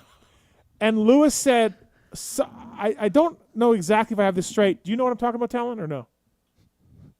No, I haven't caught this fix yet. Lewis said he would murder people if he could do anything and get away with it. Like what's the Purge. Yeah, the Purge. Lewis said this. Oh no. And then he also said he was going to get Dark assassinated. Yep. And then another question was, who would be your 6 dinner guests at your final meal, or the 6 dinner guests you'd most want to hear from? Chase Sexton. and Lewis had some bizarre takes on that, from what I gather. I don't exactly know what it was, but I get this YouTube comments like, "What the fuck, Lewis?" Then I found out that he's calling Nike Nike. he's saying Nike is Nike, like Mike. And so my point is, my Race Tech Rant is, I have to now listen to this podcast to make sure that these two guys aren't saying like obscene things. I know the Tomac stuff was in there for a while. It's murdering. You put a British man with British humor on a podcast, so you've gotten complaints. Shocking. So my Race Tech Rant is now I have to listen to this LVK pod to see if I'm going to get sued, or if Lewis is going to get killed, or if Lewis is going to kill, or whatever. So that's my Race Tech Rant, is these guys have gone off the rails. Well, here's my favorite thing. When somebody brings up something on a pod they've heard, they go, I can't believe Lewis said this, or did you hear this? I'll bring it up to him and go, hey, did you say something about this? He goes, I don't remember saying that. Yeah. Like, I'm pretty sure. And he tells it and goes, yeah, sometimes we get on with podcasts, and I just don't remember what I said. Yeah. So, my Race Tech Rant is that. Thanks, Lewis. Again, shocking. You put a British man with a very British sense of humor in a show, and it's caused you problems. Right. Okay. By the way, the Supercross St. Jude auction is now live. Love Moto Stop Cancer auction benefiting St. Jude. We all know that. Starting today and running through the May 13th. So a couple of weeks, 14 days. They got Eli Tomac's going to match the winning bid up to $10K for his custom designed jersey. Daniel Blair's recovered Jets goggles from Daytona. They're up for auction. So St. Jude is leading the way. The world understands, treats, and defeats childhood cancer and other life-threatening diseases. So go to supercrosslive.com St. Jude for more. supercrosslive.com/St. Jude. And the auction starts now. Some super cool stuff. So I want to give that shout out to those guys. Speaking of Sean Brennan not helping us get riders, I want to bring that up for Sean Brennan. Maybe he can help us get riders. Denver live show this Friday, Oriental Theater, JT, myself, Justin Brayton as well. So check that out. All right, Michael. Talked about Zim getting fired. You're back at Loretta's? You're going back to Loretta's? I'm going to go to Loretta's. This is the plan. Regionals, the week? I have to, this is how little I've paid attention. I can't remember if my regional is Saturday or Sunday, so I don't know if I get to go to Hangtown. This week? No, it's the weekend of the Hangtown National. I have to see if my race is on Saturday or Sunday. Okay. Saturday, I'll go to Hangtown, so fly you've back decided to do this. I did area qualifier. You've heard all the stories about all the money you spend. Yep. And all the pain. Oh, my area qualifier. My area qualifier for 2 classes, just to bring. I brought my girlfriend and a friend with me. We drove. It's funny. I live in SoCal, in the mecca of motocross, and somehow there was no area qualifier there. So I drove 3 hours to the nearest area qualifier. Between my entries, track fees, my fees to get my friends in, my gas, everything. I think just in my area qualifier alone, I spent like $400 or $500 just in my area qualifier. So what made you decide to do this? Just challenge? Just to give myself a reason to start racing again, because I always say, when I turn 30, I'll get back into racing. I turned 30 last year and kind of buggered out on it all year, and I was like, you know what? I want to give myself a reason. Yeah. And then the best part is returning to racing. 30's been interesting. 25-plus qualifier. I got my ass handed to me by like Trevor Stewart and somebody else, like severely. Yeah. And then 30-plus area qualifier, I win by half a lap, so that was very. So you think you'll make it? You should. 30-plus, I'll make it. 25-plus, I am hosed, I think, on our regional. Right. Because Cole Martinez comes out of ours, Trevor's coming out of it. They're only taking 4, and it's probably 4 dudes that'll be in the top 8 to 10. Yeah. So, but you'll make it a plus 30. You should make it a plus 30. Fine. Yeah. Okay. Yeah. Go do it. Experience it. Get to be like Chris and complain about how much money I spent. Right. Go experience it. Get to, get to go do it. Try it again. I'm trying to find the love with vet racing. Afterwards, I was all fired up. Went to a small race next week in a Kahia, pulled a second place start, and the next 3 guys behind me decided not to stop and just ran me all over in the first corner and destroyed me. And I'm just like, wow. Yeah, you're like, welcome back. Racing's fun. Yeah, it's great. It's great. Hey, so this week, Kiefer and I want to ask your opinion on this. We're doing this video. Myself, I'm a 450, and we got a neutral track in Barstow. Guys letting us ride there. Never been there. Either one of us never been there. He's got a modern YZ125. He's got my 1990 YZ125 that I built up, and he's got a YZ85. We're doing 3 3-lap motos.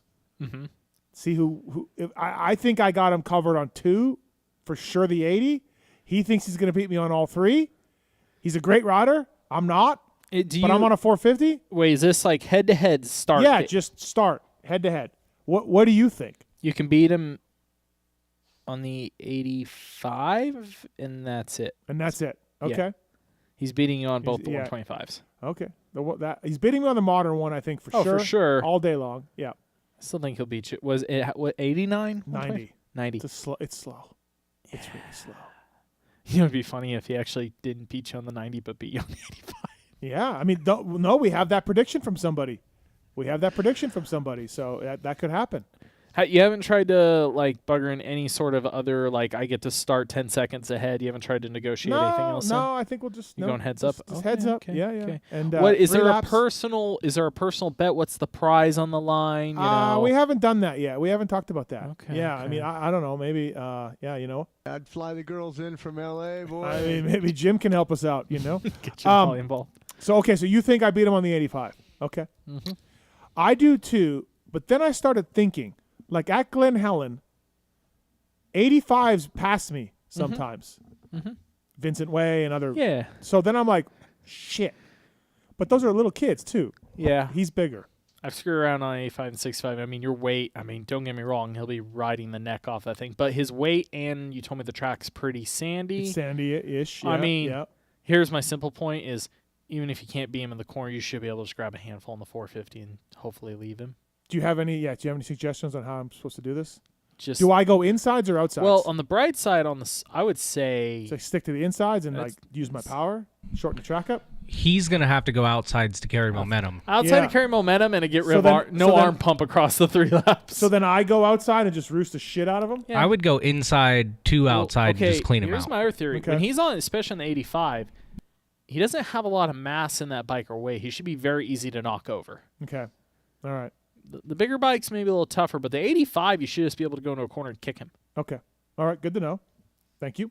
Can't do that, dude. Just kick him going down the straightaway like Dylan Ferrandis did back in GPs. Yeah. Good point. Hey, thanks to the folks at MTX Braking and Mountain Bike Pads, available in over 800 power sports dealers. PulpMX code is to save. MTXBraking.com. Inspired by motocross and power sports, they brought better braking tech into brake pads for mountain and road bikes. And LeBig's using these. Paul Parabinos is using these. Make your mountain bikes better. More power, better modulation. I love the red compound in these. MTXBraking.com. The code is PulpMX to save. Thank you to those guys. Michael, Lindsay in here. Let's do the X-Brand goggle tear-off, shall we? But this is different. Let's do it. It's the X-Brand tear-off segment. 15-second rapid-fire Q&A. Okay, so these are no rapid fire. Rapid fire. These aren't rapid fire. We're going to try something different. X-Brand goggles, choice of champions everywhere. Pulp Show 24, code to save with X-Brand, right? They look a lot like the FXR factory ride goggles, by the way. A lot like the Alpine Star goggles. A lot like the Alpine Star goggle also, and the Lucid goggles, fantastic. So thanks to the folks at FXR, such as at X-Brand. So these aren't rapid fire. These aren't submitted by Corey Moser. I just asked for questions on Instagram from people, just something different. So we don't even need a time limit or anything. All right? Okay. So let me... I gotta go. The one time you don't have JT on for this no time limit. Yeah, really, right? Okay. And not even a time limit. Okay, to come any up with talk a on changes or updates for the 2025 YZ450? I don't believe so. 23 was new. Yeah, but Yamaha 3-year cycles. No, Yamaha does a 4 to 5 on their 450, but there's a mid-gen cycle, like either the second or third year. It depends if it's a 4-year cycle. The third year they do it. If it's a 5-year cycle, May 4th they'll do like a frame update and like head a couple things. This guy said they didn't talk on changes, so haven't heard anything. Like I said, I wouldn't be shocked if it was like a mid-gen change, but nothing like big. Yeah. Scott said, would AC be a good fit to buy PulpMX? You clearly want to get out of the sport. Do I clearly want to get clearly? I think AC will do just fine on his own. Okay. For Michael, is the Steve Bully's dark side made up or real? I had a conversation with someone about this today while I was on the way up here. I will say, I feel like maybe because he doesn't react as much anymore, I feel like you're just picking at little things because you can't get him to quite. Has he come unglued on you lately for getting picked on? No. He's really calmed down. Yeah, I think he's, look, we wouldn't say that if he wasn't our friend. Yeah. So, all right. Why can't we get multicolored manufactured triangles on the scoring list on the broadcast? I don't know, Patterson. I don't know.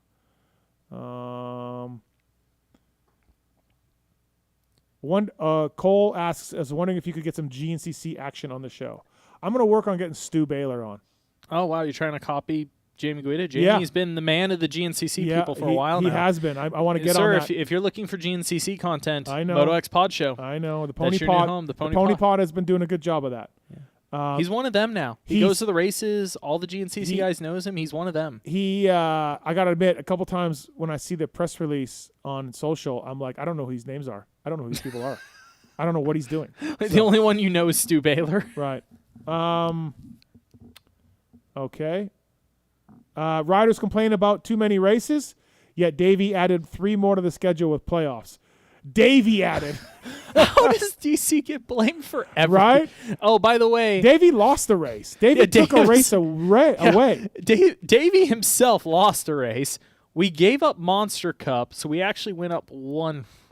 Well, I don't know if that's the company line. The company line, but not everybody did Monster Cup. And so I know. But I'm with you. Listen, Schwartz. Schwartz asked this question. It was funny. All I heard about too many races. Then a bunch of money came in. Everybody's like, "Yeah, that's fine. Let's do them." Yeah. So yeah. Well, speaking of too many races, there's a group of races that might be hitting the fan. World Supercross. Yeah. Adam Bailey left. Bailey left. I talked to some teams this week, and it is not good. A lot of owed money. Yeah. Not a lot of communication right now. No, it doesn't sound good. It's potential lawsuits. Gas Tavis asks, has Dark been doing any work or just making out with Veronica? What did you put up for the race on the first person to get a picture of them holding hands got what? $100. Damn, who won? Dude, it was one of JT's buddies, and it was like 9 a.m. Nashville time. I woke up, because I'm West Coast, so I woke up to just tags of it on Twitter of like people getting photos of that. Yeah, so I said first person, so I had to, and I said it in the pits. Because they were out Friday night, and I got photos Friday night, but I'm like, in the pits. I need to see it in the pits. In the pits. And it's different when the PDA's in the pits. Right. Jamie's been doing pretty good with his work-life balance. Josh Casey says, any thoughts on Danger Boys outdoor season this year? Put you on the spot, Michael. Who's your 3 or 4 favorites for outdoors? Kitchen, RJ, Tom, Hayden. Joe? No, not as much. Maybe Joe supersedes RJ a little bit. I don't know. It's kind of that weird. Joe, when he goes back to this, he like starts. It's recency bias a little bit. I'm like, okay, I need to see him get things going again, because Joe still doesn't start seasons strong enough. Yep. You gotta think though, like based on what Hayden did last year, I feel like he was the dead nuts favorite. But if you're, Levi's got a lot of confidence. Him and RJ, whichever one is the title, is gonna have a lot of confidence. Vice versa, whichever one loses, is still gonna have a lot of confidence. Tom's putting it together. I said this last week, and I mean, every rider wants to win, but the best thing Hayden could do is if he could come out the first round or two and kind of destroy people and just kind of like in his reset the pecking order a little bit of like, I got beaten Supercross, but I'm not gonna let you guys do this. Kenneth Miller, does Philadelphia Supercross get the honorable Mathis stamp of approval? Yeah, I liked it. Good stadium, good pits. They were close by. I like the awning setups in the pits. Yeah, that was kind of cool. That was kind of neat. It was cool to go to Philly. I will say after press day, I was a little concerned on the dirt, like the photos I was seeing, but by race, I thought it turned out great. Looks like the turnout was good feedback. And what's funny is I feel like it's so easy. I see, because of the forum in particular, I mean, like Nashville, people were complaining about food lines and random stuff. Philly reception seemed overall pretty dang positive. GWE85, will Chase find success this outdoor season? What's your definition of success? Podiums? Yeah. This might be, maybe I'm shooting way too low, but Jet did go perfect season last year, so anyone who beats him, I think, is on the track to having what I would consider a successful outdoor season if you can beat him in a moto. Someone on YouTube said we're forgetting about Savacci. I'm not. I think Savacci can get on the box, and I think he can top 5, but I don't put him in the title threat. But that bike is pretty good. It's pretty good. I think Joey can win a moto, but title threat. Yeah. First of all, Joey's got to be able to stay healthy. He has not stayed healthy for a series for a while. Yeah. Okay. What's the one thing that no matter if you get industry help or not is a must-have on your bike? I got mine. Is Works Connection whole shot device? No. Racing. Works Connection perch. Clutch perch? Yeah, even though I have a hydraulic clutch. You have a hydro bike. But if I didn't have a hydraulic clutch, I love that perch. The other one I'll say, it's for me personally, it's so easy with the industry help to forget this, but I kind of went through a recency thing of just degaff with my bike. I ran a Cowie 450. I ran chain sprockets 35 hours to the point teeth without brake. I ran some tires till they were roached, which I used to be spoiled. Fresh tires, man. Consistently, fresh tires are magical. I see, and no offense, I get PO budget. I see guys at a track where the rear tire is past halfway down. Yeah. And I'm just thinking, man, I ran one not even that bad the other day, and I put a new tire on, and I swear to God, I was 2-3 seconds. I'm in heaven. Right. The Worst Connection clutch perch, PulpMX 20 to save it. Worst Connection, really love that. I'm a proponent of crossbar-less handlebars, talking about with Mitch, help arm pump and all that, the flex. So I don't, as much as I do like a look of a crossbar, I think I will always have a crossbar-less bar on my bike because I don't ride enough. So that's just my opinion. I know the answer to this, but let's ask Michael anyways. From Torin. Michael, would you ever consider running a Supercross team again? There are people in my life I've told them if this ever comes up, they need to lock me up in a fucking insane asylum. ML, burning building. Who are you saving, Lewis or Dark? Burning building.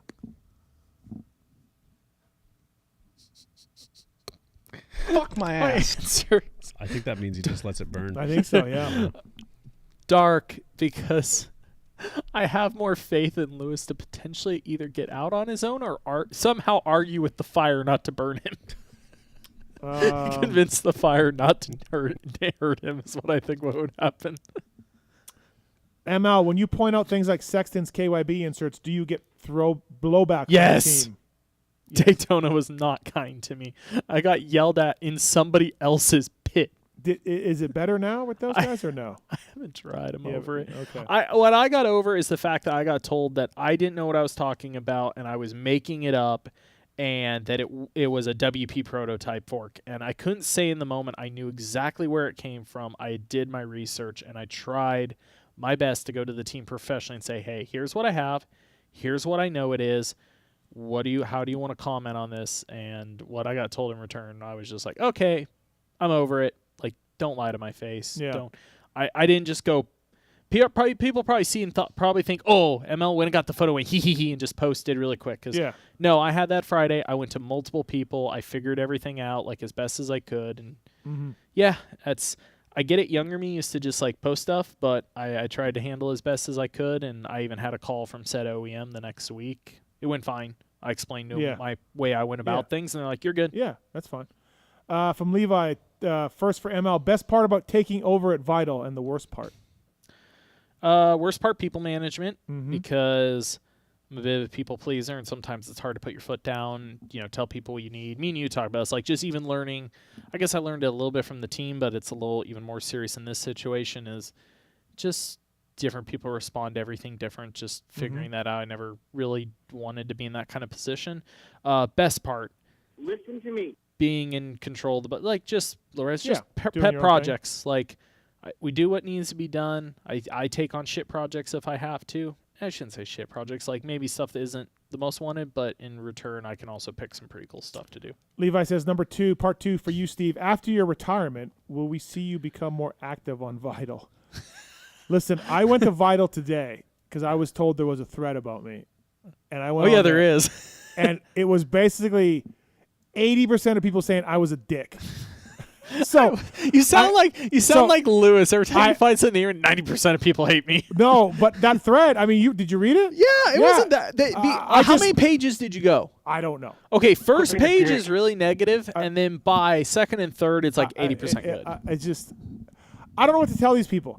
I feel like at the races, if you say hi to me, I say hi back. If you want a picture, I take a picture. Oh, that's it. People were complaining about your eye contact. Yeah. Oh my God. And I'm not like I don't assume people know who I am. I'm not like, hey man, I'm a big deal. I'm not like, hey, do you know who I am?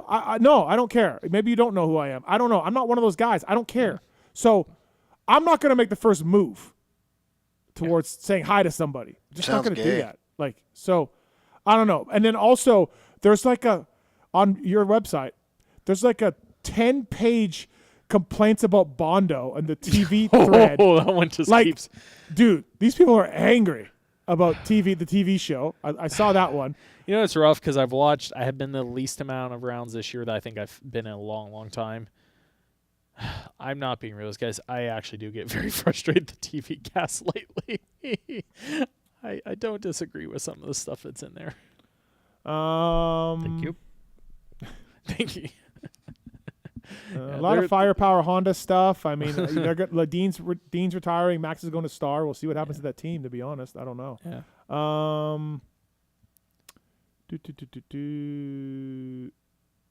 It's a lot of sex and mechanics talks. We talked about that. Would you ever do a ride day in the UK? Sure, why not? Are you going to the vet destinations again this year? I am, yes. End of September. I'm going to miss Ironman for that. Oh, wow. Should be fun. Michael, is there anyone in the pits better dressed than Steve? I mean, look at my jacket. Absolutely not. Look at my jacket. I got on Race Day Live. Tomac Outdoor, yes, no, maybe. I would say yes, but not 100%. But I would say yes. All, or the let's do 4 and see for SMX points. If it goes good, we keep going. If not, we're like, we were just doing 4. I don't know. Yeah, maybe. How much from the Lamb 88? How much do you hate the Bruins? I hate them a lot. From M. Bradley, ML has the most annoying voice ever. It sounds like when you talking to a fan as a kid. No, I agree. Okay. I say this all the time. I can't stand editing my own audio or my own interviews. You know, it's funny. I think I get it. At the end of the day, some voices are just annoying because YouTube-wise, Lewis gets the same thing. We both joke about. People be like, I can't stand listening to it. And the same thing, I respond to every one of them the same, and Lewis usually does too. Yep, I agree. I just agree with the guys because, yeah. Can we replace Weege on the review show? He is too much of a failed ass kisser now.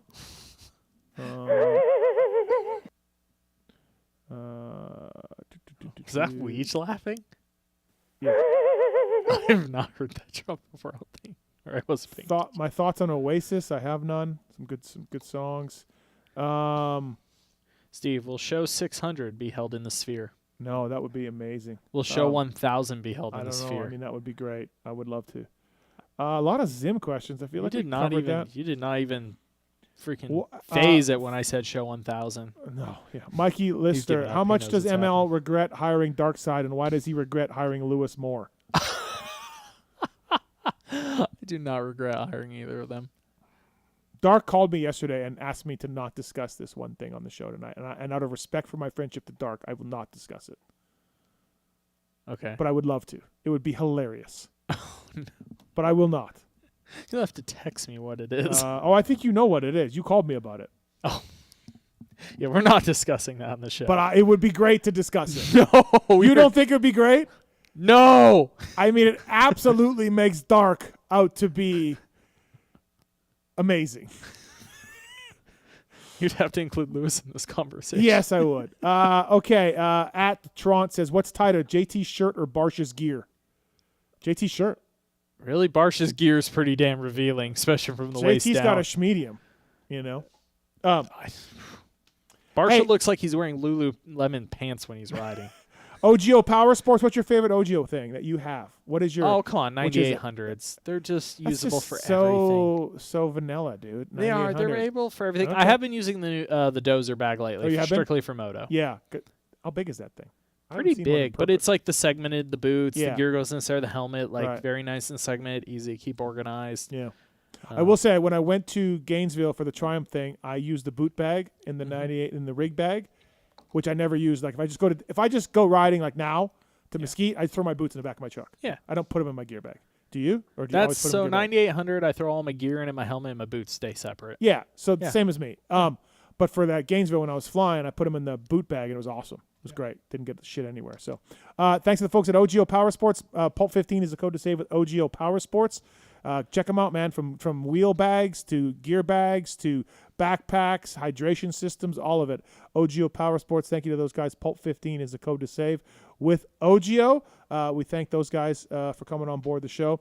Maxima and Pro Filter as well. Pulp 20 is the code to save with Maxima and Pro Filter. Official oil and filters of Michael Lindsay's Loretta's trip. I just made that up, but it sounds good. Pulp 20 is the code to save. Great oil.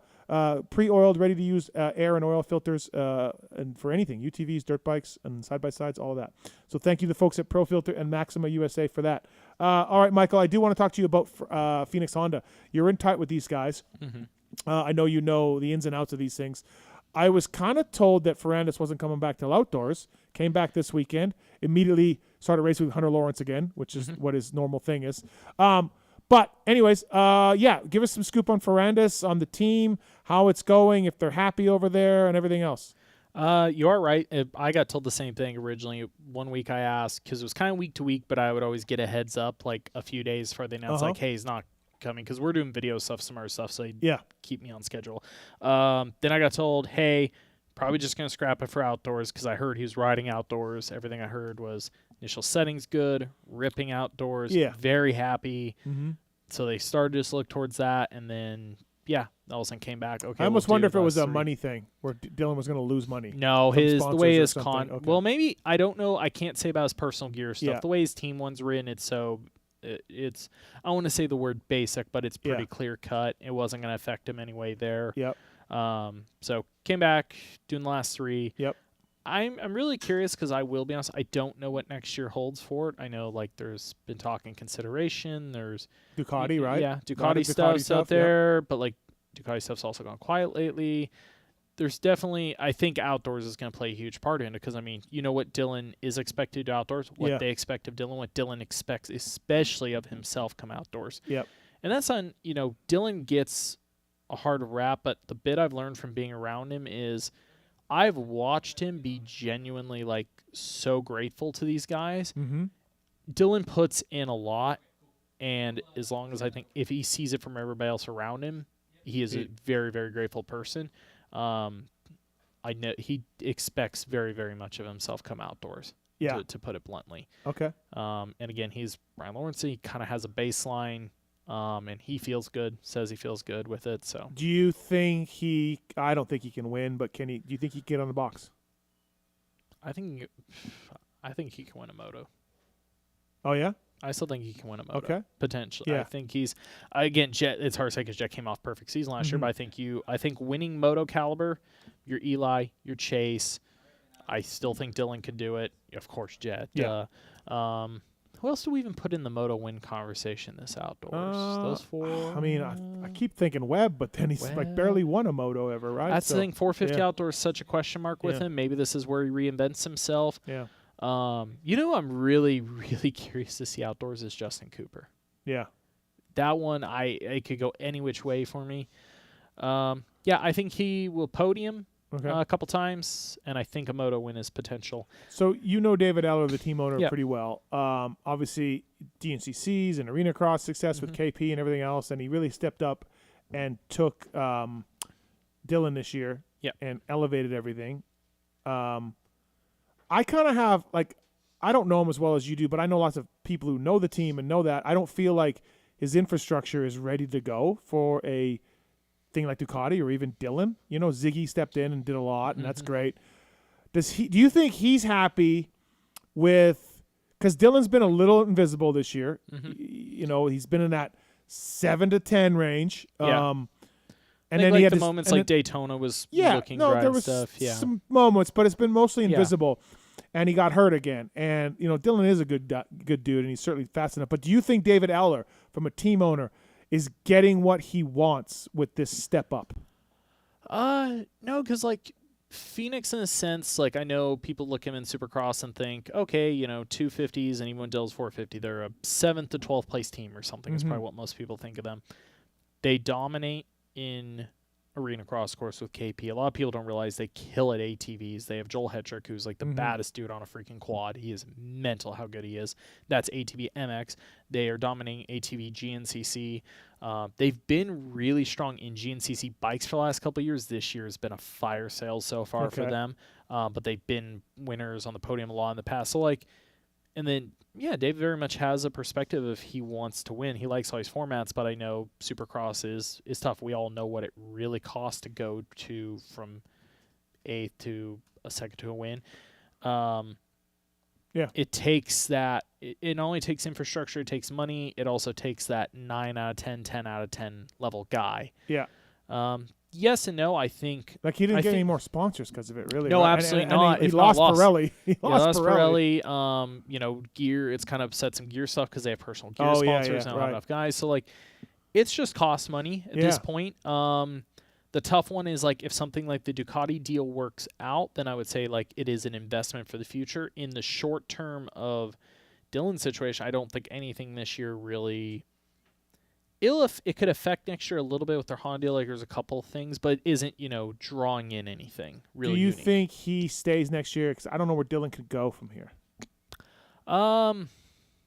Husqvarna, maybe? I don't know. Say that's the pivot. That's the spot. I know that, I believe, okay, I shouldn't say the words I know, but I've brought it up to Mertz. There is supposedly conversation. He dumped there. Button, right? He dumped, yeah, Jimmy Button. Yeah, so now Myrtle is technically his agent, but he also has a friend in France that kind of represents him as well. They're kind of working together. You'd have to ask Mertz exactly how that situation looks. I think there's a chance, but I think it plays into the Ducati thing more because I think it was kind of a stopgap year. Like if things were building, I think outdoors will be a huge part of it. If the first couple rounds go well and everybody like kind of grabs hands and agrees like this is what we want to do, I think everybody will start putting effort into building it for next year. Mm-hmm. But I don't think it continues the way it is right now. I think it needs to either it needs to continue to ramp up, or just needs to go back where it was. Yeah. I don't think what they're all doing, like, not that anybody's unhappy, but I don't know if like Dylan isn't performing as well as he'd like, even though I know he likes the environment, likes the bike and stuff. You know what Dylan expects of himself. I think it's not what the team exactly would want. Like, they're excited, they're learning a lot with them. Don't get me wrong, but if it continued at this path, I don't know if. Yeah. Not everybody mad. I don't think anybody be satisfied and anybody be getting what they want out of it. So they've got a couple things to work. Like their program could look very, very different next year. And there's like 3 different ways it could go. And for sure, Eller spent a lot of money, you know. But you know what I'm saying? Like, I feel like from what I know is he does things on a shoestring budget that, like, dude, you need to. And yes and no. There's certain things. It's easy for me to sit here and say, spend your money this way. I've been honest with him before on this. I think he spends really, really good money in some ways. Like, there is some stuff they have that is very, very nice. I really don't think money is the issue. I don't think shoestring is at times. I think it's connecting the dots between some of the stuff, like utilizing the. On one hand, you could very easily just say spend more money. I think in a sense there is at times enough money being spent. It just the effort needs to be organized a little differently. Like, it's sometimes with the size of stuff they run, they got better this year. At times it was spread too thin for too many things going on. They took a step back this year and focused more on across all their programs on quality over quantity. Yep. But yeah, I think just like reorganizing a focus. They do maybe a few too many things, so a focus change would probably help. But then Honda says, hey, we want the ATV GNCC and we want the Arena Cross. Oh. No. Oh, they don't? No, Honda would be be plenty fine with them just doing Supercross and Arena Cross next year. But take the team's example. To be competitive to win in Arena Cross and GNCC does not cost near the goddamn money it does in Supercross and Arena Cross. How big has Ziggy been for the program? I think big from the sense of, like, when I talk to Heath guys, just like procedures, learning how to deal with somebody of Dylan's caliber, like just what the focus needs to be every week, some of that stuff. Like, I always used to talk to Ziggy at the races, but I didn't know him super well before this. I am super impressed at how he is with people, like not only just managing people, but kind of corralling people in a sense. I think he's got a very good personal skill for that. He seems to get the best out of people, if that makes sense. Sure. The way he communicates with people, I've been really impressed. Like, I watch him and I'm like, wow, at some of the stuff he does. And I understand now the success he's had with FC and with the suspension company and the team. It makes a lot more sense to me. Okay. All right. So prediction from you is things change one way or another. Yeah. For next year. It will not stay status quo. Yeah. That is for sure. It will either rapidly get bigger or smaller or something. Yeah. But I don't think you'll see a continuation of the way it is. What do you think about Ducati? Like, PulpMX, I think, is out. Hep's out. It really seems like JGR had a meeting with him. David Eller's talked to him. I won't say too much other than I don't know if they fully. It's weird to say because they know what like MotoGP, they know what it costs to go racing at a really high level. I don't like originally from what I was hearing, I was thinking the Dirt Project, they were really truly committed. I don't know if they're really willing to go all in on the Dirt Project. Yeah, it's kind of what I hear in some meetings. People that I know that have meetings with them, they want to contribute a little bit, a lot of money in relative terms, but a little bit of money, and they want a partnership, a true like, hey, you also put in this much money.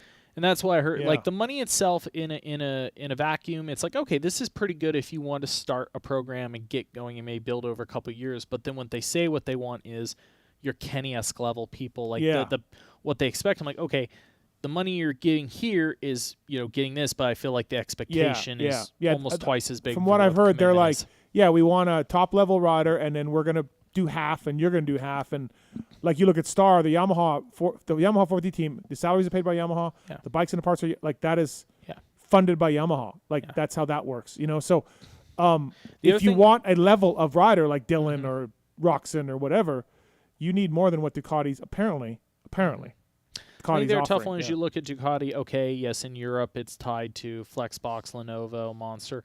Okay, Lenovo really doesn't do much in the U.S. Flexbox doesn't. Monster's already tied up with so much stuff here in the U.S. I know they're talking about some of that could come over, but they aren't sitting there guaranteeing it either. They're not telling you that money's coming with. I haven't heard much of daily, but it's not as fleshed out as much as I thought it would be for as aggressive as we see them on the MXGP side. It's not as fleshed out as I thought it would be. Any word from going back to Phoenix? Any word on the bikes that were stolen? I haven't checked with David this week. I kind of didn't want to bring it up this last week, so I have not heard last week if they found any. But it sucked. Yeah, they got like 11 championship bikes sold. I watched the CCT. It's so sad. Like, what was it? He said so. Some of the bikes they rolled out had like medals from Loretta's on them and stuff. They literally took that stuff and just threw it on the grass there and just threw them in the deal. There was even one bike they left because they ran out of room in the U-Haul. Yeah.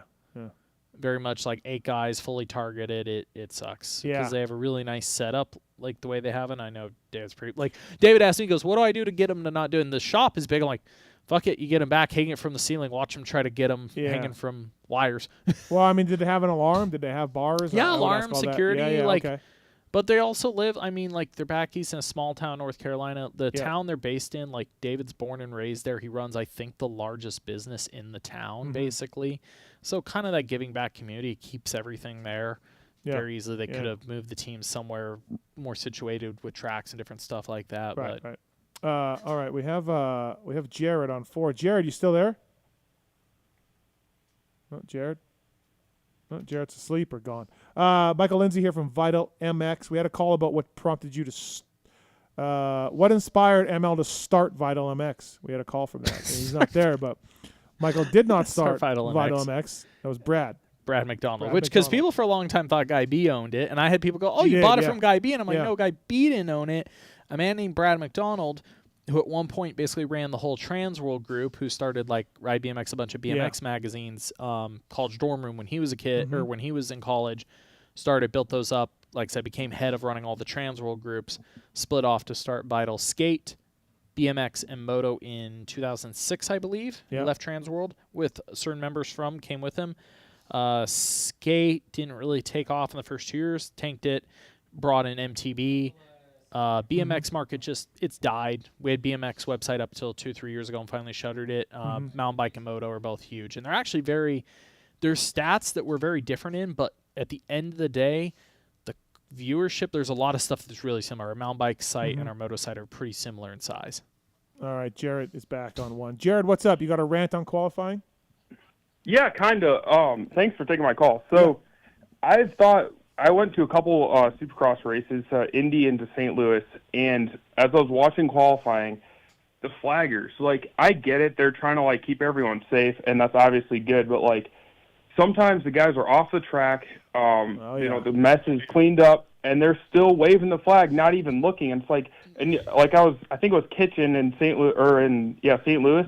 He was coming around on a hot lap, and the guys, they cleaned up whatever privateer had KO'd, and he's still waving his flag and messed up his hot lap. He had to restart. And it's I don't know. It's part of it, but it's something that, probably could get better. I saw some horrific flagging this weekend with AC went down over that wall jump, and the flagger was not even standing on the track, sort of half-ass waving his flag. I remember a photo of a rider standing there like this in the middle of the track. And then there was another guy who went down, and man. I think it was Cody. Was it Cody? There was a picture of Cody like this because he's almost getting landed on. The flagger is just standing off the side where you can barely see him, not really I don't get it, man. The flagging is, they work with them, they do have meetings with them, they try to get them better, but it is a huge problem in our sport. You're absolutely right, man.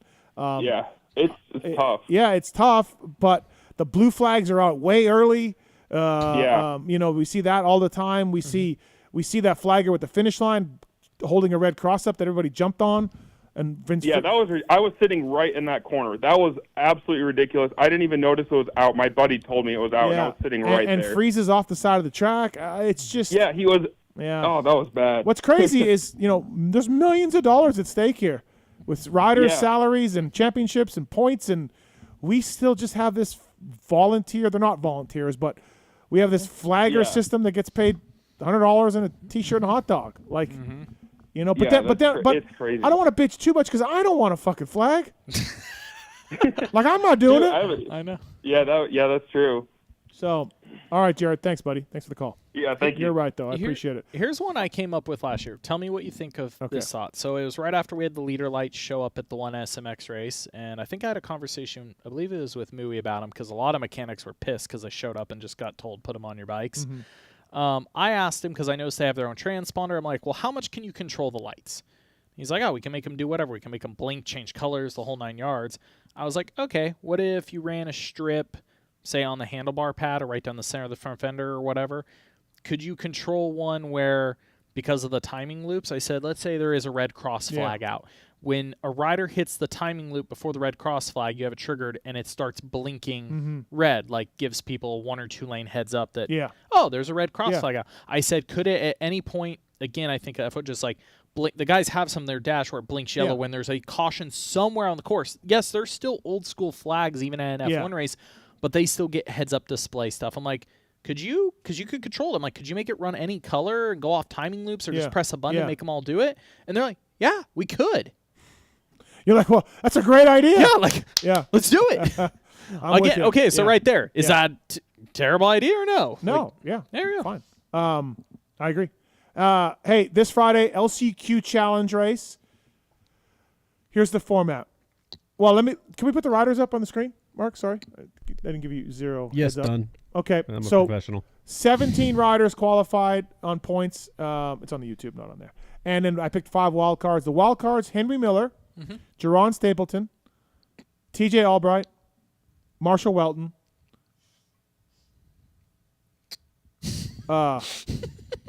Who's the other one? Oh, Logan Leitzel. Yeah, so those are my 5 250 qualifiers, wild cards. They got to ride 250s. 17 guys. It's a pretty stacked field. So you heard the format earlier, right? Yeah, like, dude, Cartwright, Lane, Schlosser, A-Rod, Harrison, Rodbell, Cheyenne Harmon, Starling, Morans, Harlan, Simonson, Jeremy Hand, Jerry Robin, John Short, Scott Meshy, Josh Hill, Masterpool, all in. Those dudes are fast. Yeah. And so that the gate pick is, like I said earlier, Cartwright's going to pick. He won the championship, quote unquote, with 194 points. Josh Hill passed Cade in Philly. Cade didn't take a dive and lost out on his props. Money. What? I give Phil props because I know plenty of people taking dives. Oh, you give Cade props. I give Cade props. Right. You said Phil. Sorry. You have a filthy hat on. I do. It's impressive. Did you pay for that? Yes, I did. You Bought it retail. Really? And I even I got a quick shipping. I sent him a picture and thanked him for quick service. Wow. Who do you think wins?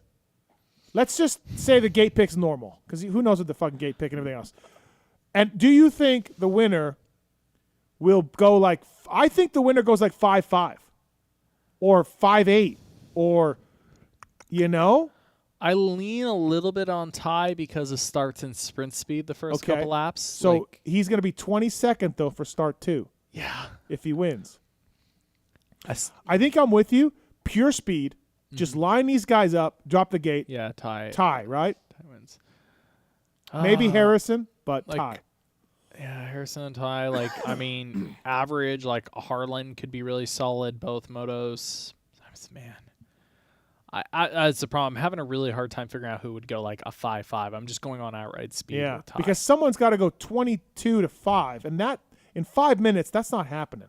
I could see the fastest guy, say 22, 21, or 20, top 3 from the first race, fastest guys out there. Could they get up to 10th in 5 minutes? Could they pass 10 guys? Enough money's online. What? Enough money's online. You'll make things happen. What do you think? I wonder, at least this format, I guess, because I remember the first year or two you did this, you wanted to see a chaos. I remember the first year I helped film some sections and hand off to Wes, and I almost remember being so disappointed because nobody hit anybody. Nothing. No, I was just like, everybody just kind of rode around. I'm like, there was almost no passing. Chiz and Brees were going Mach 5 in the whoops and passing 4 guys at a time. Yes. And I'm like, oh, okay. Yeah. So, what do you think? Yeah. You're with me, though, like 5-5 takes it or 5-8? It's got to be because, like, again, whoever wins – dude, again, the whole dive thing, I'm like, do you want to win the first moto or no? Well, I'm already on my stupid Privateer Island group text. They're talking about throwing motos. They're talking about throwing it. And I'm just like, you fucking guys. Yeah. So what is it? It's old school sort of 5-5 is 10, so 110 is 11. Yeah. Yeah. If you're, let's say Ty does what we say, if he can kill it that much. I mean, if you're first, think if he's got that much of an advantage on the guys, I don't know. I kind of lean towards he could get back inside the top 10. Like, you say 22nd, so are we saying he's going to get dead last start? Like, there's still a good chance he's going to come out top 10 to 12 on the start. He's only got to pass a couple guys. Well, it's staggered start. Oh. Yeah, the second start is a staggered start. Never mind, I'm an idiot. I missed that. Yeah. Oh, my God. So staggered. So by the first lap, it's already so strung out. Yeah, it's got to be somebody going 5-5. I don't even think 5-5. I don't think the 22nd guy, the winner of the moto, will get the 5th place. I don't think the 5th place guy who starts 17th now will get up to 5th. Okay, we going 8-8 for the win? 10-10? I mean, something, right?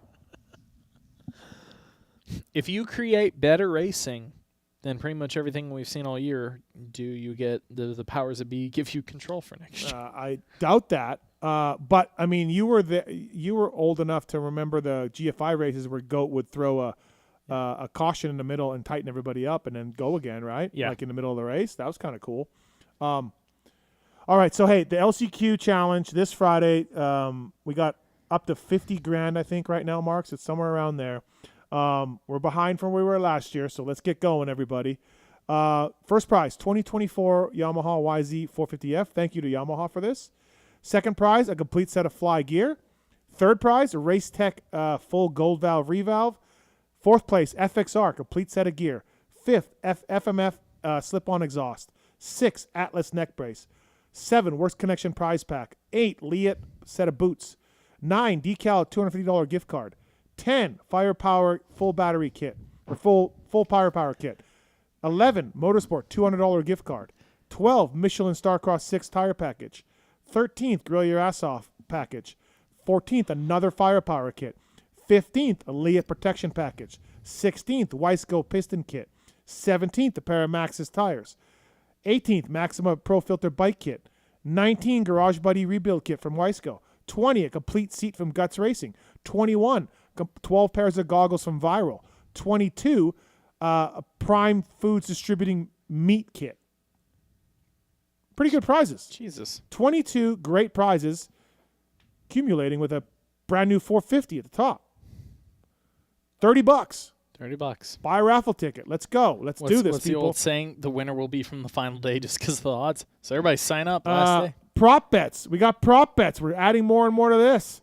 Maybe Vital MX can throw in a prop here. Let's hear the list. We got $100. The first rider to DNF in memory of Larry Hines. $100 Michael Antonovich Hard Charger Award for most passes. $100 ninth place Adam Seen Cirillo. $200 for best Guts rider finish. $200 for the last Guts seat rider finish. $200 for the best non-Guts seat rider finish. Thank you to Guts. $100 for the sketchiest rider.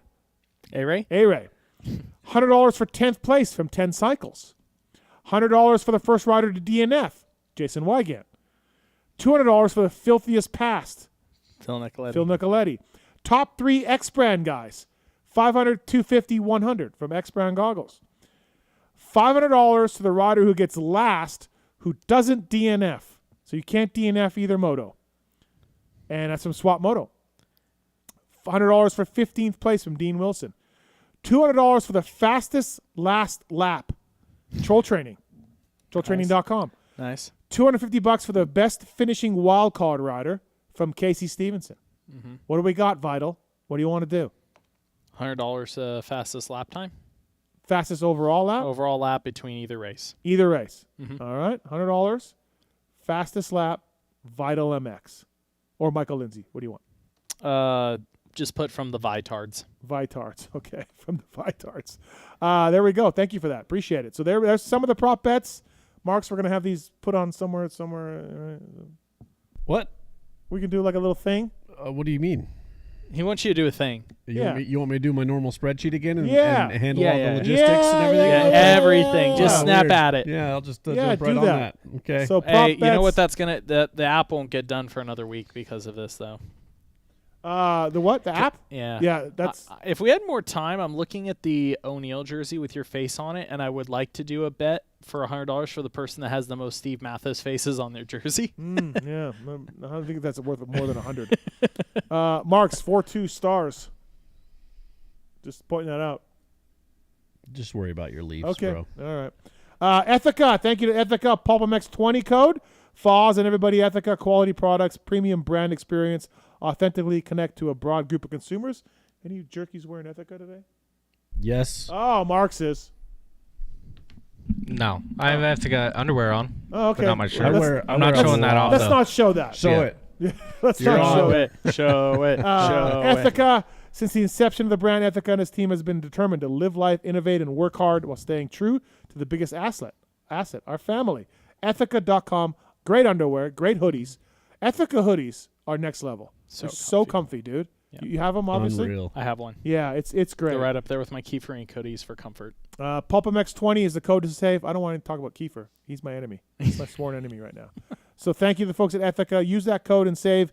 Get some underwear. I just sold some today. That we have PulpMX merch as well on the site. So thank you to those guys. PulpMX LCQ Challenge. Let's do it, people. Get some raffle tickets. The link's on PulpMX.com. And all the money goes to the riders this Friday. And we are streaming it on Verb Moto as well. And the raffle will stay open until Monday night. We'll do the draw next Monday. Marks, right? You can bring your little fucking thing in. Yeah, I'll handle it all. Don't worry. Thank worry you. about it. Justin Brayton and Jason Wygant in studio next week. So, Who's calling the action for the live feed? Denny Stevenson, JT's handling the podiums, and I think I'm kind of worried because I got Denny, Benny, Cade, and Chiz helping, but none of those guys are like play-by-play guys. Mm-hmm. So I need someone to like handle that part. Daniel Blair? No, he's not going to be there. Weege isn't going to be there. So we'll figure it out. All right. AC? Are you going? Are you going? Yeah. Oh, you are? Yeah. You're in for Can you Denver? get AC to do play-by-play? I don't think so because he's a rider just like, the other guys. I don't know. Yeah, but, Can we get TV our- career's looming. Can we get RV to do it? I don't think you want your YouTube feed to get demonetized. It's a great point. It's a great point. Chances RV says something obscene high. I had this conversation with Lewis, and I want to throw this out to you. I would love to see 2, maybe 3 shows a year here on Pulp. You let somebody else run the show completely. You maybe step in for 10 minutes, full guest. These I've jerkies done help them that. run it. I've done that. I want to see it more regularly. And I mean, number one, of course, I'm going with Villo and Jack and Coke would be my number one. Blair and Weege did it. Mhm. I was in Cabo. Yeah. And that's when Ricky called in. Yeah. Were you guys here? Yes. You were. I don't know if you were part of the show then. It was Yes. years ago. My wife delivered crumble cookies. Oh, she did? Yeah. Oh, wow. What an I mean, angel. regular though. Like, make Okay. it a thing, a couple times a year. Yeah. Well, Take a load off. Let's see. I let's see mean, what happens. Life Swap was going to happen. Kiefer was going to do it.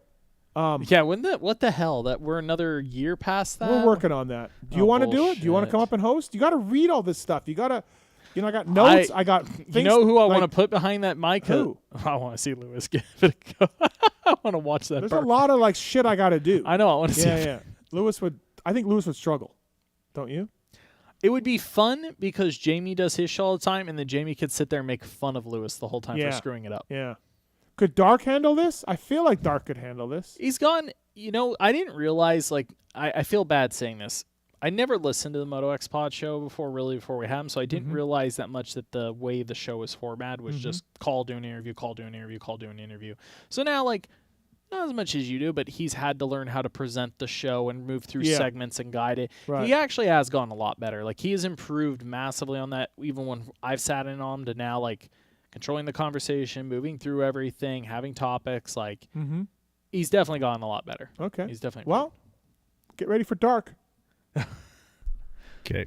I was not. There was no wish. Again, Billo and Jack and Coke is my number one. Jake and Coke. Jake and Coke. Motorsport.com. Tweet it. Talent segment. Let's do it. Motorsport. No, that's my mom.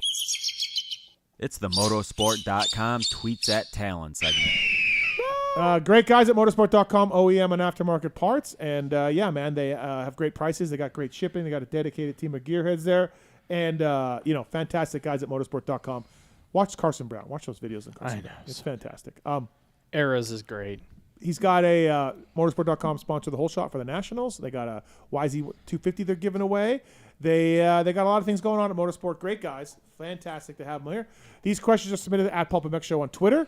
The guy in the corner picks the best ones. All right, we've got like 2 left because a lot of yours were Instagram repeats. Oh, sorry. Okay. Eggs and bacon. If you could sell the podcast, I'd like to see it in Phil and AC's hands. Phil and AC's hands. Actually, Phil was another one I would love to see. Oh, he could never sit here. Oh, come on. That'd be the fun. No possible way. That'd be the fun. So I do think, and I ran this by Weege, I think next week I'm stepping out for like an hour, and he's going to run it with JB. Okay. Right? Okay. Be kind of fun. Yeah. Maybe step out for an hour and just never come back. Weege would do a great job. Yeah. Like, fantastic. So. All right. Can we all leave, or is it just you? Just me. Oh, okay. Thanks, Tallon. It's great to have enthusiastic employees. From Joe, I'm not even here next week, so I don't even know why I'm asking. Joe 414. Hunter Lawrence has been injured most of the season. Now he is showing us at times he is very fast. What do you think his chances in the 450 Nationals? He's a 3 to 6 guy. Michael, what do you think? Yeah. Yeah? Yeah, I think that's pretty fair. And, I mean, he could show more, but again, I just think of the 3 towering titans. Yeah.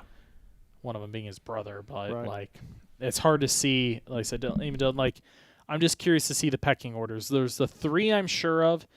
Dylan right on the edge of that. And then, like I said, Hunter and Jacob fall in that category. There's kind of that next 3 or 4 guys I want to see where they fall in the pecking order.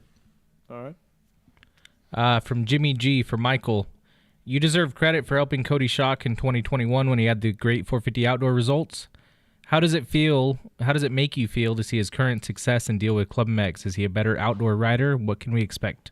So outdoors is interesting because he is going to race a 250, which we've always talked about he kind of needs to do because everybody knows he can ride a 450 outdoors, but can he do it on 250? So I'm excited he's doing that. I'm excited he has a 3-year deal and some security after years of up and down.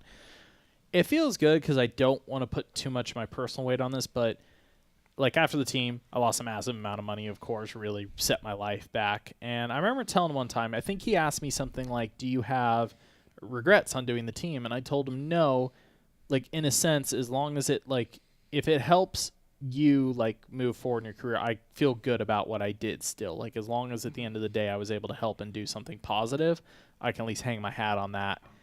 And to see him get where he is now, it definitely feels good. Like seeing his success, I loved watching everybody freak out about him doing the collarbone thing because I remember I texted him that night because he did the same thing on my team 10 days before the opening round or something. I just texted him you know the drill. It'll be fine. So. Yeah, he's been a real good story. So I just love how Supercross has not come easy to him. I think he still has his moments. There was qualifying, I guess, last weekend where he spent a lap and a half casing everything, which occasionally he does. Yeah, yeah. I'm excited for outdoors. I'm very excited. All right. From 671 Mac, Steve, approximately how many truckloads of dirt does it take to build the average Supercross track? Ooh, I forgot. I knew this number at one time. 80? Does that sound right? I thought it was a little higher. I thought it was 130 or something. Well, I don't know. I knew this number. I forget it. Yeah. All right. Rider Rob 46. Was this ride from Anderson his most impressive of the season, more so than his second at A1? No. Didn't he win a Triple Crown, Maine? Yeah, he did. He won one. Anaheim. Yeah. Triple Crown. Don't get me wrong, this last weekend was good, but it wasn't as good as early in the season. No, we've seen better, yeah. Early in the season, I was dead on he's going to get a full-on overall win before it started. Barry Avery 8. Does Pro Circuit hire another rider for outdoors? And will Pierce Brown stay with TLD next year? Pierce is up, and I've heard he wants to leave.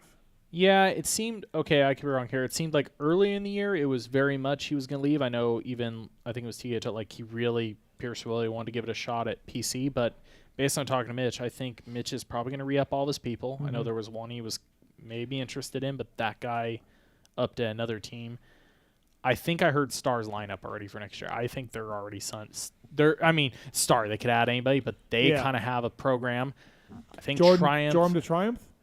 Yeah, did you hear how long thing? 3 years? I heard 4. Oh, okay, yeah. Yes, I think Jordan Triumph. Star has a lineup that's pretty solid. Maybe they have room for one more, but they kind of got their stuff sealed up and done. Yeah, I'm trying to think if you're Pierce, like, no offense, you're not going to go to a club. Right. I think he ends up staying put. I don't, because you're not moving to another Austrian. I don't see it. Right. Okay.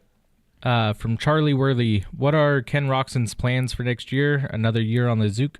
They're trying to sign him, They want him back. Him for I don't see any other 1-year deal. Yeah, right? I don't see anywhere else he can go. So it makes sense for everybody. Yeah. The only thing that it's kind of weird. Like there's there's been less movement. I thought 250s there was a lot of contracts up this year, but there isn't going to be as much movement as I expected. 450s, like there's kind of a cycle from last year. Carries over. Like there's a lot of guys on 2-year deals. So like if you're Kenny, what do? Triumph, I do know from asking somebody there, just because it was available, they're like, man, maybe we try to make a run, but I think it's too early for them. Other than that, where does Kenny go? What about Christian? I have not heard a peep, and I threw this one out there over 2 months ago. I'm like, well, I don't think Husky re-ups him personally, and the only thing I can think of is maybe he ends up at HEP with Kenny. And that's I have nothing rumor mill that points that. I just thought, okay, he's Claremont. Him and Kenny get along great. I think there's somebody that would give him. I think they would give him a chance, and it would give him a shot to try to get another year or two out of a 450 and see if he can bounce back or if that's it. Yeah.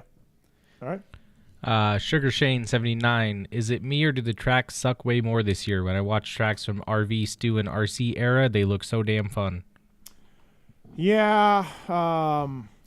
I don't know. Yeah, I mean, they haven't been great. They need more dirt. They need more dirt. They don't seem to have a lot of obstacles. Very cookie cutter. Very cookie cutter. 3 5s, tables. They blend together. When we talk about races, I have a really hard time remembering the track layouts because they do blend together so much. Some of them are exactly the same. Just like a couple lane, sections. a lane moved over or whatever. You just I don't. I guess I get it because I don't get it. I hate it because I think it becomes so obvious it's cookie cutter when the 450 guys are badass and they're always going to do this to an extent. But when they literally hit everything basically the first lap except for maybe a quad, I'm like, this is too much the same when they can do it blindfold. I'm with you. All right, Blackwater Stout for Michael. What kind of report card grades would you give Lewis and Dark for their performances so far at Vital? Oh, that was supposed to be up. Yeah. I think B's are fair for both. Lewis asks great questions, but is a bit weird on personality. Dark is learning, but seems dedicated. I think Lewis, what is the quote? Asks great questions, but is a bit weird. Asks great questions, but is a bit weird. Ask sometimes the great 3 times in a row to see how Eli responds. Yeah. What's your grades? I mean, I could give them both Fs, room for improvement. Yeah. No. I give Dark a solid B+. There's still room in the year to go. I'm thinking more of this year. I think how's Dark's computer skills? Are they getting better? They are getting better. Actually, his Photoshop, thumbnails, dude, Photoshop. His Photoshop skills. Don't get me wrong. Sean built the base templates, but most of the stuff you see Dark post, he puts together himself. Yeah. He's been given the tools to do it properly. Right. He is learning. He's still like I'll be honest here. Like I think he thinks more about what is important to post on. I think he has a better mind for it. I think he's gaining traction in people respecting his work. I still think he's not. I think his weakest skill is a problem solver. I think sometimes he's just like I don't know what to do, and that views me weird because I'm a major problem solver. Like with electronics. No, just kind of anything. Okay. Like something goes wrong, and Bright says he'll call, but a lot of times it's like you could just, usually my answer is pretty quick. Hey, you could just do this really quick. Like, okay. Lewis is much more self-sufficient, but just gets himself spun out. He, as we all know, love and death, but he gets We himself need grades, spun out. sir. I give him an A. Lewis an A. A minus. I give Lewis an A minus. Okay. He could be better with conviction and not spiraling out. I give Dark a B plus. He could be a better problem solver. Chink for Lewis, a little better. A little better. All right. I'll give myself a C minus. Okay. I give myself an A plus. I really do. Yep. Marks gets about a D. Tallon gets about D minus. Tits an F. I'll take it. Roto F. Moser. Swiss Moser F. Wow, low yeah, grade you know, score. but I get an A plus. Man. So how does your school system work? No child left behind, or scores? How are we What doing? do you guys think? You like those grades? Steve's the one who just signs his name on the team roster at the end. Yeah, we don't have we need an HR department here at Pulp, and we need. I have a feeling you'd get wrapped up in endless complaints. Fuck you, you're fired. All right. Next question. Not Alexander. If all riders wore the same gear and all on non-distinguishable bikes, how many current riders would you be able to identify off of their riding style alone? That's a good question. Anderson, Easy, Yeah. Webb, Jet, Kenny, Eli is distinguishable, Malcolm, Craig. Craig and Sexton used to be more the same, though. Sexton's a little bigger different. though now. Yeah, Sexton's bigger, but Sexton's pretty big, like ripped. I feel like a lot of the 450 guys are distinguishable now. Yeah. 250s I'd get a little more lost Yeah. on. 250 guys, I'm even thinking right Yeah, now. what's the difference between Nate Thrasher and Jordan Smith? I don't know. Yeah, that one's tough. Like Hayden, you would know. Yeah. It's a good question. Help me with 250s. I say Hayden. I'm like, who else in 250s is that distinguishable? Oof. Hammaker because he's bigger? I don't know. Seth is bigger since when?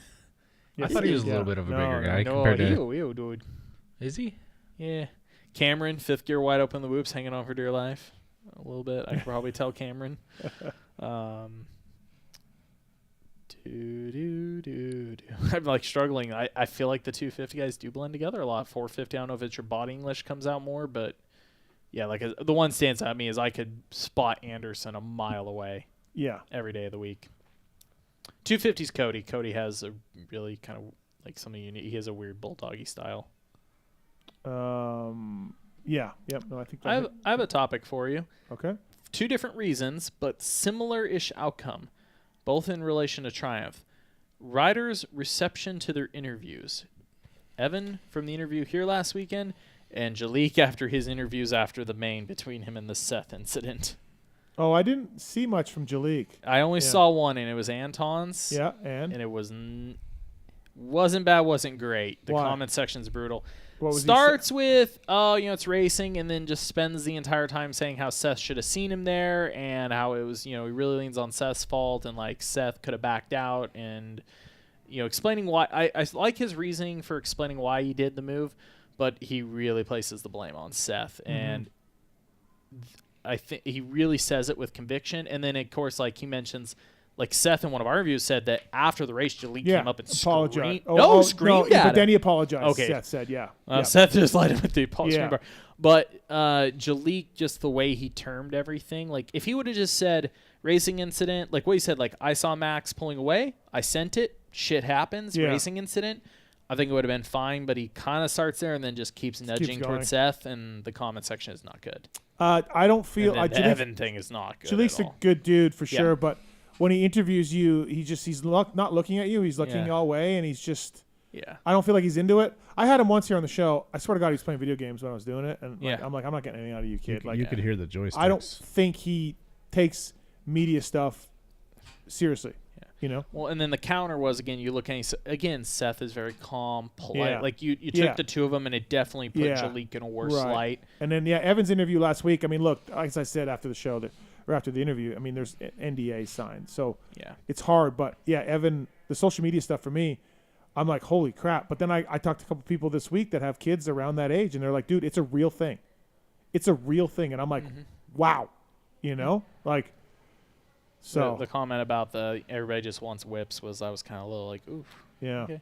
But he also, I looked before show because somebody sent me a message. He deleted, well, maybe he archived it, but everything is gone all the way back to 2022 on his posts. Like everything from Triumph's gone, all this current even Cowie posts he was riding. Oh, really? Yeah, it's a picture of him from NSA from 2022 is the newest post on his IG now. Okay. Yep. We see football players do that every now and then. It's yeah. Yeah. All right. Okay. I have one more topic for you. Yep. SMX. Right now we ride on, they do practice a bit on Fridays. Yeah. I know the entire sport can't go to this, but SMX, would you be a fan or do you see positives? 2-day format. Friday, you do like the practice they've been doing. Again, maybe I like F1 MotoGP too much with this. Because right now you would do let's say you maintain, 21st to 30th are going to do the LCQ thing, say 1st through 20th. Do a knockout style timed elimination, same as MotoGP and F1, Q1, Q2, Q3.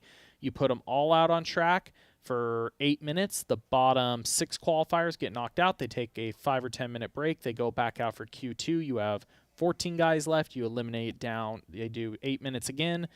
The bottom 4 or 6 get eliminated. Is this to get into the main show? To pick your gate choice for the next day. Choice. But okay. it gives you something on Friday that is intense. It's knockout format, and then you end with 8 dudes on the track. Then it's really spaced out for the 8 dudes, and they can just send it. Yeah. Not super pull where it's just one dude. It's, hey, here's 10 minutes. Let's watch these guys mow down. And then that sets your gate choice for both motos the next day. So it puts real emphasis into Friday, gives people a reason to tune in Friday, a reason to do interviews on Friday, like carry something into it. I like it. Okay. Run it by Mewey. I'll do that. I'll remind him about the lights while I'm at it. All right. Perfect. All right, anything else? Yeah, last one, more of a comment. USA Motocross Superfan. Hey, Steve, could we please give a wild card spot in your race to Lano? Billy is a national treasure and hero to old guys everywhere. Too late. But I agree. Lano's awesome. But too late. Speaking of that, it was a cool story. I think he underperformed a little bit, or how'd you think that went? For Billy Lanovich. Like in general or recently? No, when he came back. We thought he could make mains. I never thought that. Oh, you didn't? Okay. Well, no, I shouldn't say never thought he made main, but I mean, what was he, 40, 41? Yeah. Hadn't touched a Supercross track in 9 years. Okay. All I got to say from it is every kid that he beat to a main event, I don't want to hear complaints. I don't want to hear excuses. I don't want to hear that you don't have a good enough bike. I don't want to hear that you don't get to ride or train enough. A man who was an electrician who hadn't touched a Supercross in 8 years just came back at 40 years old and make a main. Right. I don't care that Billy was, he is still a badass, but he was super badass at one point. It goes back to like my Loretta's thing, all these kids saying they need more help, blah, blah, blah, and then Open Pro Sport, Cole Martinez, Heath Harrison, Jacob Hayes. Agent, a mechanic / team manager, and a dude that had to go race off-road because nobody would hire him all just beat you. Right. I don't want to hear it. I don't want to hear complaints. I don't want to hear that you don't get enough help. None of it. None of it. Yeah. No, you're right. I agree. Shut up. Put in the work. Well, I made a joke in one of my shows about we can find almost anybody to get 10th in an LCQ, in a 250 LCQ. Talking about those guys that are getting 10th in the LCQs in the Supercross are and Nagy got mad at me, and I love Nagy. He's a good dude. But my point being, Luke Rensland is on the couch right now in Jacksonville. He could probably get 10th with 1 day of riding. Who came out this year and made him Kilbarger? Yeah. Major off the same thing. Hasn't done Supercross year, decided to train for a couple weeks and did it. And I hate to say this, at the end of the day, this comes into that whole conversation with the bottom end guys. Yeah. We deserve more money. We deserve more this. I don't agree with that. I know it's hard, but this might be a really dick comment to say. I believe that at the bottom level of our sport, it's still guys that just stuck it out long enough they became good. They just put in enough time that it eventually worked out. Yeah. Well, like I said, there's tons of guys that are decided to hang it up that are great riders, better than the guys that are out there now. They just realize, I'm not making any money. Yeah. I got to get on with my life. There's just tons of these guys. So, yes, the guys in the night show deserve props, but, yes, many of them are part-timers. Yeah. And they're not smart enough to realize that you're not making any money, man. Yeah. And there's guys that are I got a wife. I want a career. I'm gonna go get a job. Yeah. So One I would ask a few riders, you compare the results. I know everybody really jumped on the SMX bandwagon this year. I feel like a lot of guys went 450 all year, hoping it would work out. Of course, there's a slew of them that only end up making like one main the whole year, if not. I mean, even look at like Moran's, by example. No offense, Kevin finally made his first main. Yeah. 250 money got bumped up quite a bit this year. If 450, like Jerry did 450 all year and it was good, but it's only going to be 5-6 points by the end. Nationals is kind of where you get your points to get into SMX, it seems like now, if you're in that later half.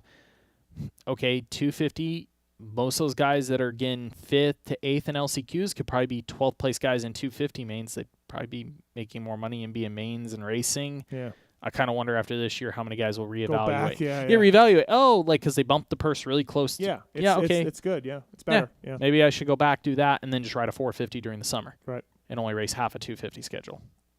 Fair enough. That's motorsport.com. Tweet at Tallon segment. Thank you to Motorsport. No, that's horrible. Malcolm Stewart, Mitch Payton, Dax Bennick, Justin Rodbell. Best interview tonight. Mitch. Yeah. Sorry. Mookie was great, but Mitch. Mookie was great. Yeah. Marks? Yeah, Mitch. One thing I was bummed, I didn't really get to the bottom of my Euro question. It kind of never didn't. got. No, it didn't go where I was thinking it ever was. I did actually. Lewis texted me. He's like, if you would have reiterated the third time, it would have been me versus Eli Tomac. I think first of all, people probably took Mitch seriously. Where he was like, they can't ride Supercross. People were like, what the fuck? I was giggling when he said that. That's Mitch. I was giggling. Fair enough. LCQ Challenge. Get the tickets, everybody. Don't forget Denver live show Friday as well. Friday night. We'll probably have the winner of the LCQ Challenge on stage with us that show with Brayton, myself, and JT. All right. First thing that comes to your mind, Michael. You ready? Yep. Wait. You can't say a name. You Like can't a say person? you can't say an industry person. Can I say a rider? No. No. Okay. Because that's too easy. Okay. All right. If someone was sitting in that chair like a rider, I'd let them say whatever. But you're smarter than me. I give you more faith. All right. Okay. Motorsport.com. Support of Washougal. Fly Racing. Winning this weekend. Decal Works. Most of the graphics in my garage. Race Tech.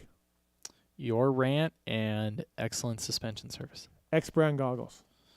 Hunter Lawrence's Alpine Star goggles. Michelin motorcycle tires. The fact that you need a paddle tire. Renthal. Freestyle bars. A Cherbys. Max. Man, I can't say my hand.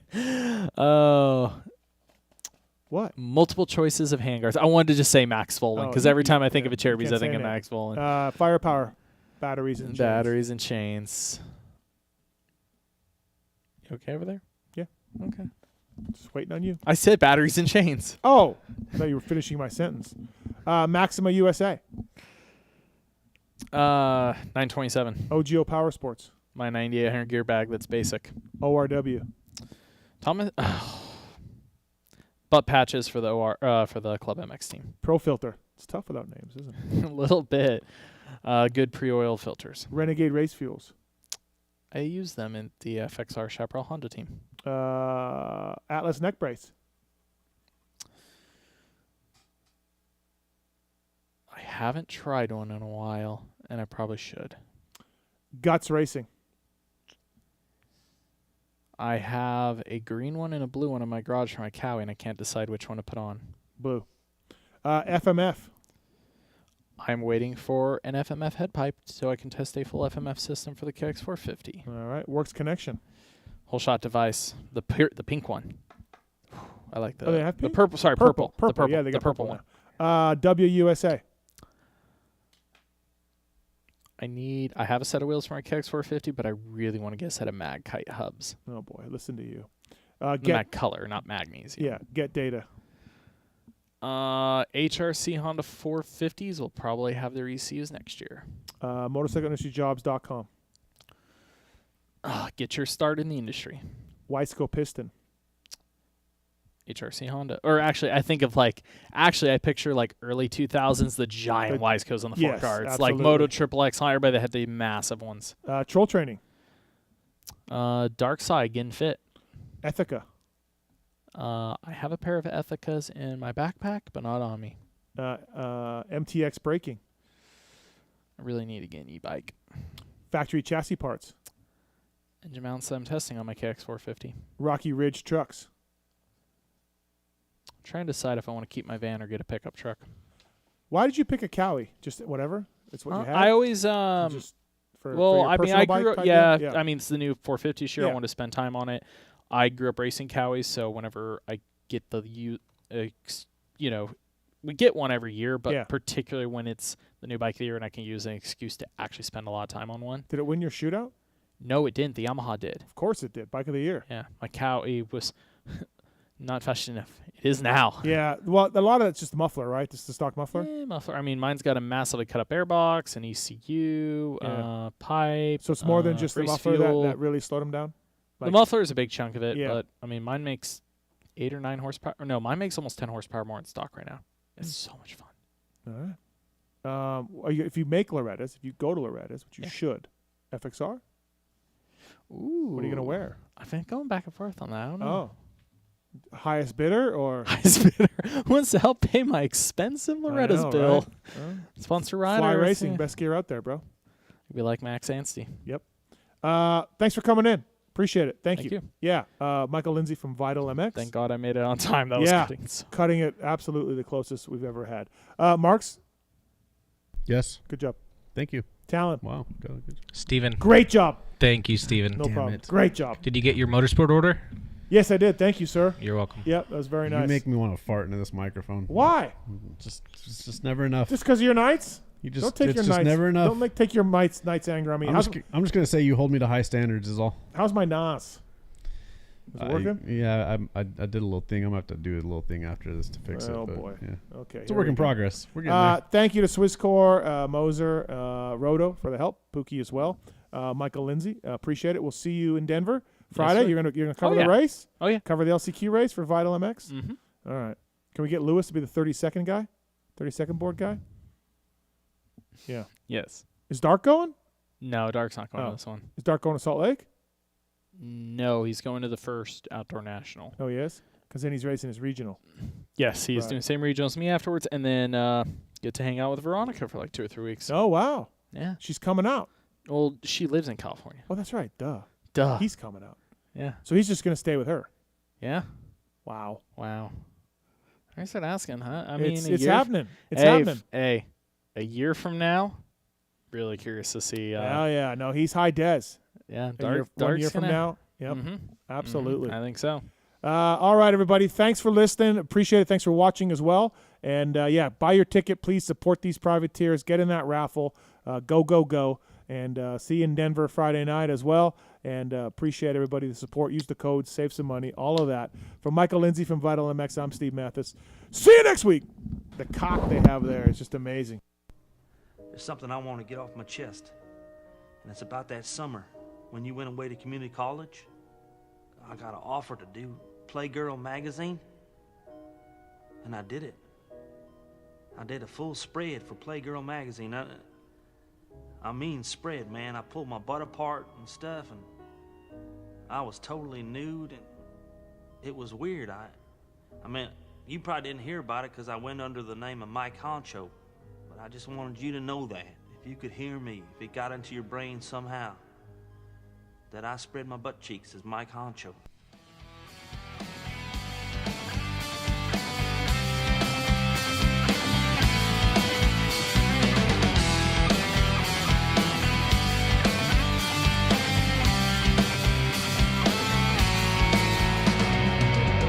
I am the sword inside your flame.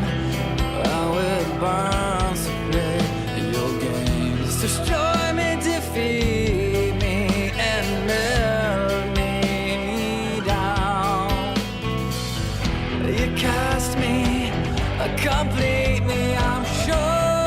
But now I burst up to you, man. Look how far it comes. Why can't you see? Why can't you see? We are the two and one.